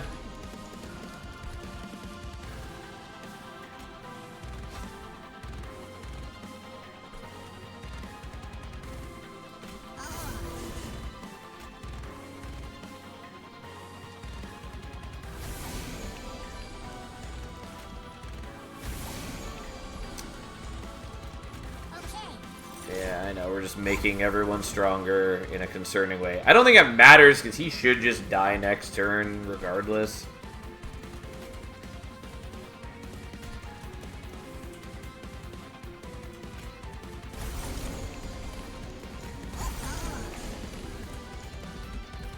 Like, even if there are some heavies that are sort of threatening me, it should be fine. Especially because they are getting a ton of decay as well. But yeah, like, you have 874 decay on you, you're taking 2,000 some damage from it. It's okay. Also, these guys are dying anyways. Like, not actually a concern. It's fairly satisfying to see how much rallies that one card generates.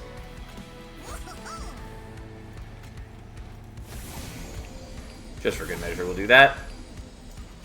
And that. Ta-da! Okay. Sadly, my deck is not quite as strong as I wanted, but it's pretty good. Especially when we're actually allowed to do our thing and are not being interfered with by the Silence dudes. But we had to deal with that back-to-back on 2 separate fights. So, you know, not perfect. Hi, cat. How you doing?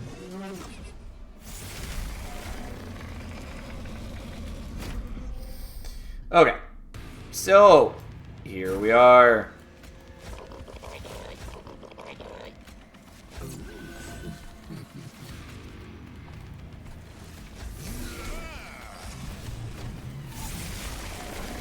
Oh boy, look at us go.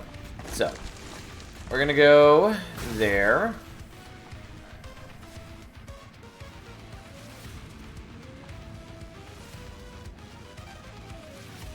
I think we're actually doing this in a slightly different order.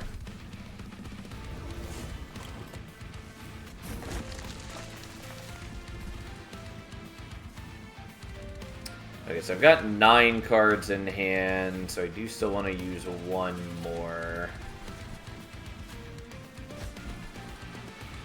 And then we're doing this. Sadly, I can't play that anywhere I care about. Whatever, that's fine. And then we do all that, and then we bring you down here for the whole Divinity team up.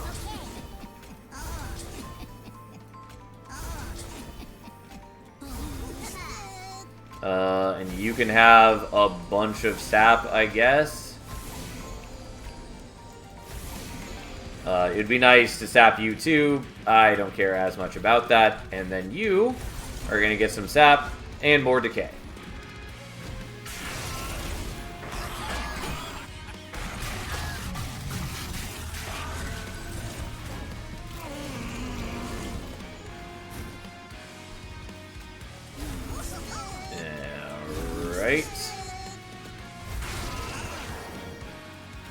guess we're going to stop you guys from attacking so you can't give me more corruption. Not that it matters a ton to me. I think we'll be okay in that regard. And then we're gonna propagate you so you have more sap, and then just do this here and build up our power, I guess.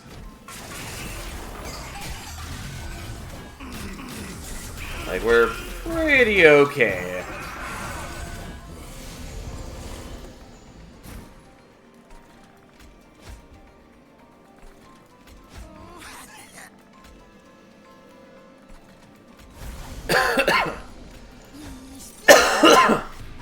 Oh, you are dying to the sweep. What jerks.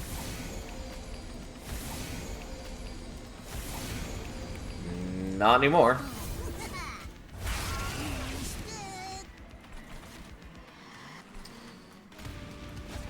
Well, so be it. And then we don't take damage from savagery because the fun guys hold the line. And then, technically, you didn't die that turn, but, like, who really cares?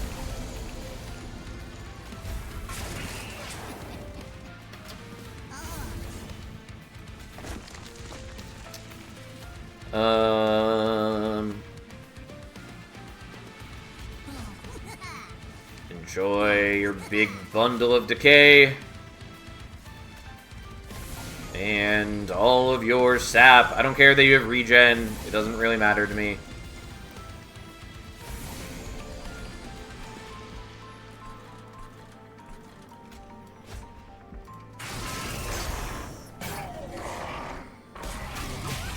Okay.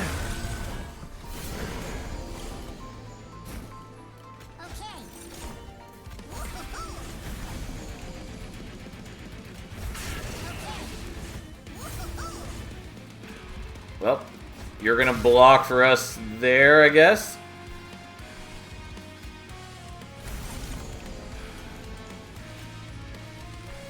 And yeah, basically everything's dead here. That's fine. We all know. And yeah, I'm giving it regen. Who cares? Alright, you're taking a little bit more damage. I am going to take damage from savagery next turn, probably. Unless I can somehow generate some fun guy. But that seems unlikely. Yeah. Well, not a big deal. We've almost finished the fight and have barely taken any damage.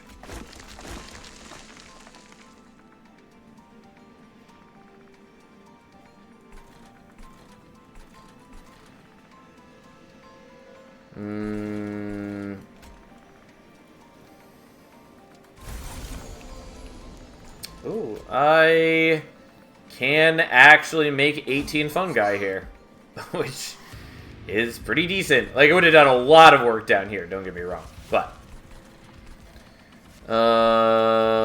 fine. We'll just not take damage, I guess.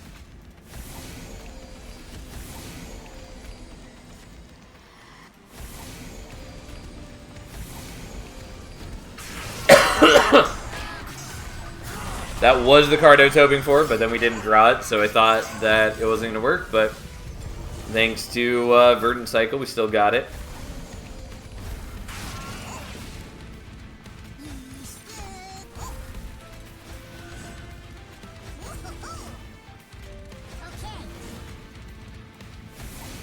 Oh boy, look at all that sap.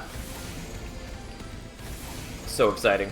Yeah, anyways, he's dead. And he never gets to attack the pyre a single time because he has 14 sap on still and just dies. There we go!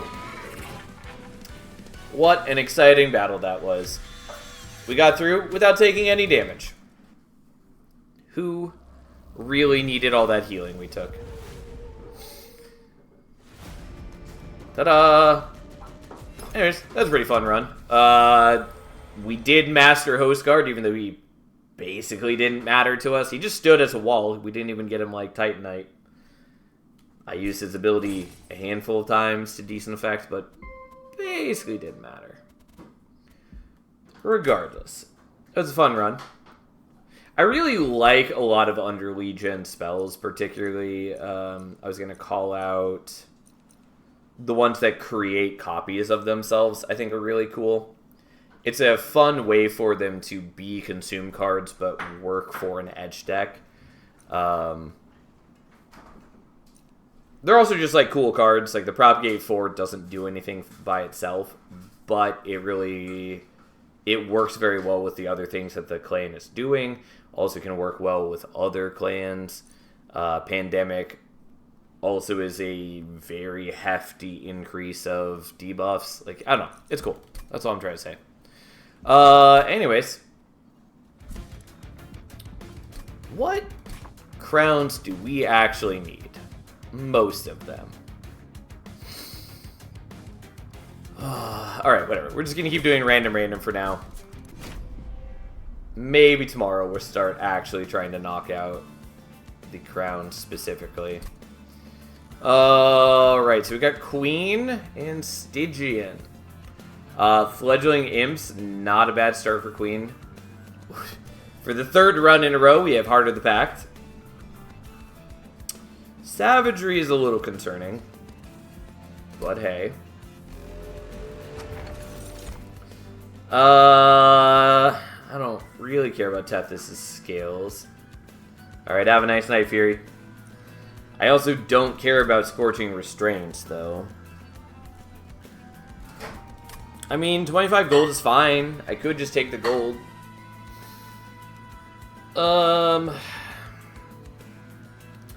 I think I'm probably still taking Tethys' scales. It's not like a useless artifact. I just don't like the randomness of it. But Scorching Restraints is not great for us. That's really not what I wanted to see.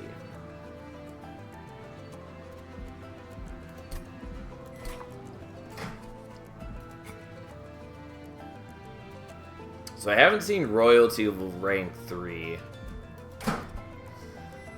I really wanted Imperialist, because starting with the Fledgling Imps is very good. I'm probably taking Imparade here. And then maybe cross-pathing into Imperialist later. I don't know. Royalty is fairly underwhelming.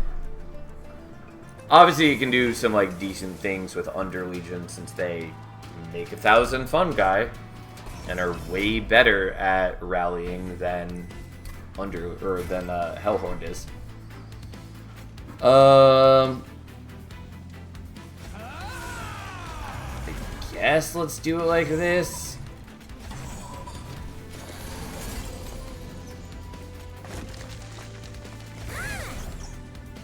Not enough to kill you, sadly.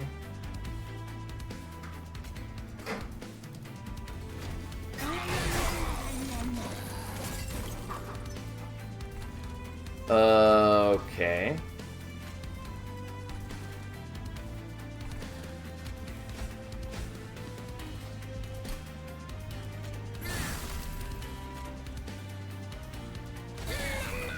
So you do that, which then does get the kill, which is nice. And I guess we'll just play him out for later.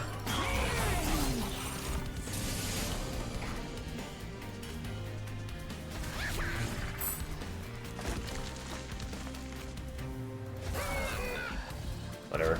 Just trying to minimize how much damage we're taking and prepare for the boss.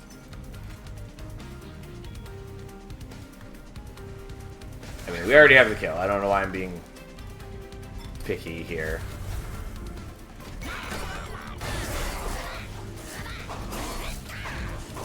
Yeah, turns out Rail Beater is pretty decent, especially in the early rings where you just need to kill a boss.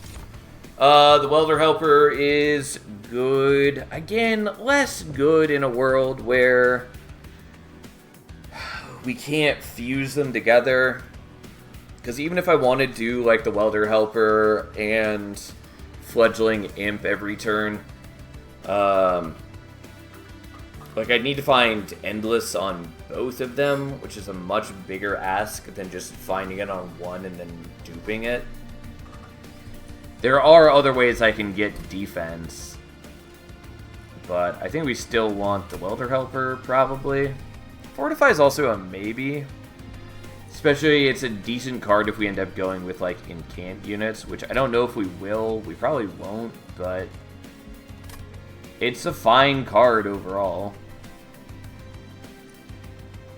I was going to take the Fortify. Definitely taking another Offering Token. It's just good in Monster Train 2.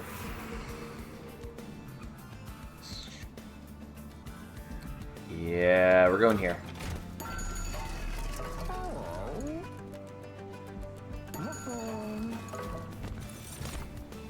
I don't really want the Branded Warrior.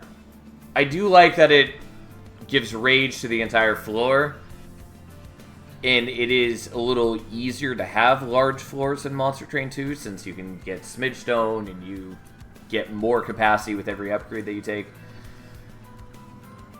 But Slay triggers are awkward. God, I don't know. It might be worth it.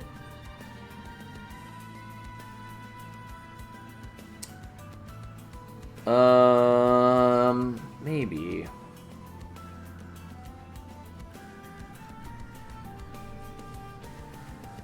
I'd have to see, like, Smidge Stone for it to be useful for me. But it's entirely possible that I do end up seeing Smidge Stone. Alright. Fine. I'll take it. So I do want this.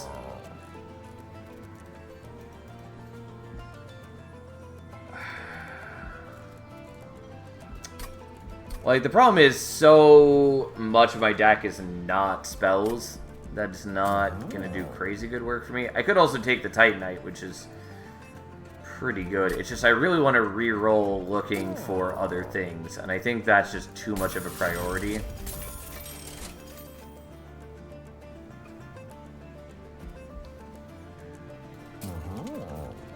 Unless I'm blind and Endless was on that screen. I don't think it was, but I realized that I may have glossed over it.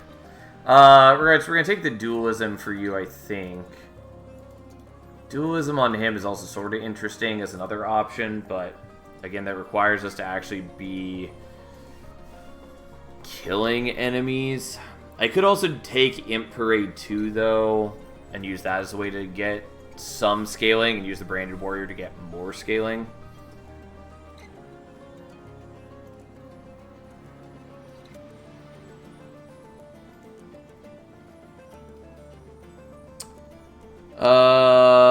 Yeah, I don't know. I'm still hung up on not remembering what was on the first screen. I know it was Titanite, and now I'm blanking on what was here, and I feel like it was Endless, and I just rolled past it without even realizing it. Anyways, what are we actually doing? I'm definitely taking the Dualism. It's just a matter of where do we want it. Do we want it on the Warrior or the Fledgling Imp? In the grand scheme of things, I like it on the Fledgling Imp, but that requires me to have Endless. It requires me to hit other things.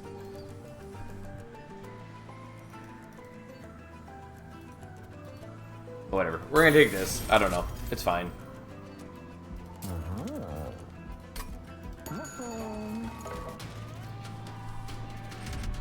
I definitely need a lot of things that I currently don't have.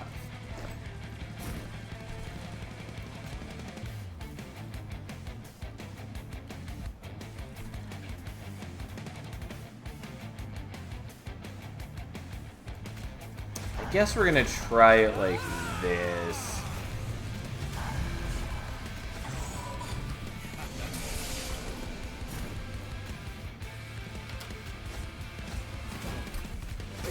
Okay, well, we can kill some of you.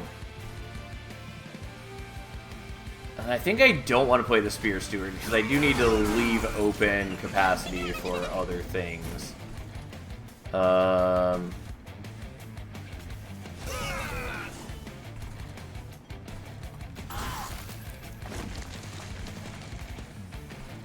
Yeah, I don't know. I have so many things in the way, but we did get the sleigh bonus on mid-floor, which was nice. God, I have so many imps. They're not, like, altogether bad for me, but I don't have the capacity to use them is the main problem.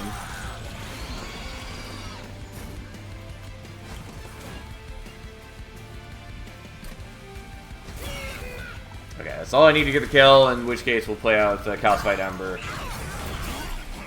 Because it's definitely nice to play it out when we can.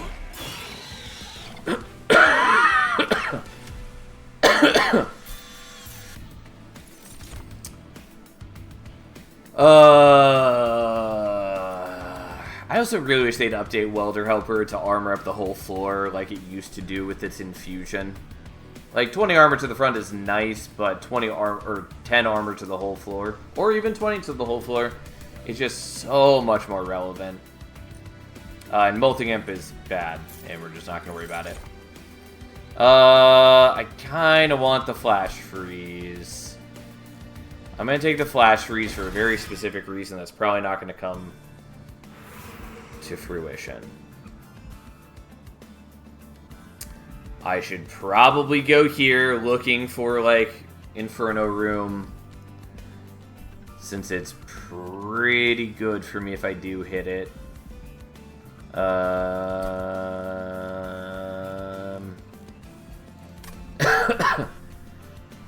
Excuse me.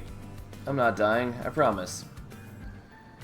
I don't know, I really don't want to go there, but like getting Steward's Quarters for the extra capacity is good. Getting Inferno Room would be really good. Getting, I don't even know, other things would be decent. Greetings, Sally, sound like you're dying, you okay? Yeah, I'm just getting over being sick. I'm mostly, like, I feel fine for the most part, other than I have a persistent cough, and it's bad. And sometimes when I cough, it hurts my head, and that doesn't feel great.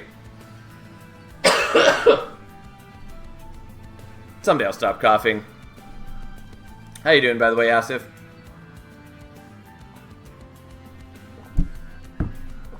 Okay. I don't really have many things to do at the Merchant of Magic. It would basically be looking for, like, holdover on the Flash Freeze or an offering token. It's not bad, but I don't know that that really matters. I think it's probably better that we go here. Even if... Well, I mean, I would love to the Hall of Mirrors, but...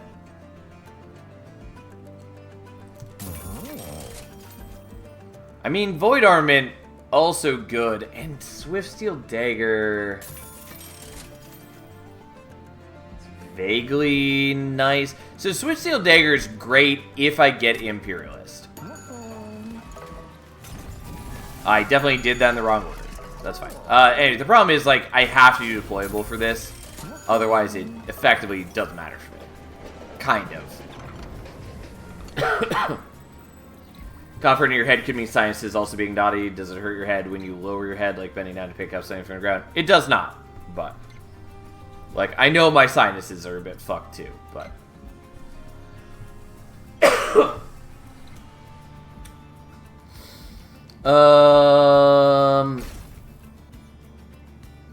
I mean, the Gooey Flask is not terrible and technically is relevant no matter what.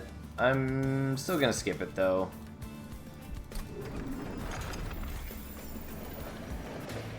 I don't know. Here we are.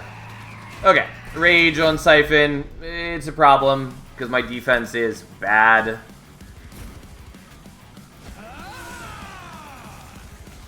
And I was going to do this here, but honestly, maybe we just want to do it with actual stewards. Because, like, if I do that, they do start hitting for a pretty hefty amount.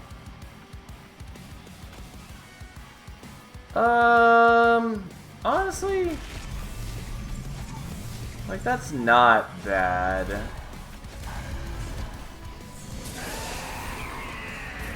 It'd be better if I could buff them, which I can't, but a man can dream.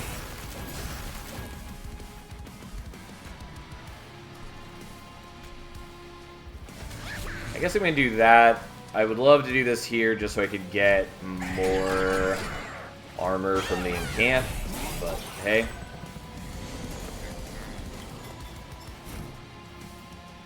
What if they change this event so that if you skip, you're guaranteed to at least get one additional drop from the gremlin? Would that be balanced? I don't think that's necessary. I mean, I don't think it's a great event currently, but that basically just has to do with what's in the pool more than anything else. But I don't... As much as I routinely complain about disliking randomness, I don't think it's good for a game to be too consistent either. Like, at least in terms of what is offered to the player. Like, I just don't think that's necessary, essentially. Yeah, I don't really want to make you stronger, but hey. That's gonna happen regardless. Okay, we're gonna do it this way so you can just get another sleigh. I don't know that that really matters.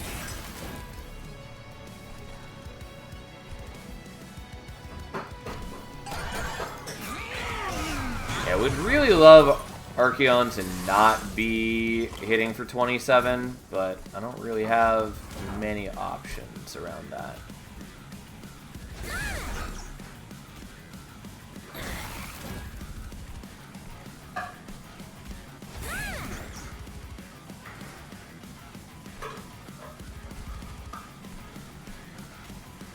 Well, we'll build up a little bit more defense, so it doesn't matter a whole ton when he's hitting for so much. Especially because anything I do just makes him stronger, which is not ideal.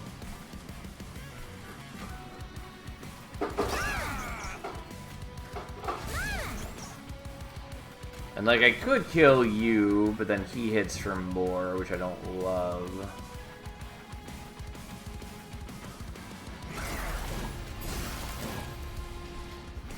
I mean, I don't think it matters, because mostly I just lose a bunch of defense into him attacking once.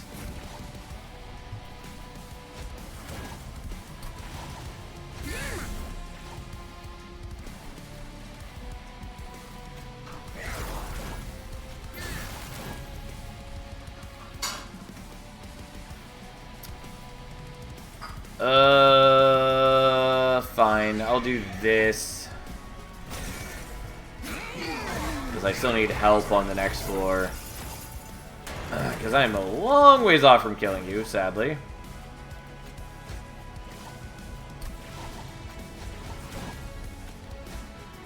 Okay, I was hoping for an imp so we can drag things out a little bit longer. Like, I do decent damage when I'm allowed to attack. It's just the problem that he just murders me real fast. Okay, like, I win this, I do take some damage, that's fine. But I get his rage down substantially, so I don't have to take too much damage. It's fine. I mean, Siren Song is good. It's not exactly what I'd hoped for, though.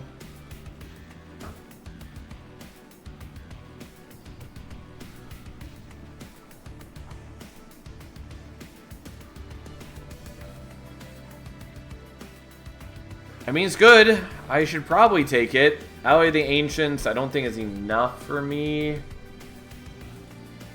If I see Imperialist and Endless and other things, I mean, whatever. We'll take the Siren Song. We'll figure it out.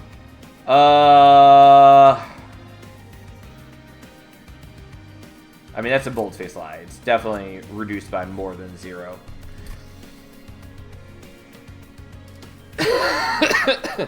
Oh man, I've missed the "it's fine" line. I'm glad you enjoy it. Because I don't do it intentionally. Like, I don't think about it. It's just how I talk.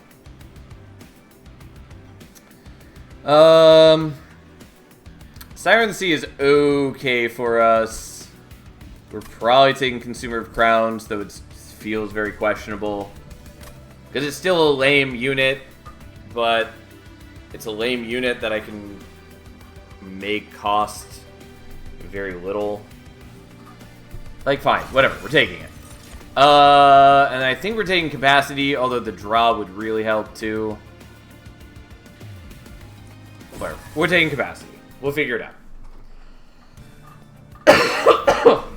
We are absolutely going here. We're hoping for Swift Steel Dagger, among other things. Also, I'd very much appreciate Smidge Stone. Okay, we have Imperius. That is an improvement.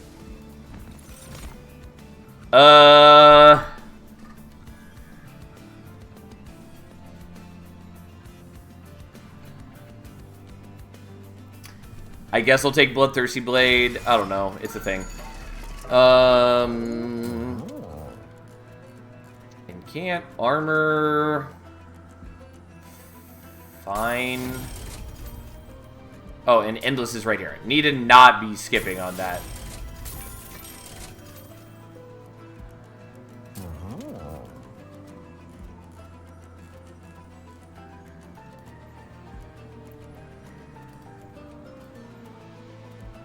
It's so expensive. I mean, I could also just not put it on that. I could put it on the Branded Warrior. We're going to do the Consumer of Crowns, even though I shouldn't. But we're going to. I need to prioritize... it's not ideal, but fine. I need to prioritize Merchants of Arms.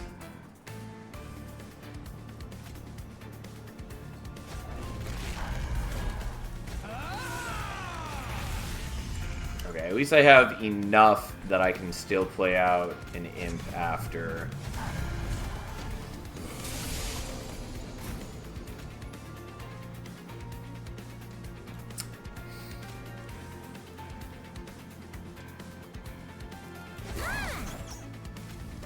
Okay, we're gonna give the Bloodthirsty Blade to you. It might look weird. Trust me, it makes sense.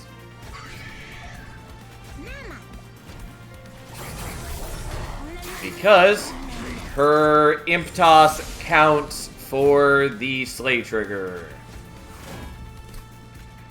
Okay, you at least get a decent amount of armor. I kind of do want to be using you for the blocking, but I also want Queen to get some Slay Triggers because I'm greedy.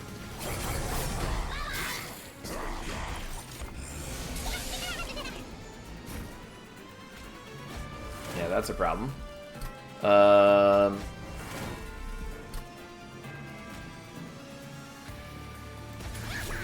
Okay, I do think I need to take less damage here.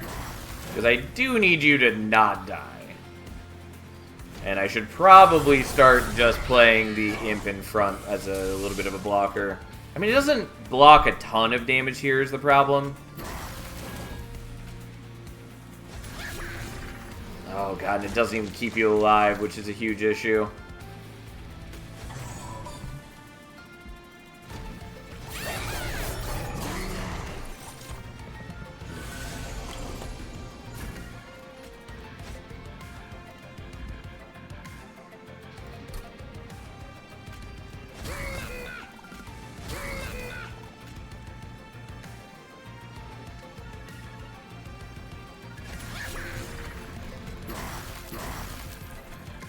Well, mistakes have been made.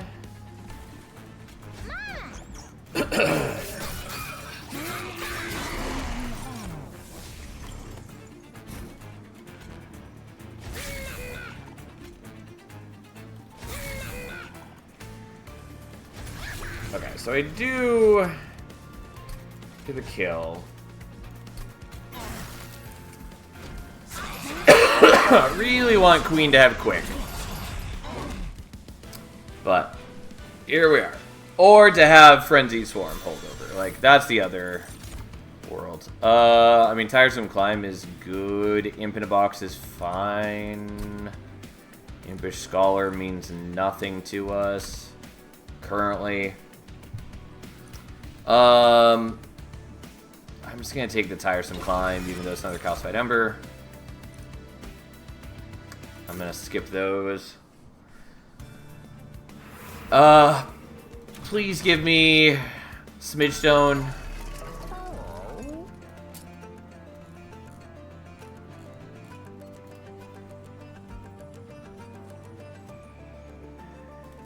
Fine. Please give me Smidge Stone. You do not give me Smidge Stone. Great. Lovely. Monster Train 2 Consumer Crown seems slightly more workable compared to Monster Train 1, but not by much. Yeah, it is. Ooh, that's also good. I think we're skipping it, though.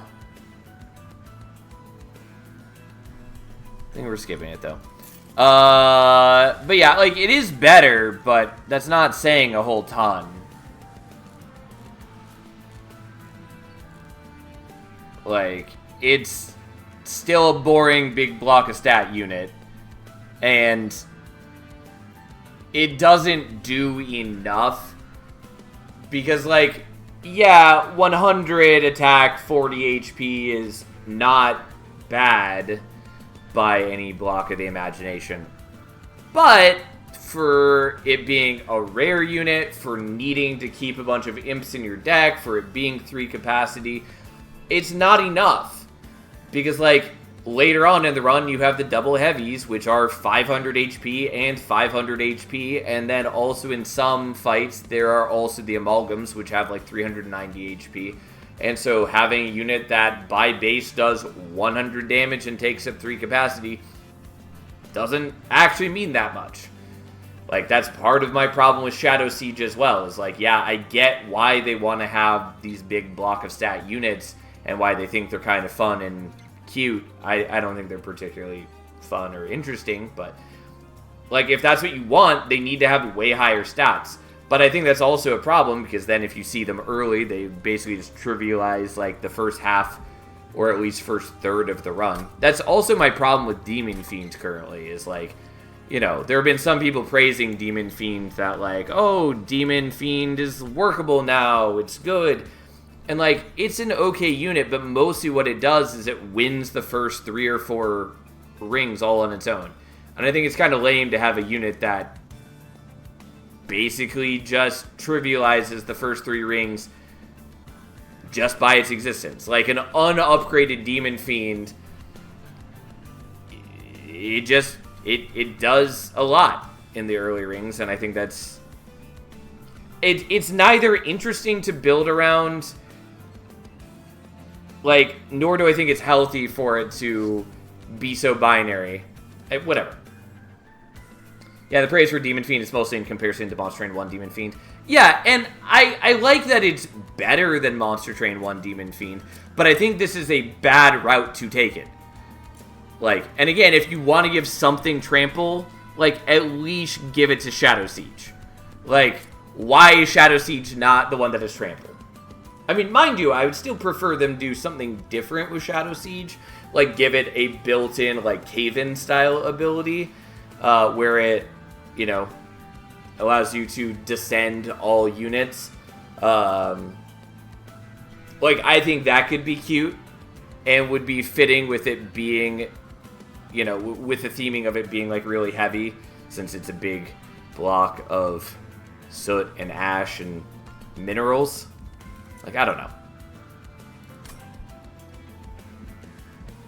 I guess Umbra has the Trample Tome, so maybe that's why. Yeah, but you're not, like... I just want them to do something different. I don't think they're going to, because I think... I don't know. I don't like the current implementation of Demon Fiend, and I really would like to see more out of Consumer of Crowns and Shadow Siege. All that aside, what are we actually duping? Kind of want to dupe the Imp, partly so we draw it faster, and because then I can play them out more.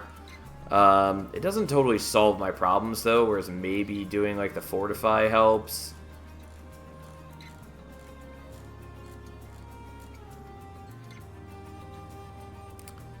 just don't know. If I had gone Smidgestone, I would have considered doing the Consumer of Crowns. And by considered, I mean I probably would have just done it, but I can't. I guess we're just doing the Fortify for now, and then we're gonna start removing some... I don't know. I'm a little reticent to remove the Frozen Lances because I want to still be able to use them for the Incant Armor. But, yeah, I don't know. We got problems.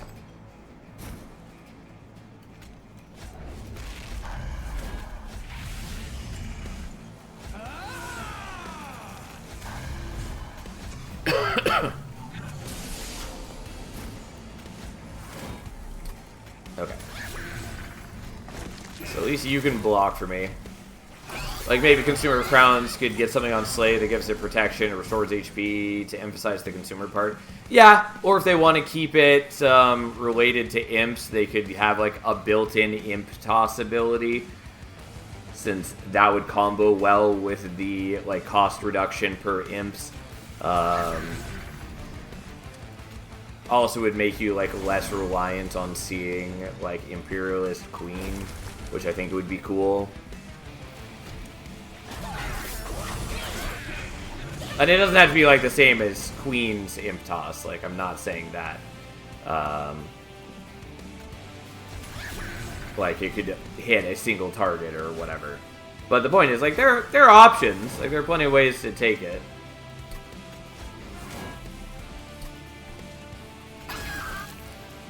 Oh yeah, the Imp Toss would be very interesting. Like, its toss triggers the Imp ability and then kills the Imp. Like, it doesn't even have to trigger the ability. But, like, yeah, that's an entirely reasonable thing they could do.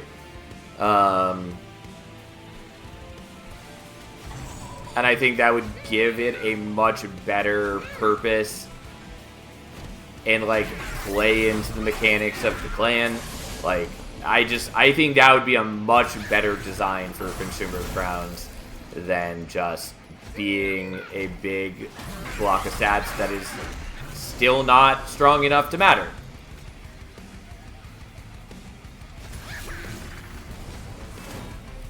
I honestly shouldn't be playing these because before it was guaranteed that Consumer Crowns was going to get the kill for the Slay trigger, and now it's not. And by that I mean I just don't know who is getting it, because he's no longer the only one surviving on the floor. Ends up still getting it, which is fine. It was still likely he was going to get it since he attacks 3 times and for higher damage. We'll take the March of Shields, I guess. I do think March of Shields probably needs to be a higher amount. Like, yeah, I got buffed from 10 to 12, but given how much damage enemies output, I feel like it needs to be higher than that.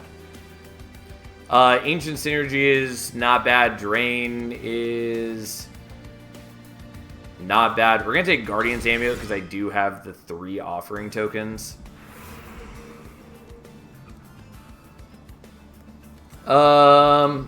Yeah, I mean, we're going here. There are other things I'd like, but if we can get quick on Queen, I'd really enjoy that.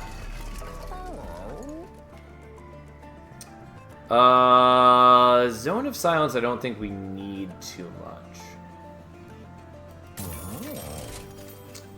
Didn't get that. We did get Inferno Room, though, which is also pretty useful.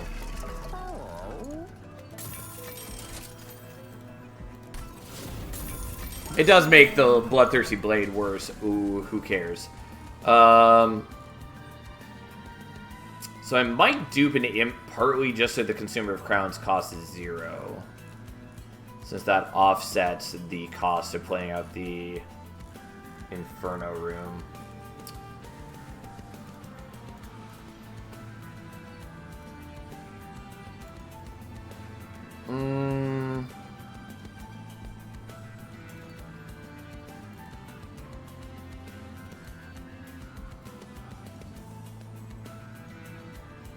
Yeah, whatever. We'll do the dualism one. That's fine. I don't know that that's really what I want to do, but it is what I've chosen to do.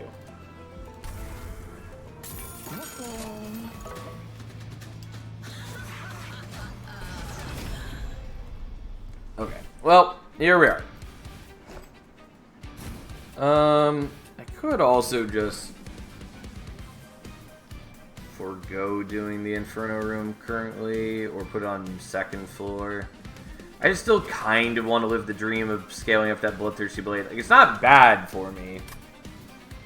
Let's try it.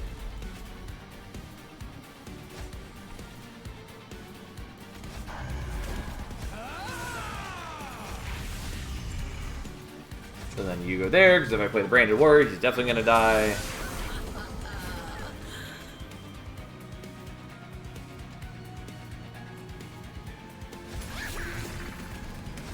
I do get some corruption this way. Oh well.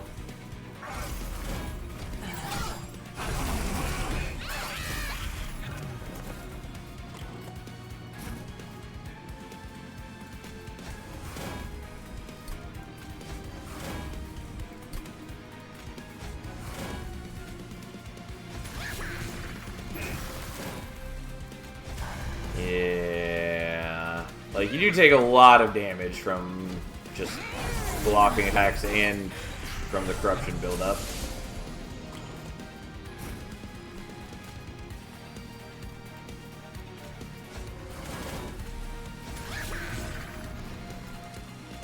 Okay, well, let's daze you, I guess, and see what we can do. Really need more capacity.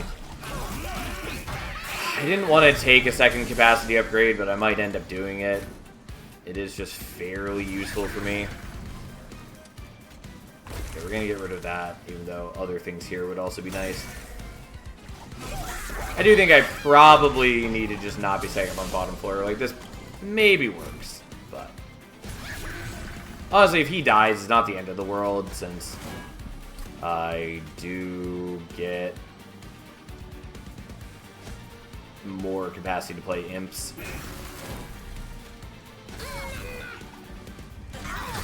Heart of the Pack, Pyre needs a buff in my opinion as the worst Pyre stats and somewhat conditional bonus. It would be more interesting if instead of the conditional +1, it gave the option of choosing a second gem after Ring 3. So your early game is weak, but mid game onwards you get a significant buff. I can see that. I mean, I do think it needs a buff.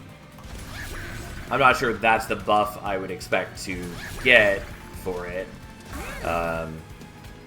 But I agree that it warrants a buff. Are you getting corruption? Is that what's happening? Probably.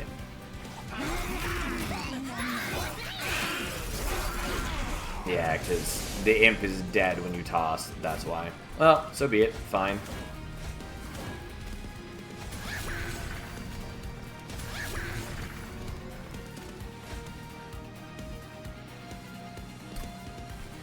Well, get dazed for a couple turns, my dude.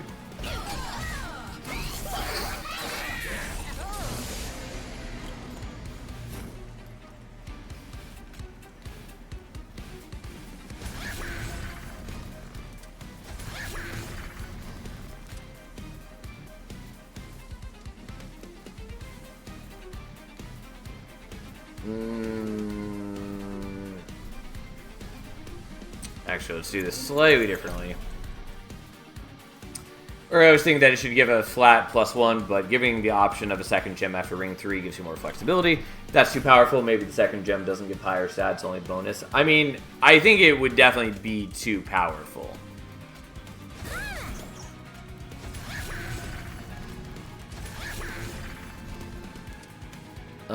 Really wish I could daze you, but I can't do that here without fucking everything up.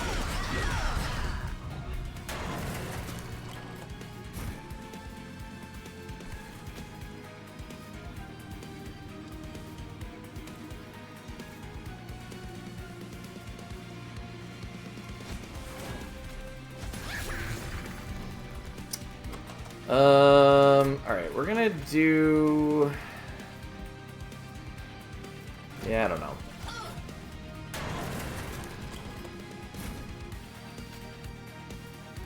Okay, so we did draw in the way that I wanted. Yeah, so I barely make it by buffing up my team enough that we are able to beat him to death. Excuse me. But yeah, I do think Heart of the Pact is a bit too weak as is.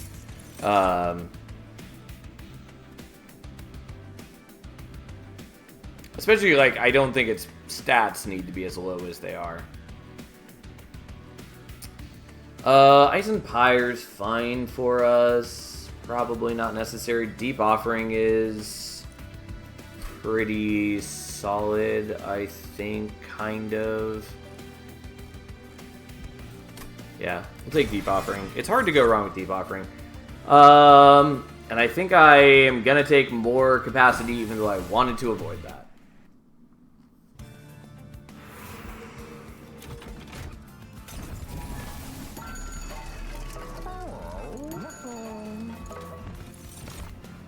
Not what I wanted.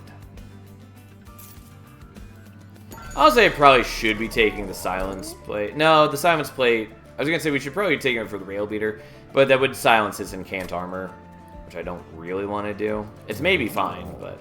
Also, we ended up getting tons of Endless on this run.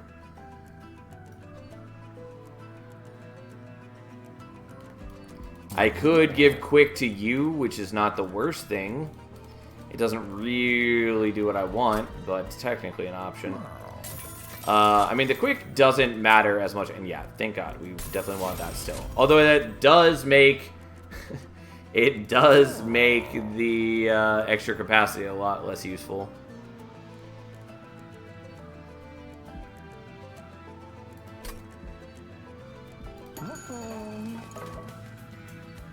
Or maybe if you look at the Pyre Heart design, this Pyre could have multi-strike. That would be interesting. I mean, that would be vaguely useful. I'm not sure I'd call that interesting. Because, like... unless it were playing into an archetype where the Pyre is expecting to attack more often, that basically doesn't mean anything. Like, it mostly just means that it has a higher attack stat. Forget multi-strike, the Pyre could have Quick. I mean, that's definitely better, but still a bit strange. Alright, so what do I actually care about here? Higher damage per imp or fledgling imps each turn. I think we're doing higher damage per imp. Especially because I might not be using the one she generates.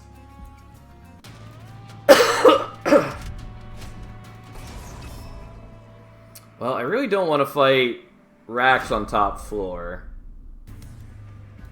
But I need to be using Inferno Room, so...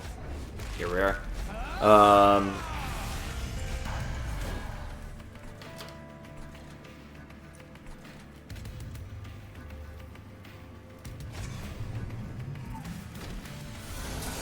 Yeah, unfortunately, I don't really want to take 1,000 damage from these guys.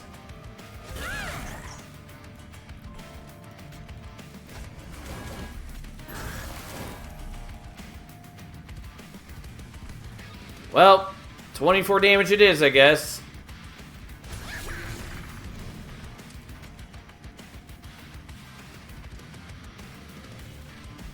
He's so small now.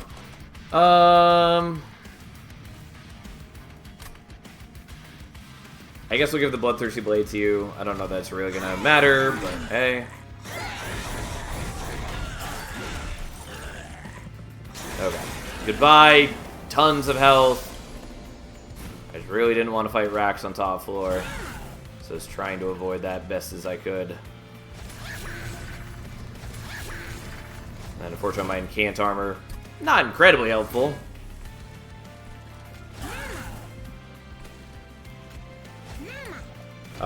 Since I don't have that many spells in my deck, and I don't draw them, because I mostly just draw the same imps every turn. Oh, I should probably be using the Branded Warrior.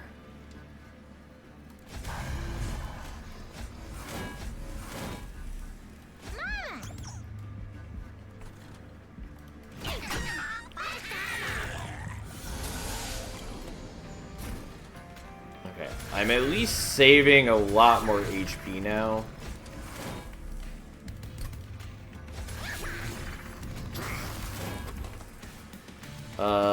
Yeah, I don't actually want to do the Deep Offering this turn, because if I draw things like the March of Shields, I can't play them. Well,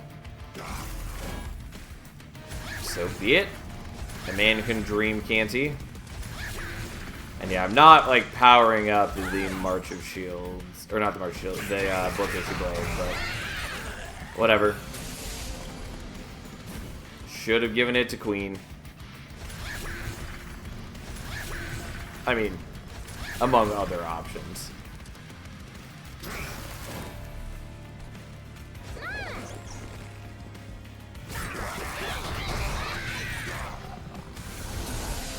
Alright, here's Rax, who at least is...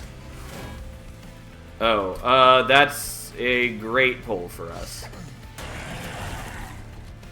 Yep.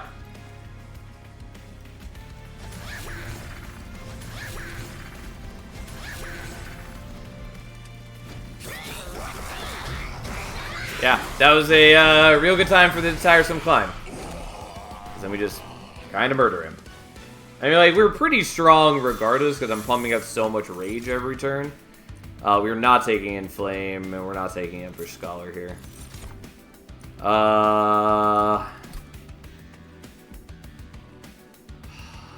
Damn. The Frenzied Swarm is good.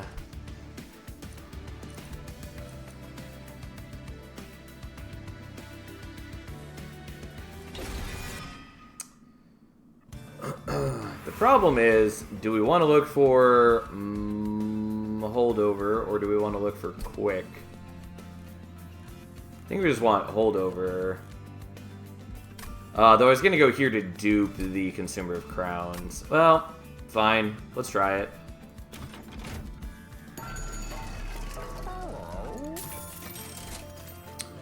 No, didn't see what I wanted. But again, we're in a much better shape with the Inferno Room. My defense is still pretty poor. Like, we'll be very clear about that.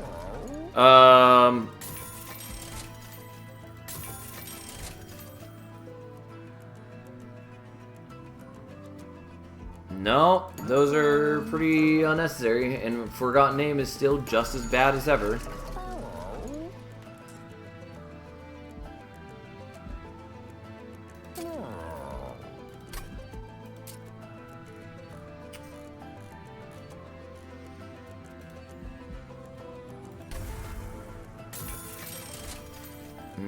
I should probably be removing Frozen Lances so I have a better chance of drawing into the other things that I care about. I don't know, my deck is too thick. We do get rid of a lot of imps, and that helps, but I don't know. We got problems. Okay, and yeah, the melee weakness is a problem, but the Inferno Room at least dramatically reduces our concerns.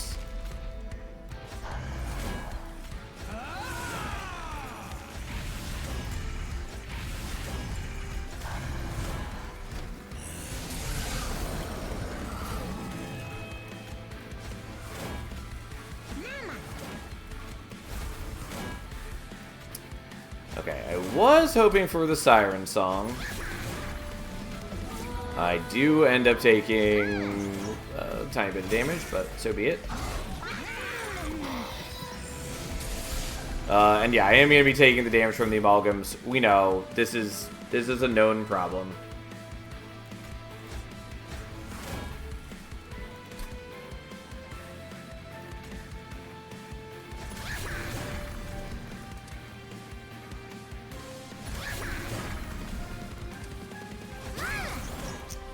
I think we just want to give the Bloodthirsty Blade to you.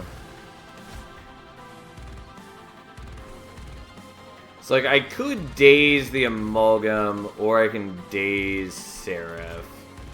I'm gonna do this, though I have the sneaking suspicion that that's the wrong play. But just reducing the amount of damage that's incoming is useful. Because I am gonna take a fairly high amount of damage from those across the run. Or across the fight.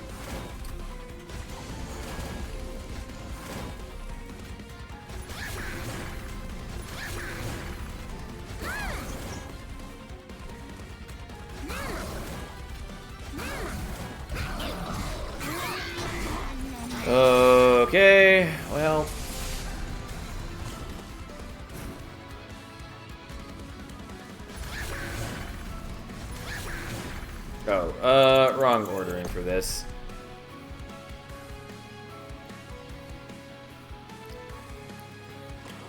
Because I do still want to do the March of Shields first.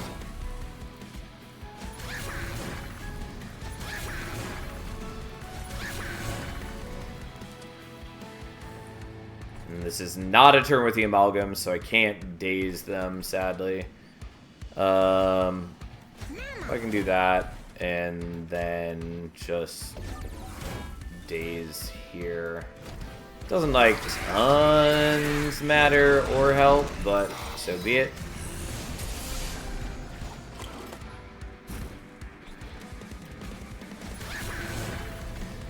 Oh, you survived. I thought you were dead for some reason. Well, that's a fair bit of damage, but it can be a lot less damage with the sap. It's not enough, but it does help.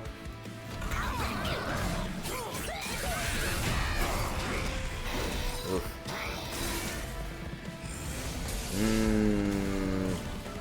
At least I finally got the melee weakness off, but that doesn't matter a ton.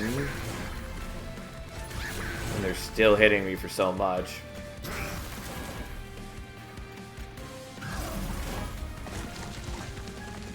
I really wish I could play out that extra imp and have one more blocker, but or the 7 unit cap, so is what it is.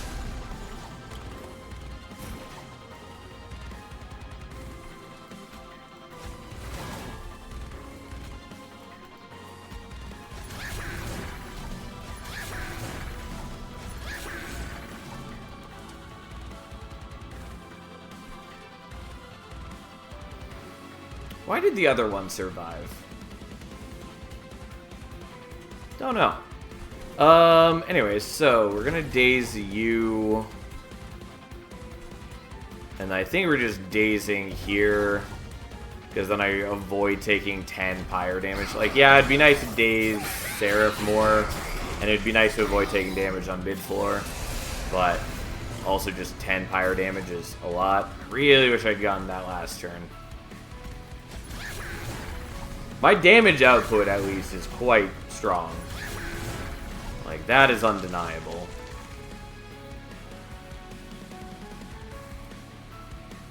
Oh, because there are these guys. I forget that there are the Titan skin guys. 'Cause I'm like, why are you not taking... Like, I know you have 50 HP, so, like, why are you not dying? But, no, that makes sense.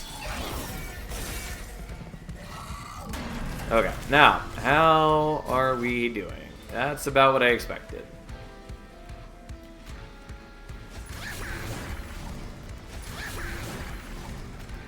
Yeah, the problem is that this guy fucking just murders me.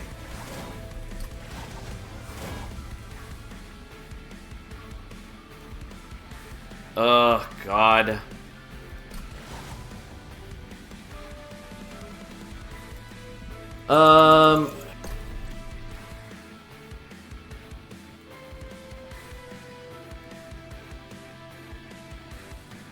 Like, I really need him to die, and I think I actually have a way to do it.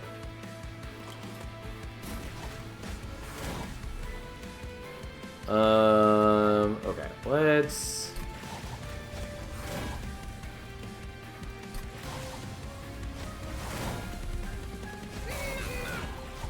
If I do that, then I kill him, which is all I need, because the big problem here is just the sweeper is killing my backline on the first strike. Like, and if he's not allowed to do that, everything's fine.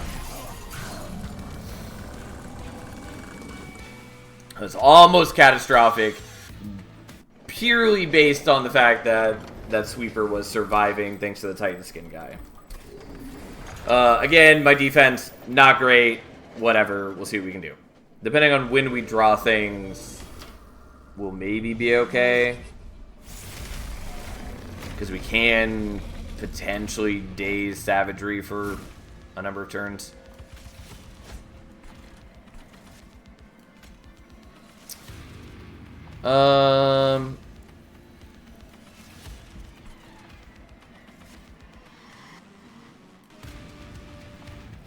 I guess we'll set up on top floor.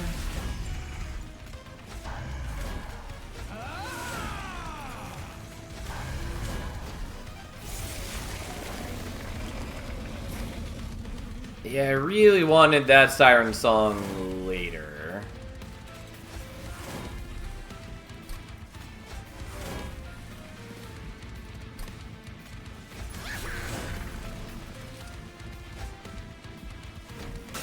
Like, yeah, I could Daze Dominion, but I really don't want to Daze Dominion because it becomes a pain in the ass. Since I do need to actually output damage to the Pyre, or, well, I need to output damage to Dominion. And if I Daze Dominion, then I don't know, I didn't do that here. Whatever. But anyways, if I Daze him, then he doesn't give me Pyre Light, and then the fight takes 20 turns, and I just can't handle that. It just would break my heart.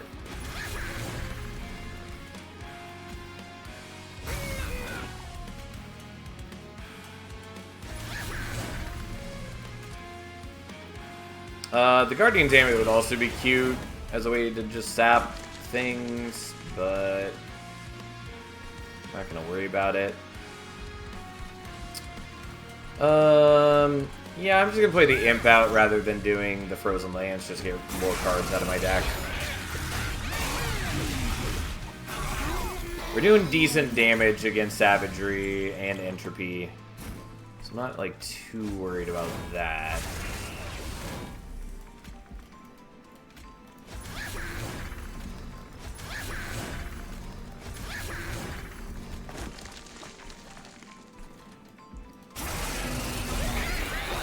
And, like, we should have enough HP for this fight. I'm not too worried about that. And, like, we'll kill Savagery at a pretty reasonable rate. Given that I am giving my whole team a whole lot of rage every turn.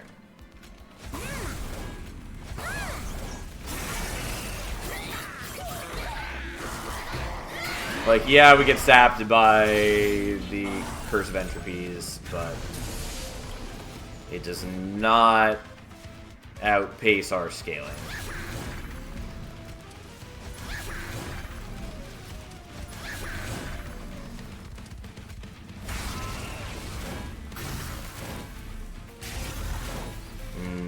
I probably should have... You know, let's do this turn a little differently, actually.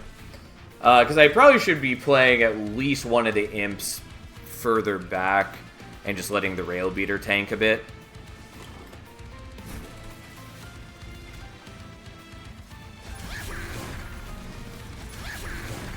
Because then we get more damage on... Oh, I did fuck up the ordering here. I forgot that we need to not have the imps being the one eating the melee weakness. Which also would be a reason to give the Bloodthirsty Blade to Shardtail Queen, kind of. Ultimately, not important.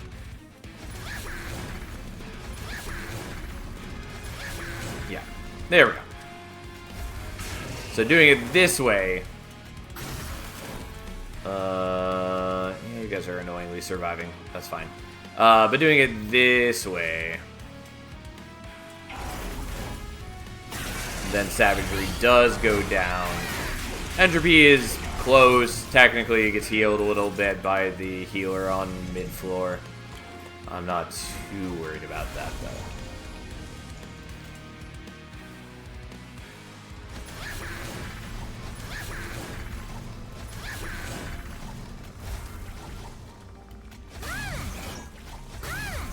I mean, technically, I should have done that on mid-floor. Doesn't matter. We'll get there.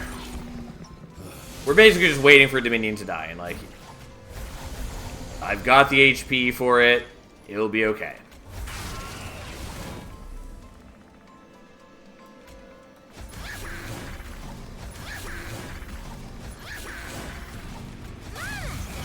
Would've been nice if we had gotten Siren Song on Savagery, or the Tiresome Climb, which I still haven't drawn.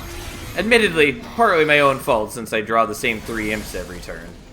But, like, you know, we still saw a reasonable number of cards throughout the fight. It was reasonable that we could have seen the tiresome climb. Either way, took 49 damage. Whatever. We're fine. We win the fight. We're just that cool. Ta-da! And we even mastered some cards, even though the poor Branded Warrior basically didn't matter. I was originally going to give him Smidgestone, but then we didn't see Smidgestone, and then we saw Consumer of Crowns, and here we are. We all saw how that run went. Oh boy, another crown on the board.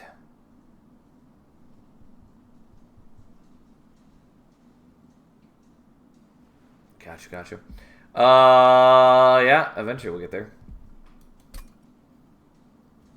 Okay, I should stop here, but we're gonna do one more because I want to do one more. So we got Prince and Umbra and Herzl's Horde, which I feel like I never see, though it is a pyre I enjoy. Crucible Warden is fine. It's whatever.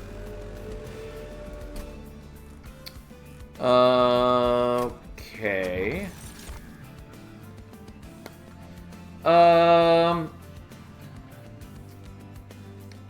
Those are both questionable. We're gonna not take Volatile Gauge. I guess I'm gonna take Shade Lamp, though I often skip it. I think it's probably more useful in Monster Train 2 for a number of reasons, but... Alright, we're gonna take Wrathful, partly because we haven't taken Wrathful a single time yet, and I would like to get it to rank 3.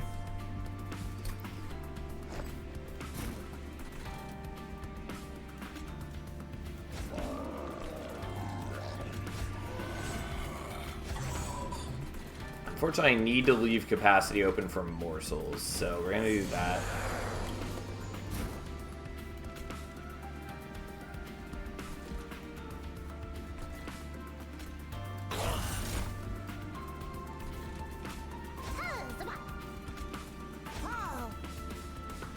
Okay.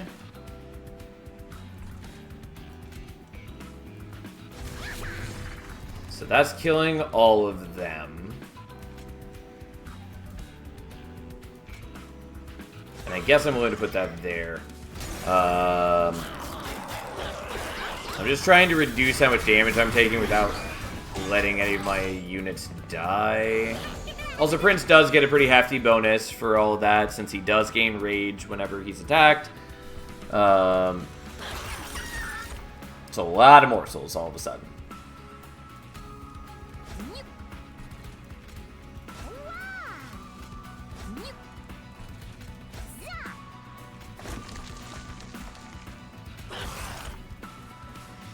Yeah, unfortunately, Prince is not getting the kill there, so he doesn't get the Slay armor. As a reminder, since it has been a while since we've played Wrathful Prince, so he gets Rage whenever he is hit, and then when he slays, he gets armor. So that's his whole deal. He's meant to be the sort of like frontline tank version of Prince. I do like him. I think he's maybe a bit weak in Monster Train 2 currently, just because of the current scaling. But, like, theming-wise, I think he's kind of cool. God, I do not have room for morsels. I could just kill the Spear Steward, which honestly is maybe worth it. You know what? Fine, we'll do that, even though we're now no longer killing both of those guys, but that's okay.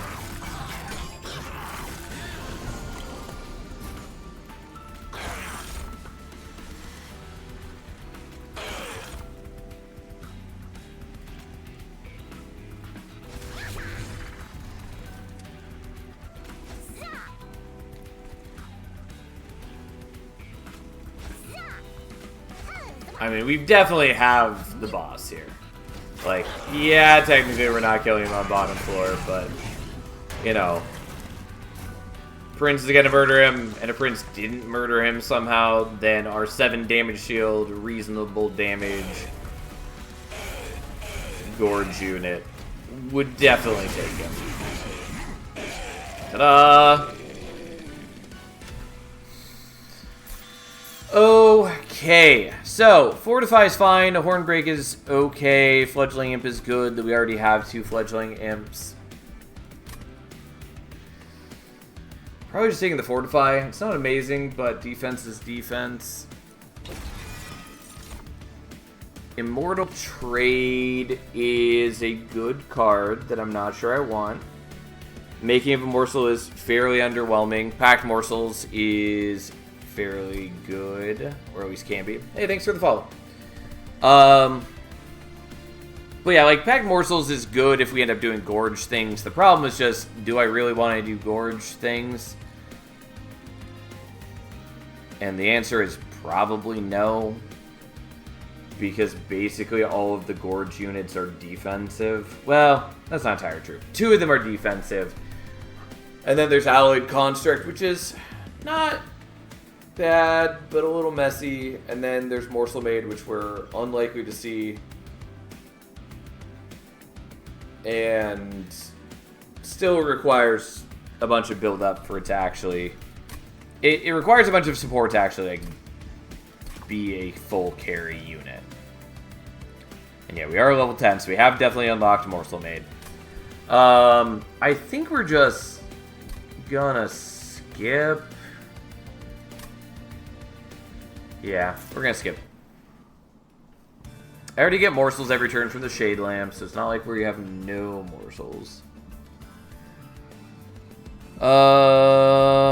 Do I want to go here? Kind of. Kind of not. What would I do here, though? Not totally sure. I mean, like, there are good Hellhorn units. We could look for, like, Horned Warrior and try to get Endless on the Fledgling Imp. We could do, like, hold over our Spell Chain on the Fortify, maybe.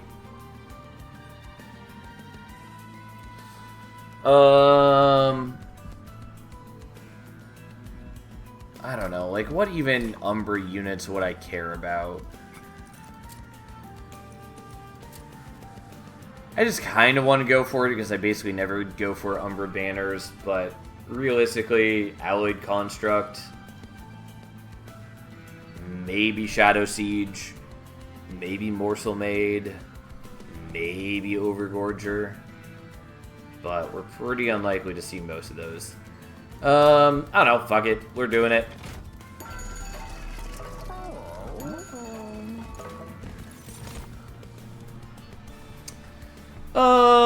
I'm probably okay with Allied Construct here.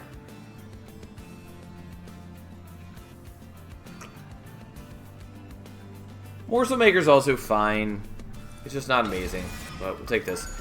Dualism would help you with the fuel. I'm probably willing to do that.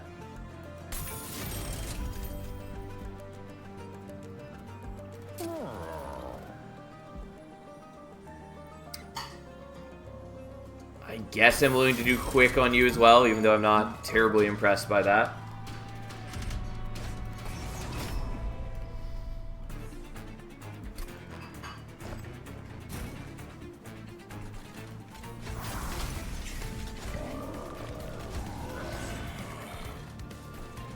I don't think I want to fill up the rest of the floor. I would like to play the Calcified Ember, but I think I want to generate some morsels.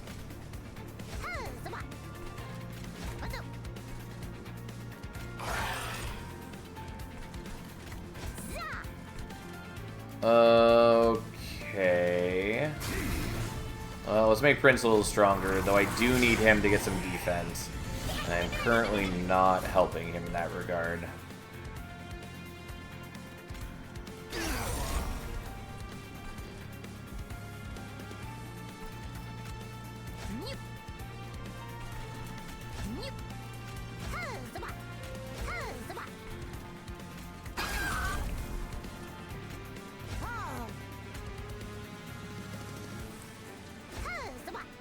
Well, I was hoping that it would kill the backliner there, but like, overall, we're in decent shape. We've gotten the alloyed construct up to pretty hefty damage. It's also got quick. Prince has a little bit of defense now.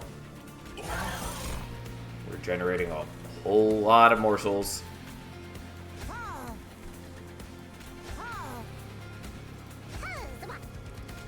Probably don't need to be giving Prince quite as much support as I'm giving him, but hey.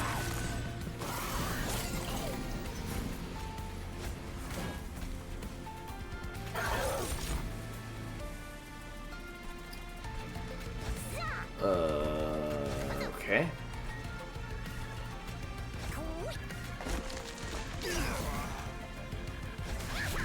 And Prince has it.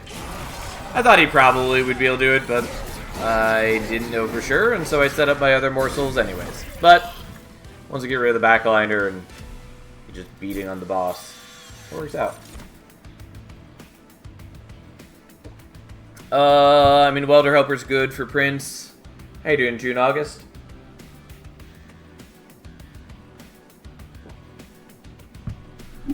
My finals are finally finished. Congrats on such impressive finality.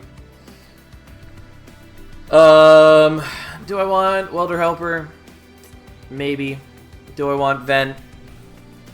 Meh. I should maybe take the Vent. It's a lot less impressive without plus 30 damage. Especially because mainly what I would want it to help me with is killing off the sweepers in the Seraph fight. And it can't really do that, because they have 50 HP and this is not doing 50 damage.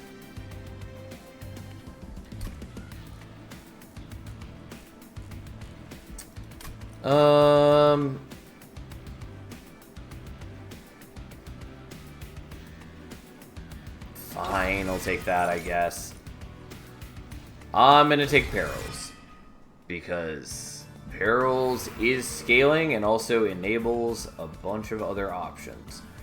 I probably am going for the Merchant of Arms. Though going here would be nice to look for holdover. I don't even know exactly what I want to see here. Steward's Quarters is a thing. Bloodthirsty Blade is a maybe. Void Armament is acceptable too.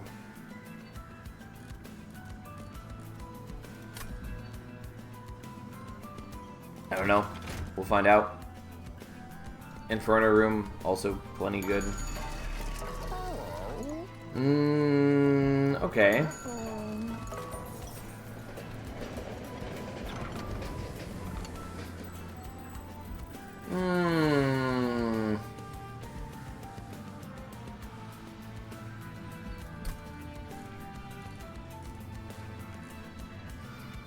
Well,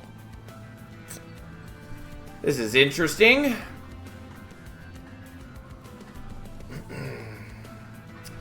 I could follow the event and do, like, Worthy Sacrifice and Fecundity on the Welder Helper or the Fledgling Imp.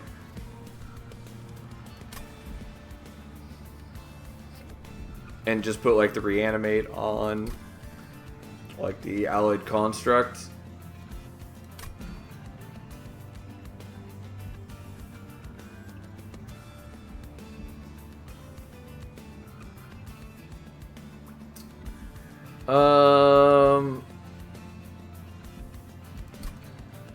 Yeah, I mean, I think we're starting with Reanimate going on you, especially because it ends up being Reanimate 6 because he has Dualism already. And then we make decisions on whether we want to chase the event. It would have to be all left side, which is fine, a little questionable, but maybe doable. I think we are committing to this. I always forget that Herzl's Horde does make deployable cost less, too.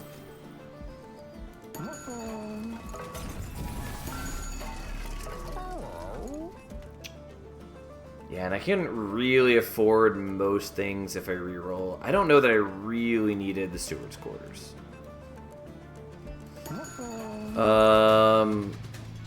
But it's what I took. Here we are.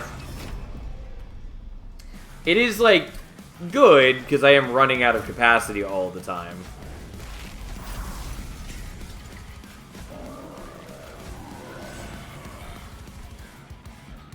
But I don't know, I'm not, like, insanely excited about it.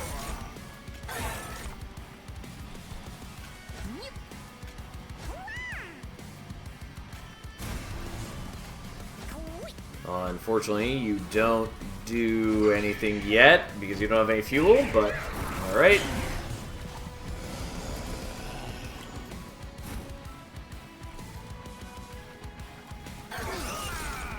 It's a lot of morsels. We're gonna play that.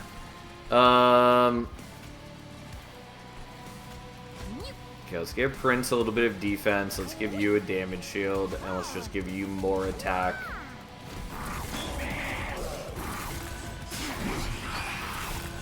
And just try to withstand this a little bit.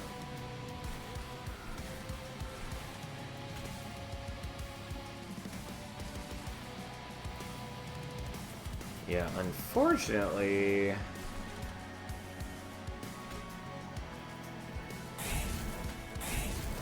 like, I can do that and get some morsels.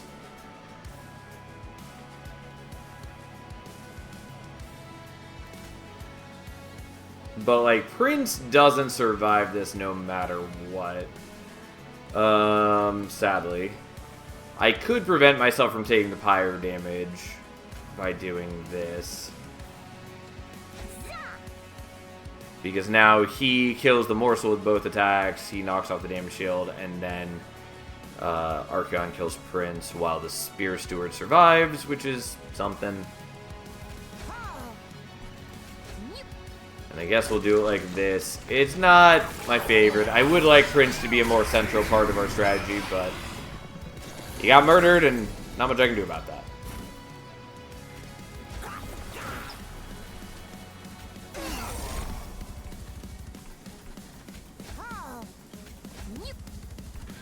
Oops. Come on, cooperate. I probably need to replace my mouse soon. And it would have been nice to use the Clink to get more morsels from killing that top floor guy who's at 2 HP. Oh well, that's fine. We didn't.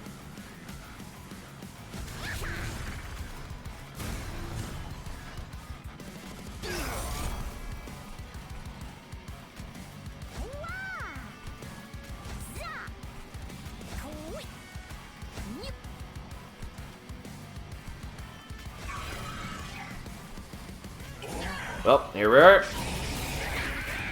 Our mighty construct starts beating some enemies to death. We're going to become morsels. Sadly, it doesn't proc the Shade Lamp, since the Shade Lamp only procs on enemies being killed, but whatever. We're trying.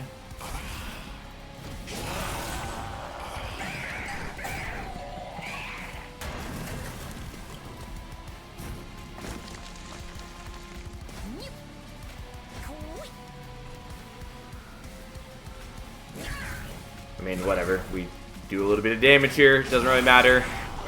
We're not killing him on this floor. Pretty confident that the Allied Construct is going to take him down, though. We've got plenty of fuel. And we do not a small amount of damage. Ta-da! And also we have 6 reanimate, so even if we were taking damage, he wouldn't kill us. Dark Deal is good. Transcend Imp.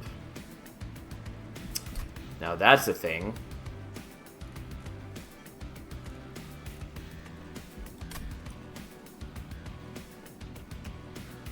I mean, I feel like I have to take Transcend Imp here, so.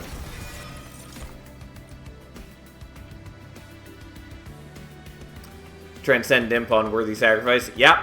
And the Fecundity. Like, we'd have to play out some other imps first. I mean, technically I don't have to do it on the Transcend Imp, and I could instead do it with like the Fledgling Imp or the Weather Helper, depending on which one I want, offense or defense. And I probably want the offense. So I could do it on the Fledgling Imp and do a bunch of those and then do the Transcend Imp later in the fight, which is not bad. Do I want like a Morsel Maker for the Crucible Warden or Prince? Maybe.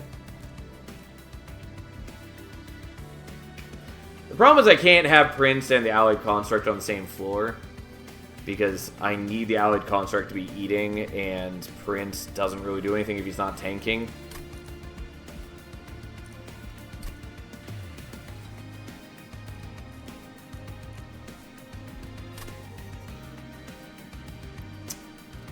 Oh, and I have like tons of deployment ember. Sure, go for it. Do I want that? Maybe. We're just gonna take draw for now. I might want more capacity later.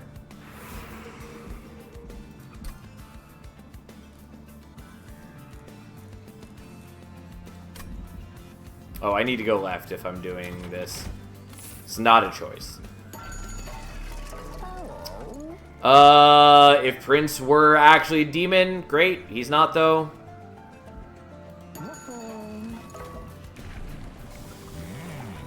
Wrathful 2 it is.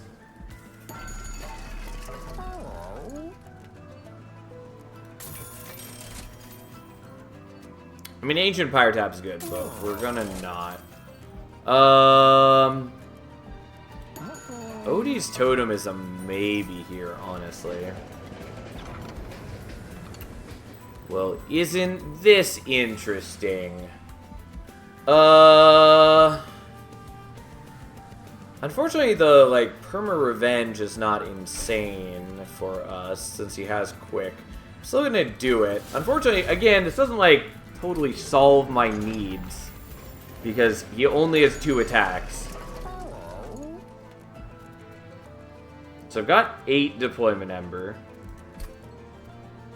And so that's 1, 2, 3, 4, 5.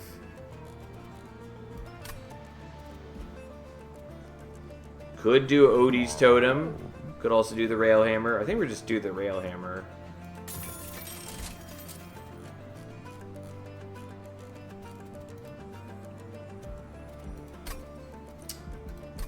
And we're going to Merchant of Magic, and then Merchant of Steel. Alright, well, so be it. That was reasonably good. I do wish that you still got some artifacts from Trials, because I do feel like I just don't see very many artifacts per run. And that's a bit of a shame to me, but whatever. Okay.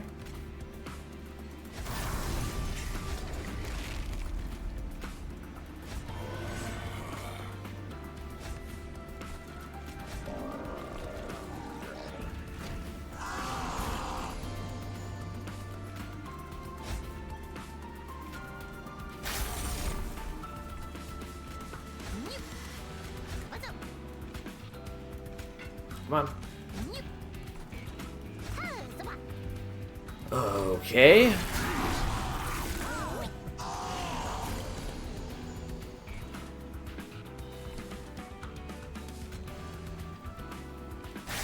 The minus Ember is kind of a pain in the ass, but whatever, fine.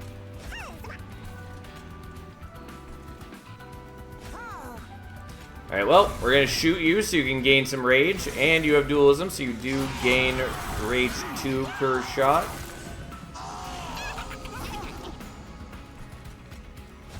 Unfortunately, Prince is still too weak to actually slay anything.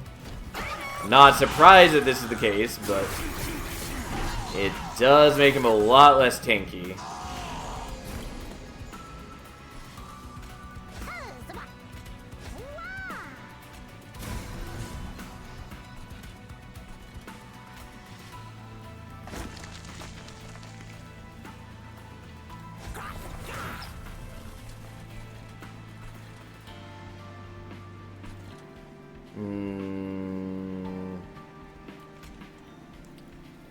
Yeah, I mean, I guess I'll do that.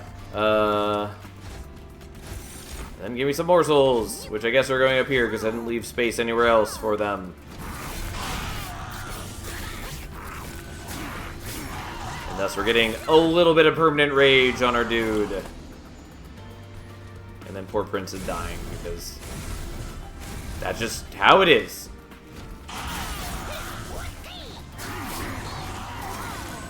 But our allied construct is doing some solid work.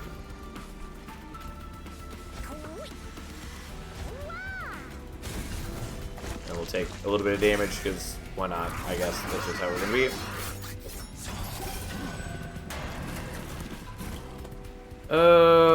Okay. There we go. That's all we need.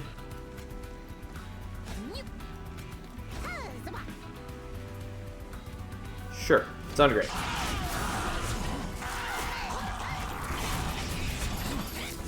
The Quick does make him build up the permanent rage much more slowly, but that's fine. We're still doing some work.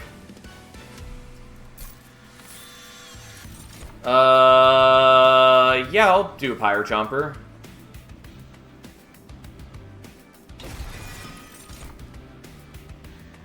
I really need, like, Trample, though. Cave-In is sort of cute, but no. Cave-In just doesn't do what we need. Alright, so he did get 50 Rage, which is not a bad amount. So he comes out with, you know, 135 attack, which is pretty solid. And just double check, so you were 000, so yep, should be all the way to the left. Intrinsic is a maybe.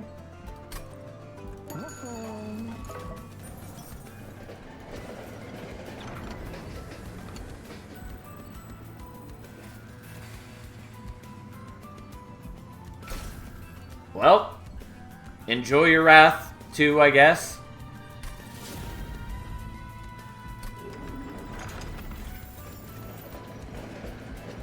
I mean, it's not bad. Like, I don't have any way to reduce the cooldown and all that, but, you know, it's nice.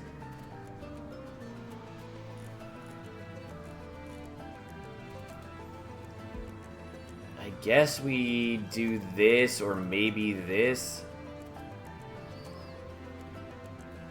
Or we could have had a Mega Stack transcend him. Yeah, we're not gonna do that. I mean, we're going to give some stuff to the transcend him, but sadly we don't have a chance to give it. Oh no, we do. We have a chance to give it Endless as well, though we'll see how much that actually matters.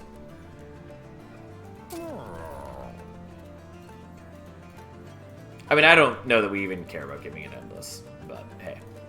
I think this is probably fine. It's either that or we do the Antumbra Assault. Actually, maybe want the Antumbra. You know what? Let's just do that.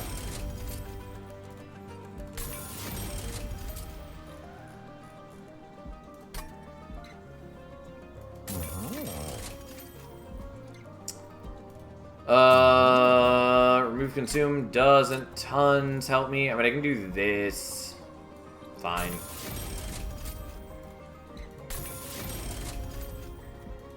I'm gonna do the Spell Chain on the Perils, even though I don't know for sure that we're going to need it. I should probably just be removing things from the deck. But here we are.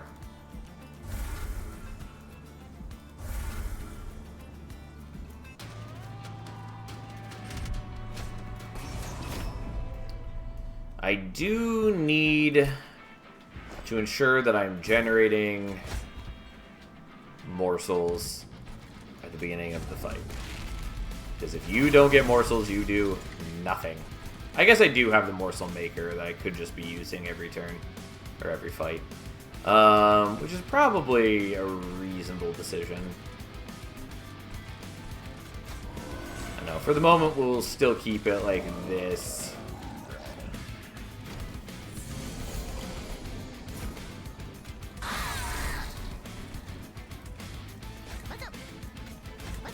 Okay, feast upon them. And gain more permanent rage, as is your destiny.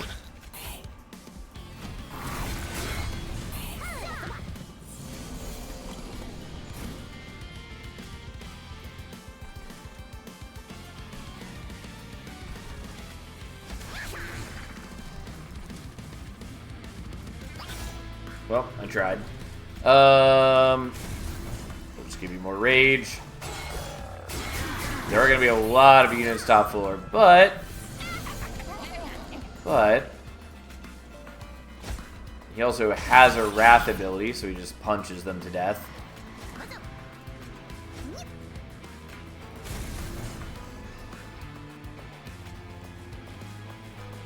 Yeah, I'll just take a little less damage.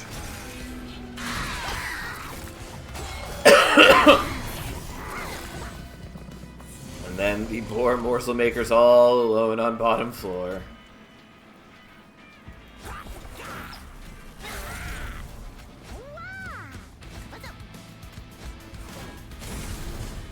Alright, I am definitely greeting a little bit by just shooting my own dude all the time, but I think it's pretty worthwhile. Also, if we ever get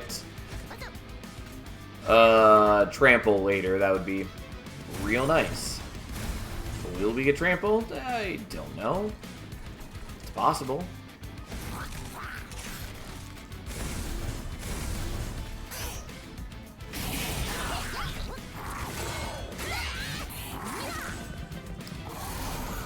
If we do, I would appreciate it. I mean, we're not like insane strong yet, and enemies are going to build up in power fairly substantially from here on out. But we do have tools to help us get there. Again, unfortunately, Prince basically doesn't matter for us, which is sad. It is what it is.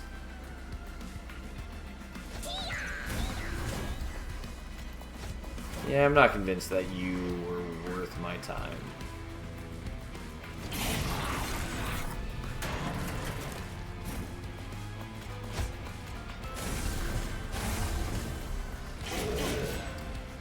Alright, and then we slowly just beat this guy to death. I probably shouldn't have used the Wrath so that we could have gotten like one more round of him hitting into the Allied Construct and got one more revenge proc. Not too big a deal. The Branding Rate is good. The Impish Scholar is okay.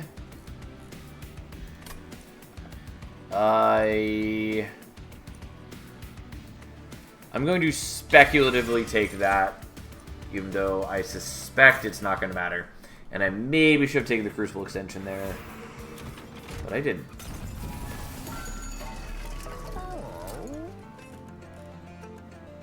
Would love to take that.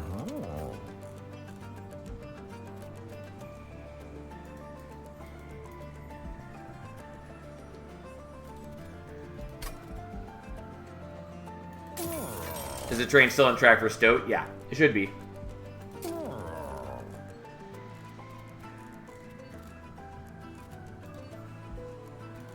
I mean, none of this really matters. I'm just gonna remove some things.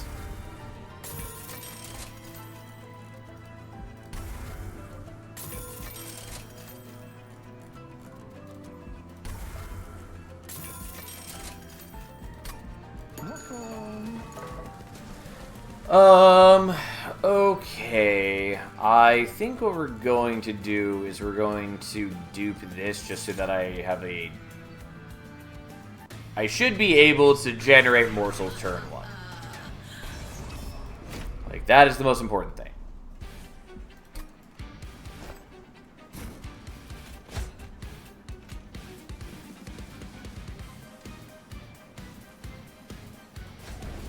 Unfortunately, we're basically going to be letting through the first enemies.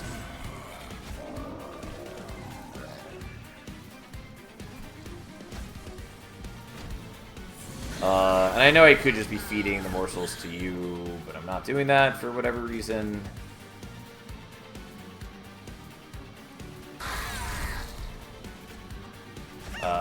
I didn't mean to fill up my hand, so let's fix that. Since all I had to do was play that out first. There we go.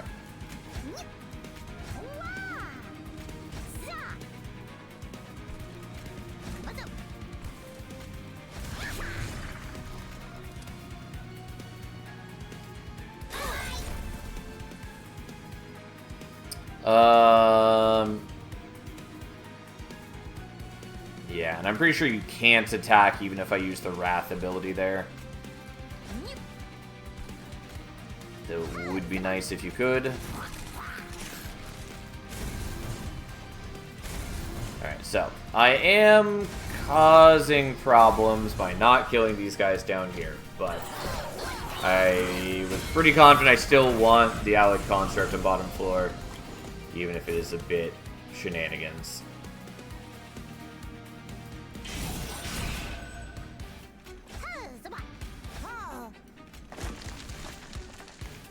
Yeah.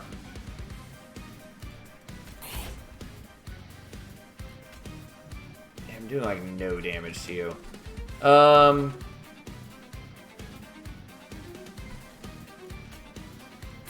Yeah, let's at least get some damage on you. Unfortunately, I'm not killing the Cherub, so he just gets damage shield and spell shield again, which is annoying, but like, I'm gonna take some damage. It's fine. I'm at full health.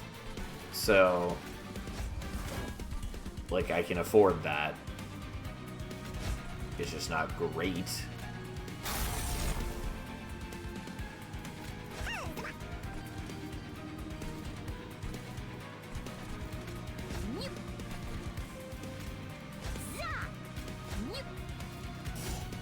Well, didn't get rid of the damage shield.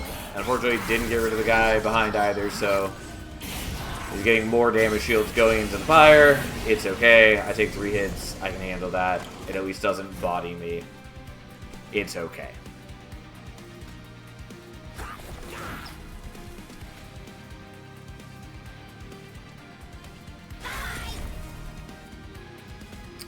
Yeah, this is the problem with the Allied Construct as it currently stands, is I don't do enough damage. Or more specifically, I don't have enough attacks.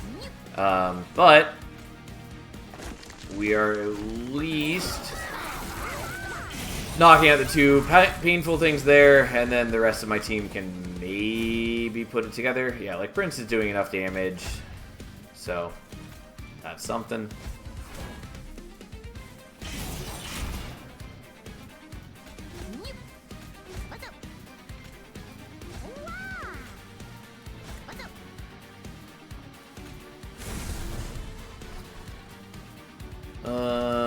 Yeah, whatever. Enjoy.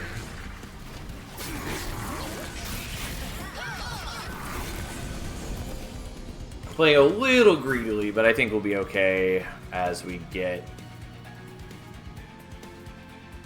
later on.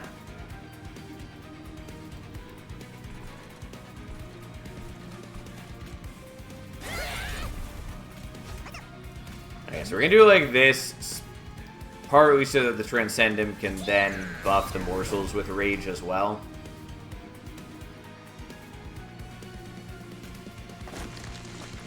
Which apparently is not enough.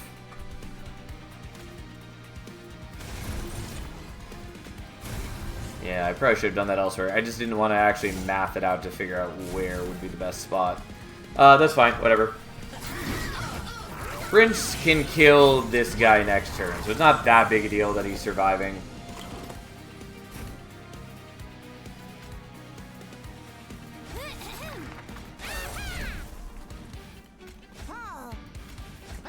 Why are you so glowy, Transcendent? And so translucent? It just looks weird. But whatever, fine. Okay, so be it.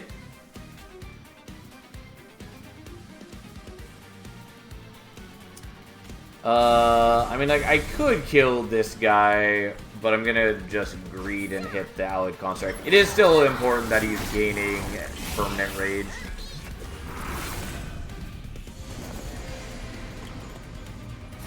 And yeah, like, we have this. Unsurprisingly. Everything's okay.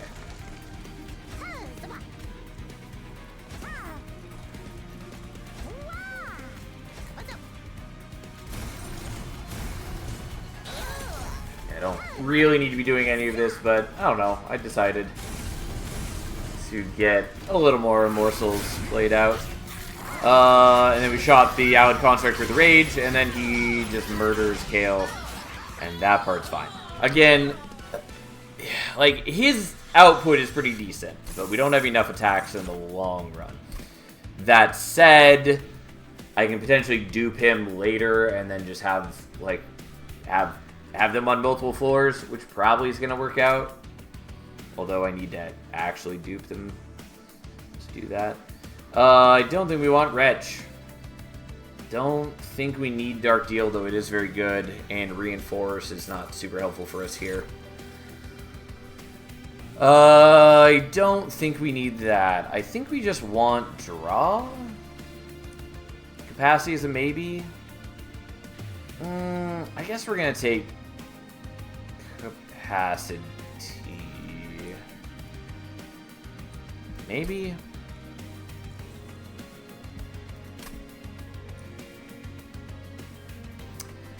Nah, we're gonna go with Draw.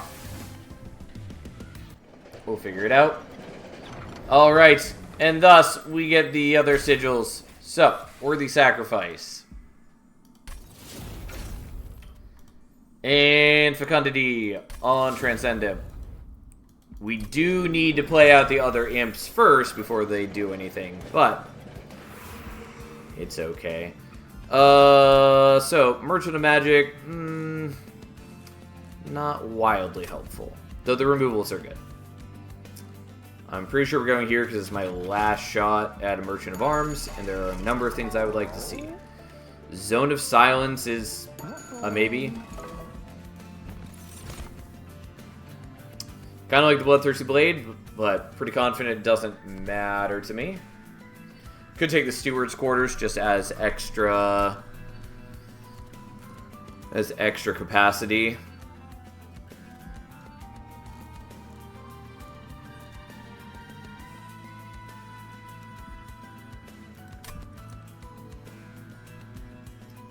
I'm gonna skip. Do I want Zone of Silence? I think I maybe do. The problem is just... like, the problem is... if I commit to taking that... I mean, I guess I can buy it and re-roll, and if I see Inferno Room, then I make that deployable instead, and just spend the gold on it. Yeah, okay. I would rather this... because my concern right now is with the number of hits more than like taking damage from the amalgams.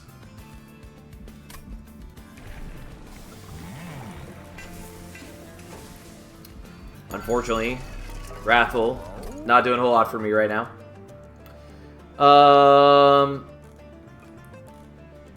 Yeah.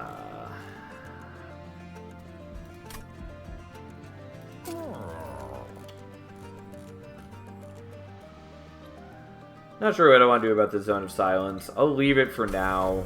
I'll just get rid of a card, and then we'll figure things out. And here's the Amalgam.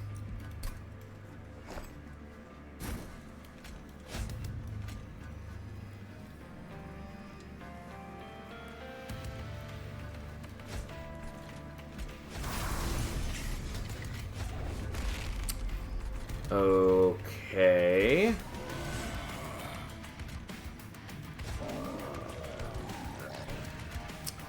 I guess we're gonna do it like this.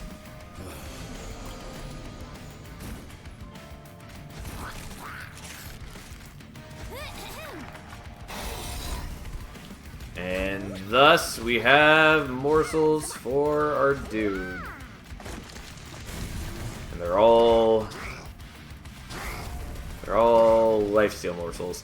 Anyways, whatever. Like, we are going to take damage from the amalgams unless I swap to Zone of Silence. Which I'm sort of okay with doing, but either way is a moot point at the moment.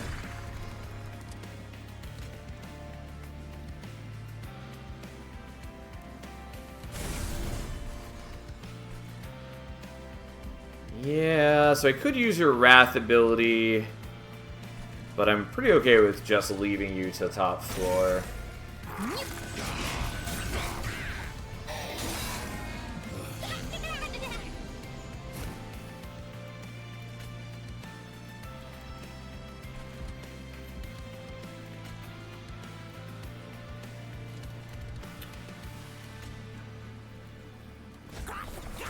Okay.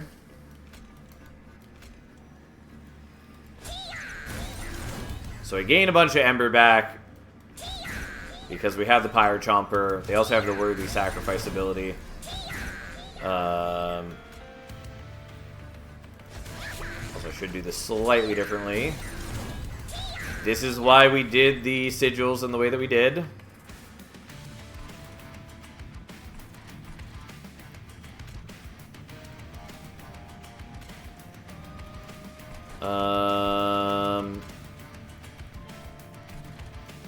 Well, I don't have capacity for all the things I want to do. Alright, so here's what we're going to do. We're going to kill you. We're going to swap this to Zone of Silence. Because I think I'm okay with just not taking the damage.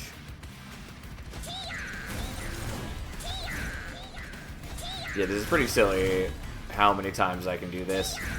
Even if each individual Transcendent isn't that great.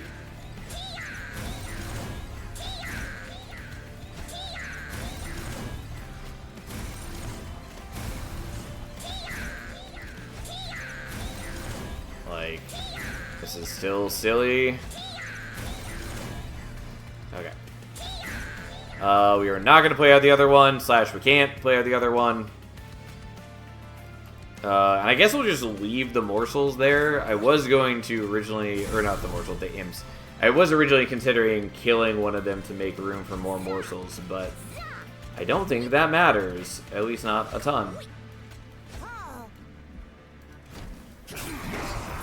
Alright, Prince murders that guy. You take a little bit of damage in return, but he's dead. Excuse me. Holy crap, what happened that you managed this? So, there's the Inscription event, which gives you a choice of 3 different, event-specific upgrades. One of which is the Triple Reanimate. The others are Worthy Sacrifice and Fecundity. Worthy Sacrifice giving you the ability to sacrifice the unit for 3 Ember. And then Fecundity is when you play it, you add a copy of the unit to your hand that costs +1 Ember. So, there is a special way to get a second part to the Inscription event, where normally on part 1, you pick one of the 3 upgrades. If you do the special thing, you get to pick the other 2 upgrades you skipped on part 1. So, we put both Worthy Sacrifice and Fecundity on the Transcendent, so every time we play it, we get a second Transcendent. We can sacrifice the first Transcendent to generate some Ember, and then help us play out the new one.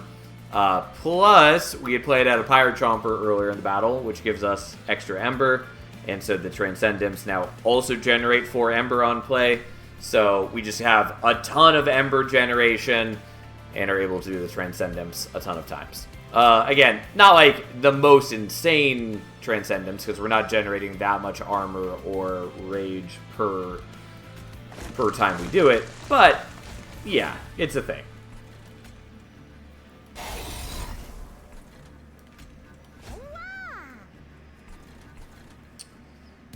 Sure, we'll do this now.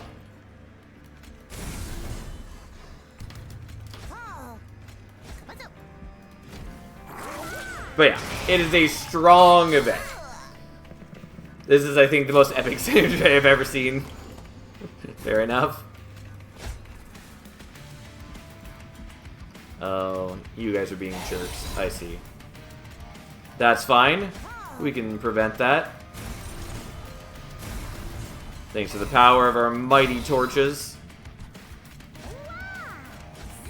Although there's a lot of sweep dudes next turn. I mean, even if they survive the higher floors, it's not that big a deal. But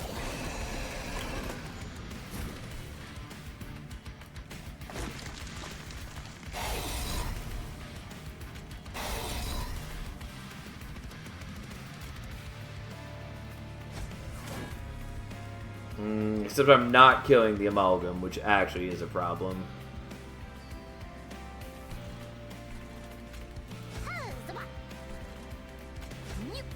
I have so many morsels that I can't do anything with.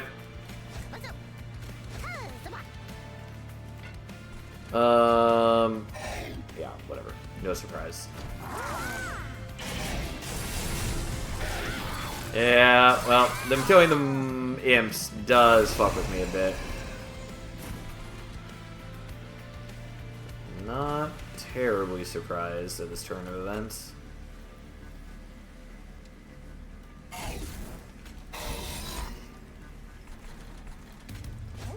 I don't need to worry about this too much.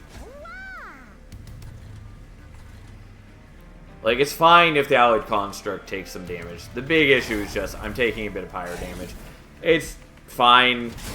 Like, it's a fair amount of damage. So I'm going to take, like, what, 18 damage from it? But, okay.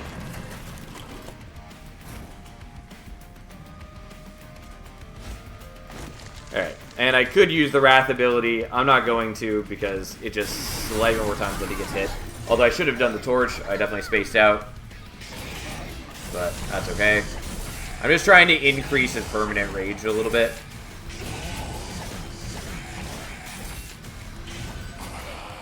Ta-da!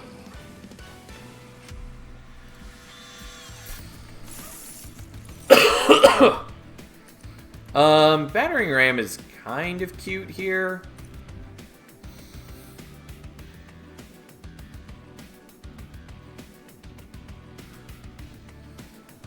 I think the answer is no.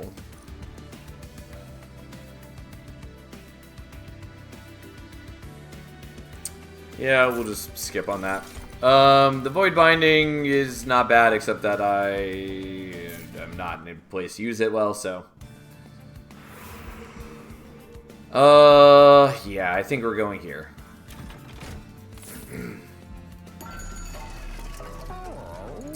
Chain of Gems is good.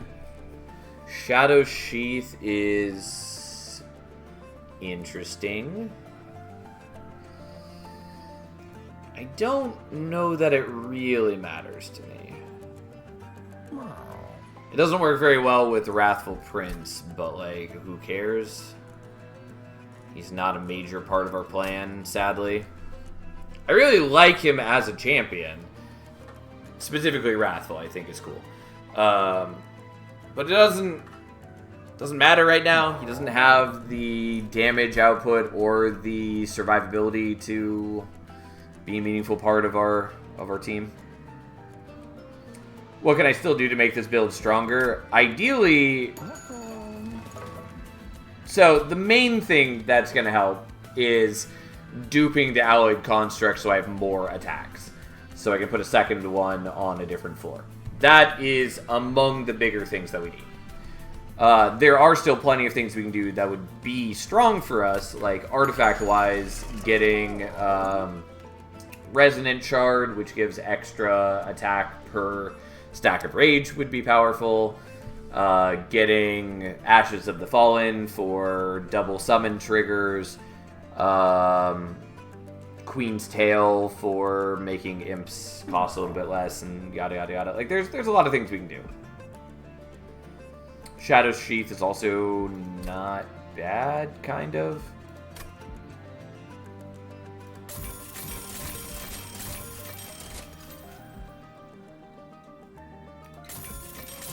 Yeah, I mean, I'll just buy all those. Realistically, I should probably just be removing more things from the deck. But with double draw, I'm in pretty good shape there. Also, I think I just want to accept the... Oh, I meant to get rid of the Crucible Warden. But that's fine. We'll just put you out and then make you small. I don't think that matters. I think I'm getting carried away, but frankly, my gold doesn't really matter, so.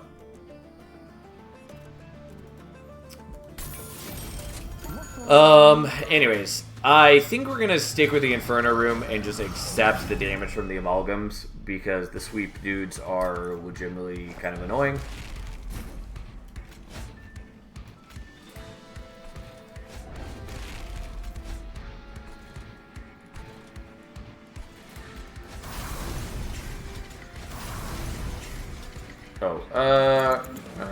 That's fine. It's technically the wrong order, but it doesn't really matter to me. Because he has reanimate, so even when Seraph attacks him, it's not gonna really fuck my plans.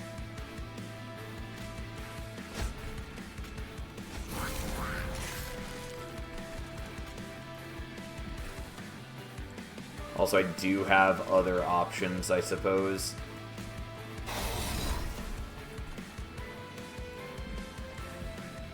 It doesn't super matter that I wasn't able to get all of my morsels there.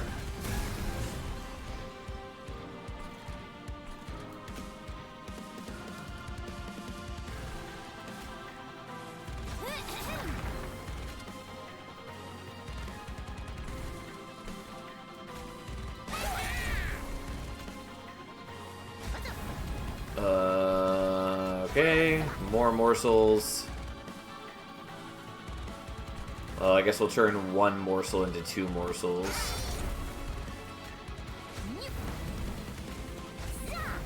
And I can't use your ability because you can't attack while you're inert. And then I have to decide if I am swapping the Zone of Silence or not. I think the answer is no.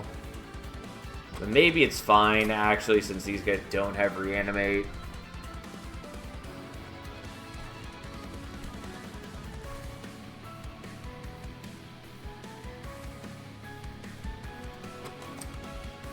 It's really just how much am I okay with taking damage from the amalgams.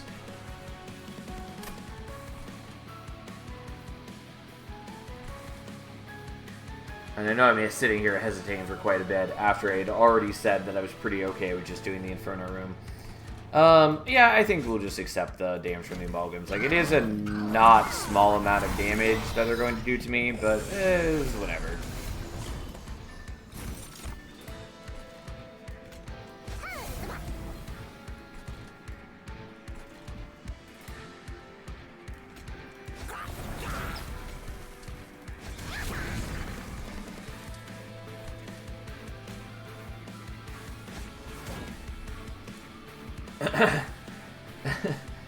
Oh, Snapper just came back and saw those upgrades on Transcendent. What kind of beast have you been cooking? I mean, the Transcendent is honestly not that impressive.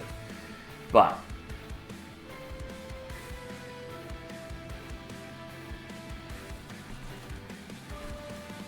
I suppose I could have played you in front and blocked 2 hits.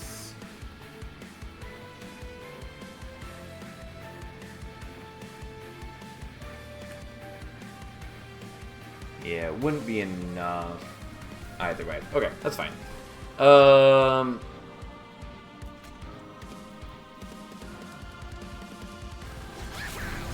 Yeah, I guess we'll do like this and take a little bit of damage, so be it.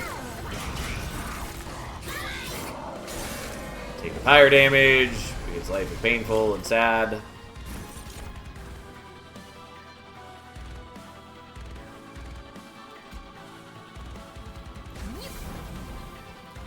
Okay, and then this happens.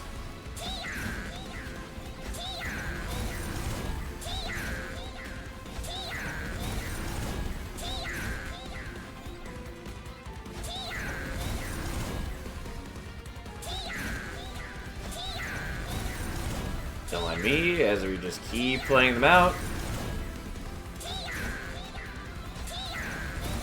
Not that this is really that helpful or necessary.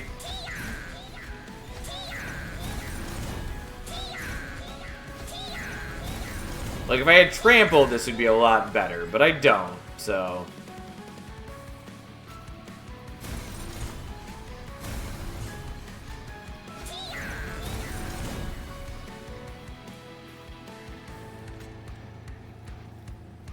Sal, stop! How much stealth does it have? The Transcendent has 36 stealth. Also, I'm so weirded out that it's this see-through, because I feel like Transcendent is normally not that see-through. But maybe I'm crazy and I just haven't paid attention.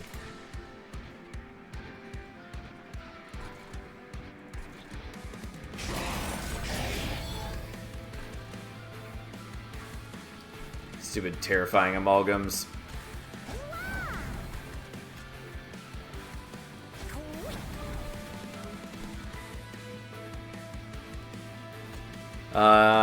You're gonna die anyway, so I may as well swap you out for... Oh, I didn't realize that. That was slightly wrong. It's fine. We're not redoing the turn. I don't give a shit.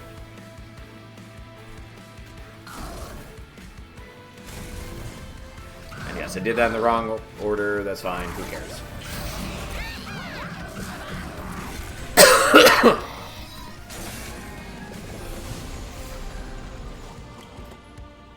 Okay, now you're not as impressive as your fellow, but you can still pump out 800 damage. Who doesn't love that?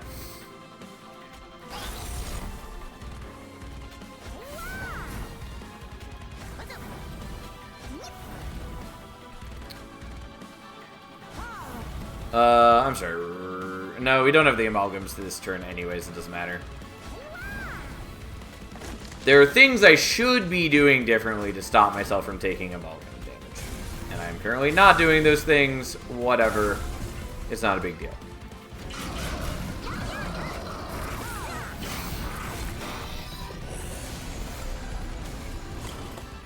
Specifically, I should be playing out the morsel down here. He's the damage shields. He's stealth. So it's not an unoccupied floor. It's that simple. It's what I should be doing. I didn't do it before. Oh well.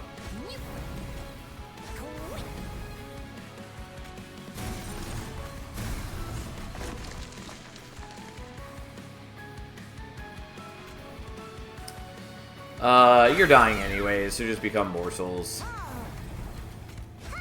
You can feed the cause.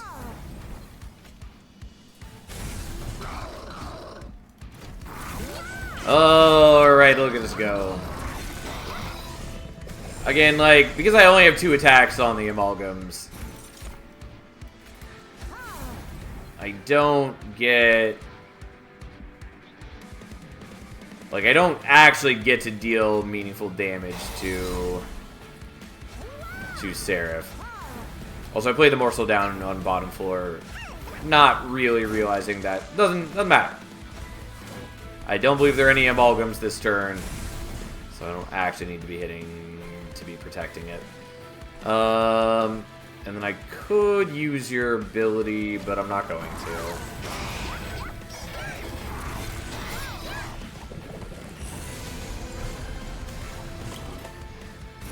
Yeah, it's this turn that I need to protect from the amalgams.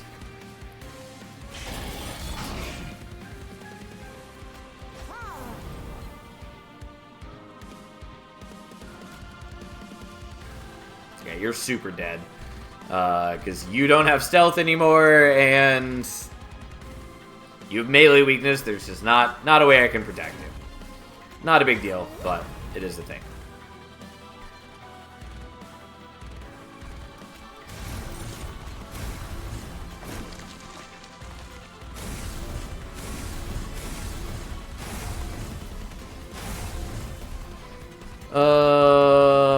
Right. Yeah, I'll just do this now. I don't totally need to.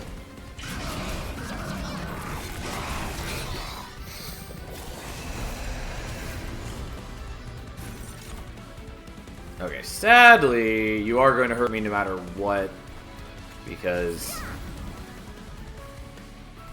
like, I'm not killing the terrifying amalgams with my little morsels, and I actually need to play that out. I just see the border for the Blight, and I assume that it's something dangerous, and it's not. Whatever. That's fine.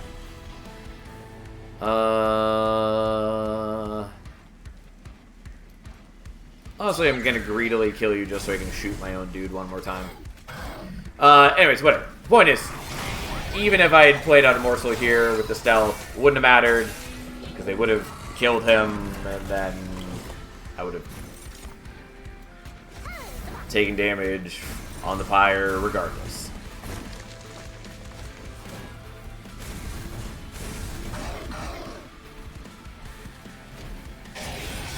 Ascent spell goes super hard on this first Relentless Wave. It does. I mean, there's a lot of things you can do against this. And I had Zone of Silence if I really wanted to use it. But I'm reasonably confident we'll be okay against the Titans. Especially because I can do the same thing with Chain of Gems and Shadow Sheath and all of that to prevent Savagery from hurting me if I really want.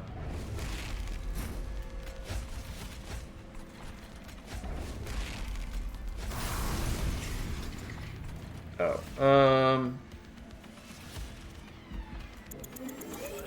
I forgot that it does actually matter which allied construct goes where, because they have different levels of attack. Like, matters is perhaps a little bit of a stretch of the word, but still would prefer to play them in the correct places. Okay. So you're dying to the Inferno Room. This was expected.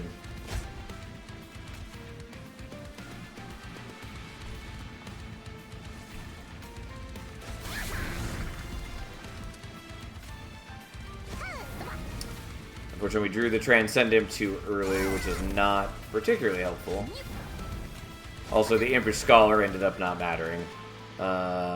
But, you know, man can dream. I took it in case we got, like, Furnace Tap or something like that, that I would have been excited for, but we didn't, so who cares? Oh, I'm sorry, we have to redo this turn. Because I forgot that I do actually need to play a morsel up top. Any morsel. And I just had not played a single one.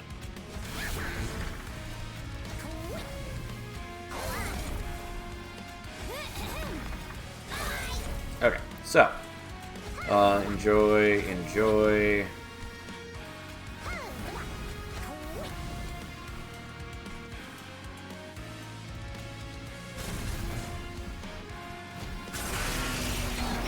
Okay, so my dudes are building up corruption, which isn't ideal, but I think is gonna be fine.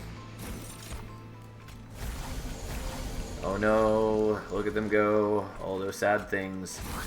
Oh, I didn't mean to play you out first. But that's okay. Not a big deal.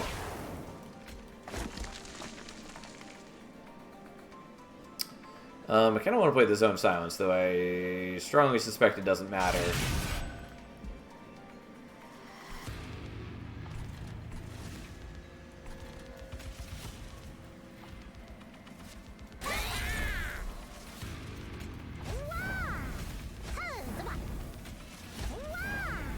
Well, would have been nice, but that's fine. We can handle corruption with morsels in front. Yeah, there's a number of ways I can handle it. I also just have a bunch of reanimate, and I'm going to generate a bunch of armor on one of them in a short period of time. Okay. Let's get rid of that and that.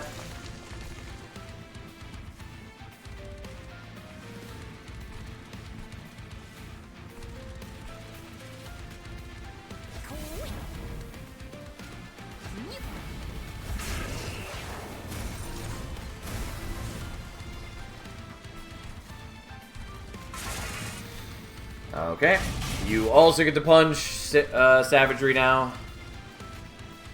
Whatever, become morsels. Who cares?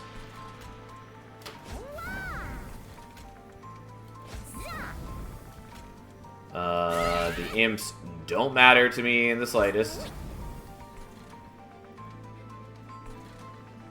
Sadly, can't get rid of you. I mean, like, you'll be okay once we play out the Transcend Imp, since they'll buff everything on the floor. But, sadly, we drew the Transcend Imp turn 1. Mind you, again, it doesn't matter too much since we have all the permanent rage on the Alloyed Construct, which is partly why we went out of our way to build up the permanent rage.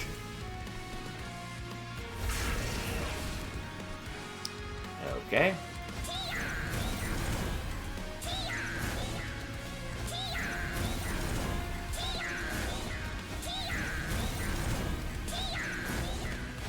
Oh no, we're giving them harvest bonuses.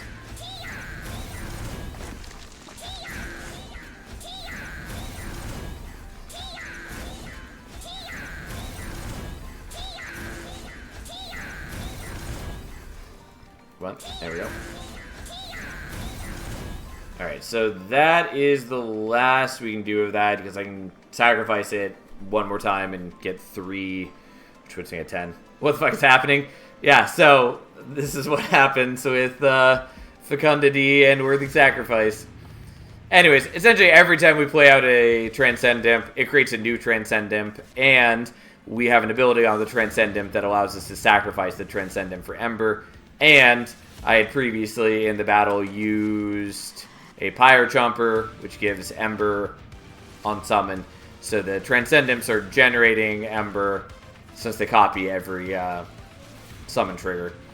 So they're generating Ember, get sacrificed for Ember, and that helps me play out the next Transcend Imp until they cost too much eventually. So, there we go.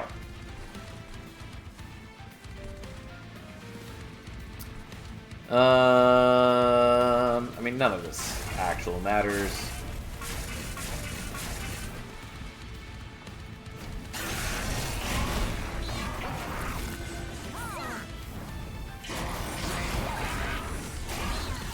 I'm just waiting for Dominion to die. Like, we very clearly handled the rest of the situation. Like, yeah, you're dying right now, who cares?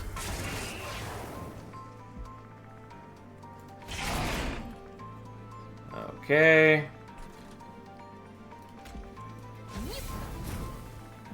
Yeah, you're dying no matter what just because of the corruption. Which is fine. I'm not too worried about it.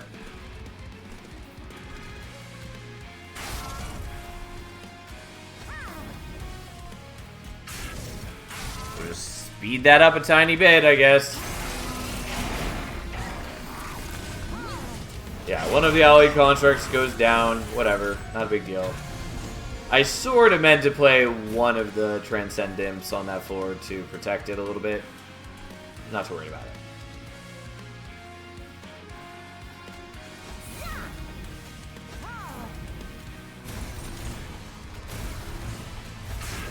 No, we're making the enemy stronger.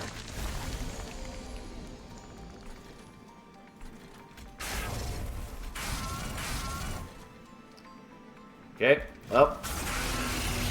Morsel Maker goes down. That's okay. No matter what, we can protect the floors from savagery. This gets a little more awkward, but again, this is within expected ranges.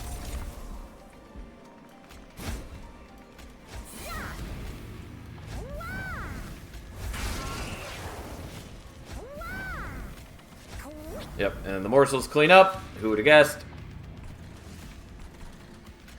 And we'll just do a tiny bit of damage here. And we... Oh, I forgot to play a morsel on the bottom floor. Whoops. My bad. That's fine. I still survived. It's just I could have protected myself from a little bit of damage. I just got carried away with trying to kill the mid-floor stuff.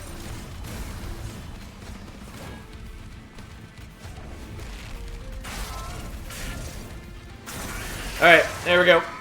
It took slightly more damage than I needed to, but that's okay. Would have been better if we'd gotten trampled, but that's okay. We did some powerful stuff. Also, the Transcendent definitely not... Like, it looked impressive. It wasn't actually that strong.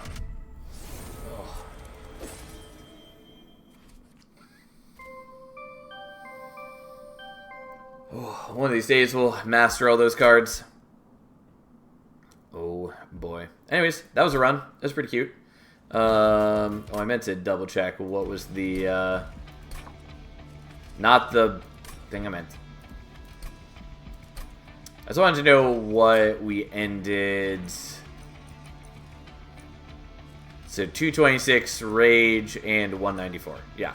Not nearly so much as on the prior run with the Moral Mistress, but still pretty good. Particularly for having quick and not letting enemies attack into us half the time anyways. But, like, an extra essentially 500 damage from it is not bad. Yeah, anyways, that's where we're stopping for the night, because it's already late, and I have to be awake tomorrow and do stuff, and that is how that works. So, anyways, thanks for hanging out. There were some fun runs. We'll be back tomorrow. We'll play more fun runs, and maybe start actually trying to get all the crowns in earnest. Like, we've made progress, but I'm at a point where a lot of the time just hitting random is going to yield a clan combo we've already done. So we might start trying to knock those out tomorrow. Because we still have a lot of runs to do to get all the crowns. But that's fine. I like the crown hunt, and I'm excited to do all 180 of them. Yeah. Anyways, thanks for hanging out. I'll be back tomorrow. Have fun and a wonderful night, everyone.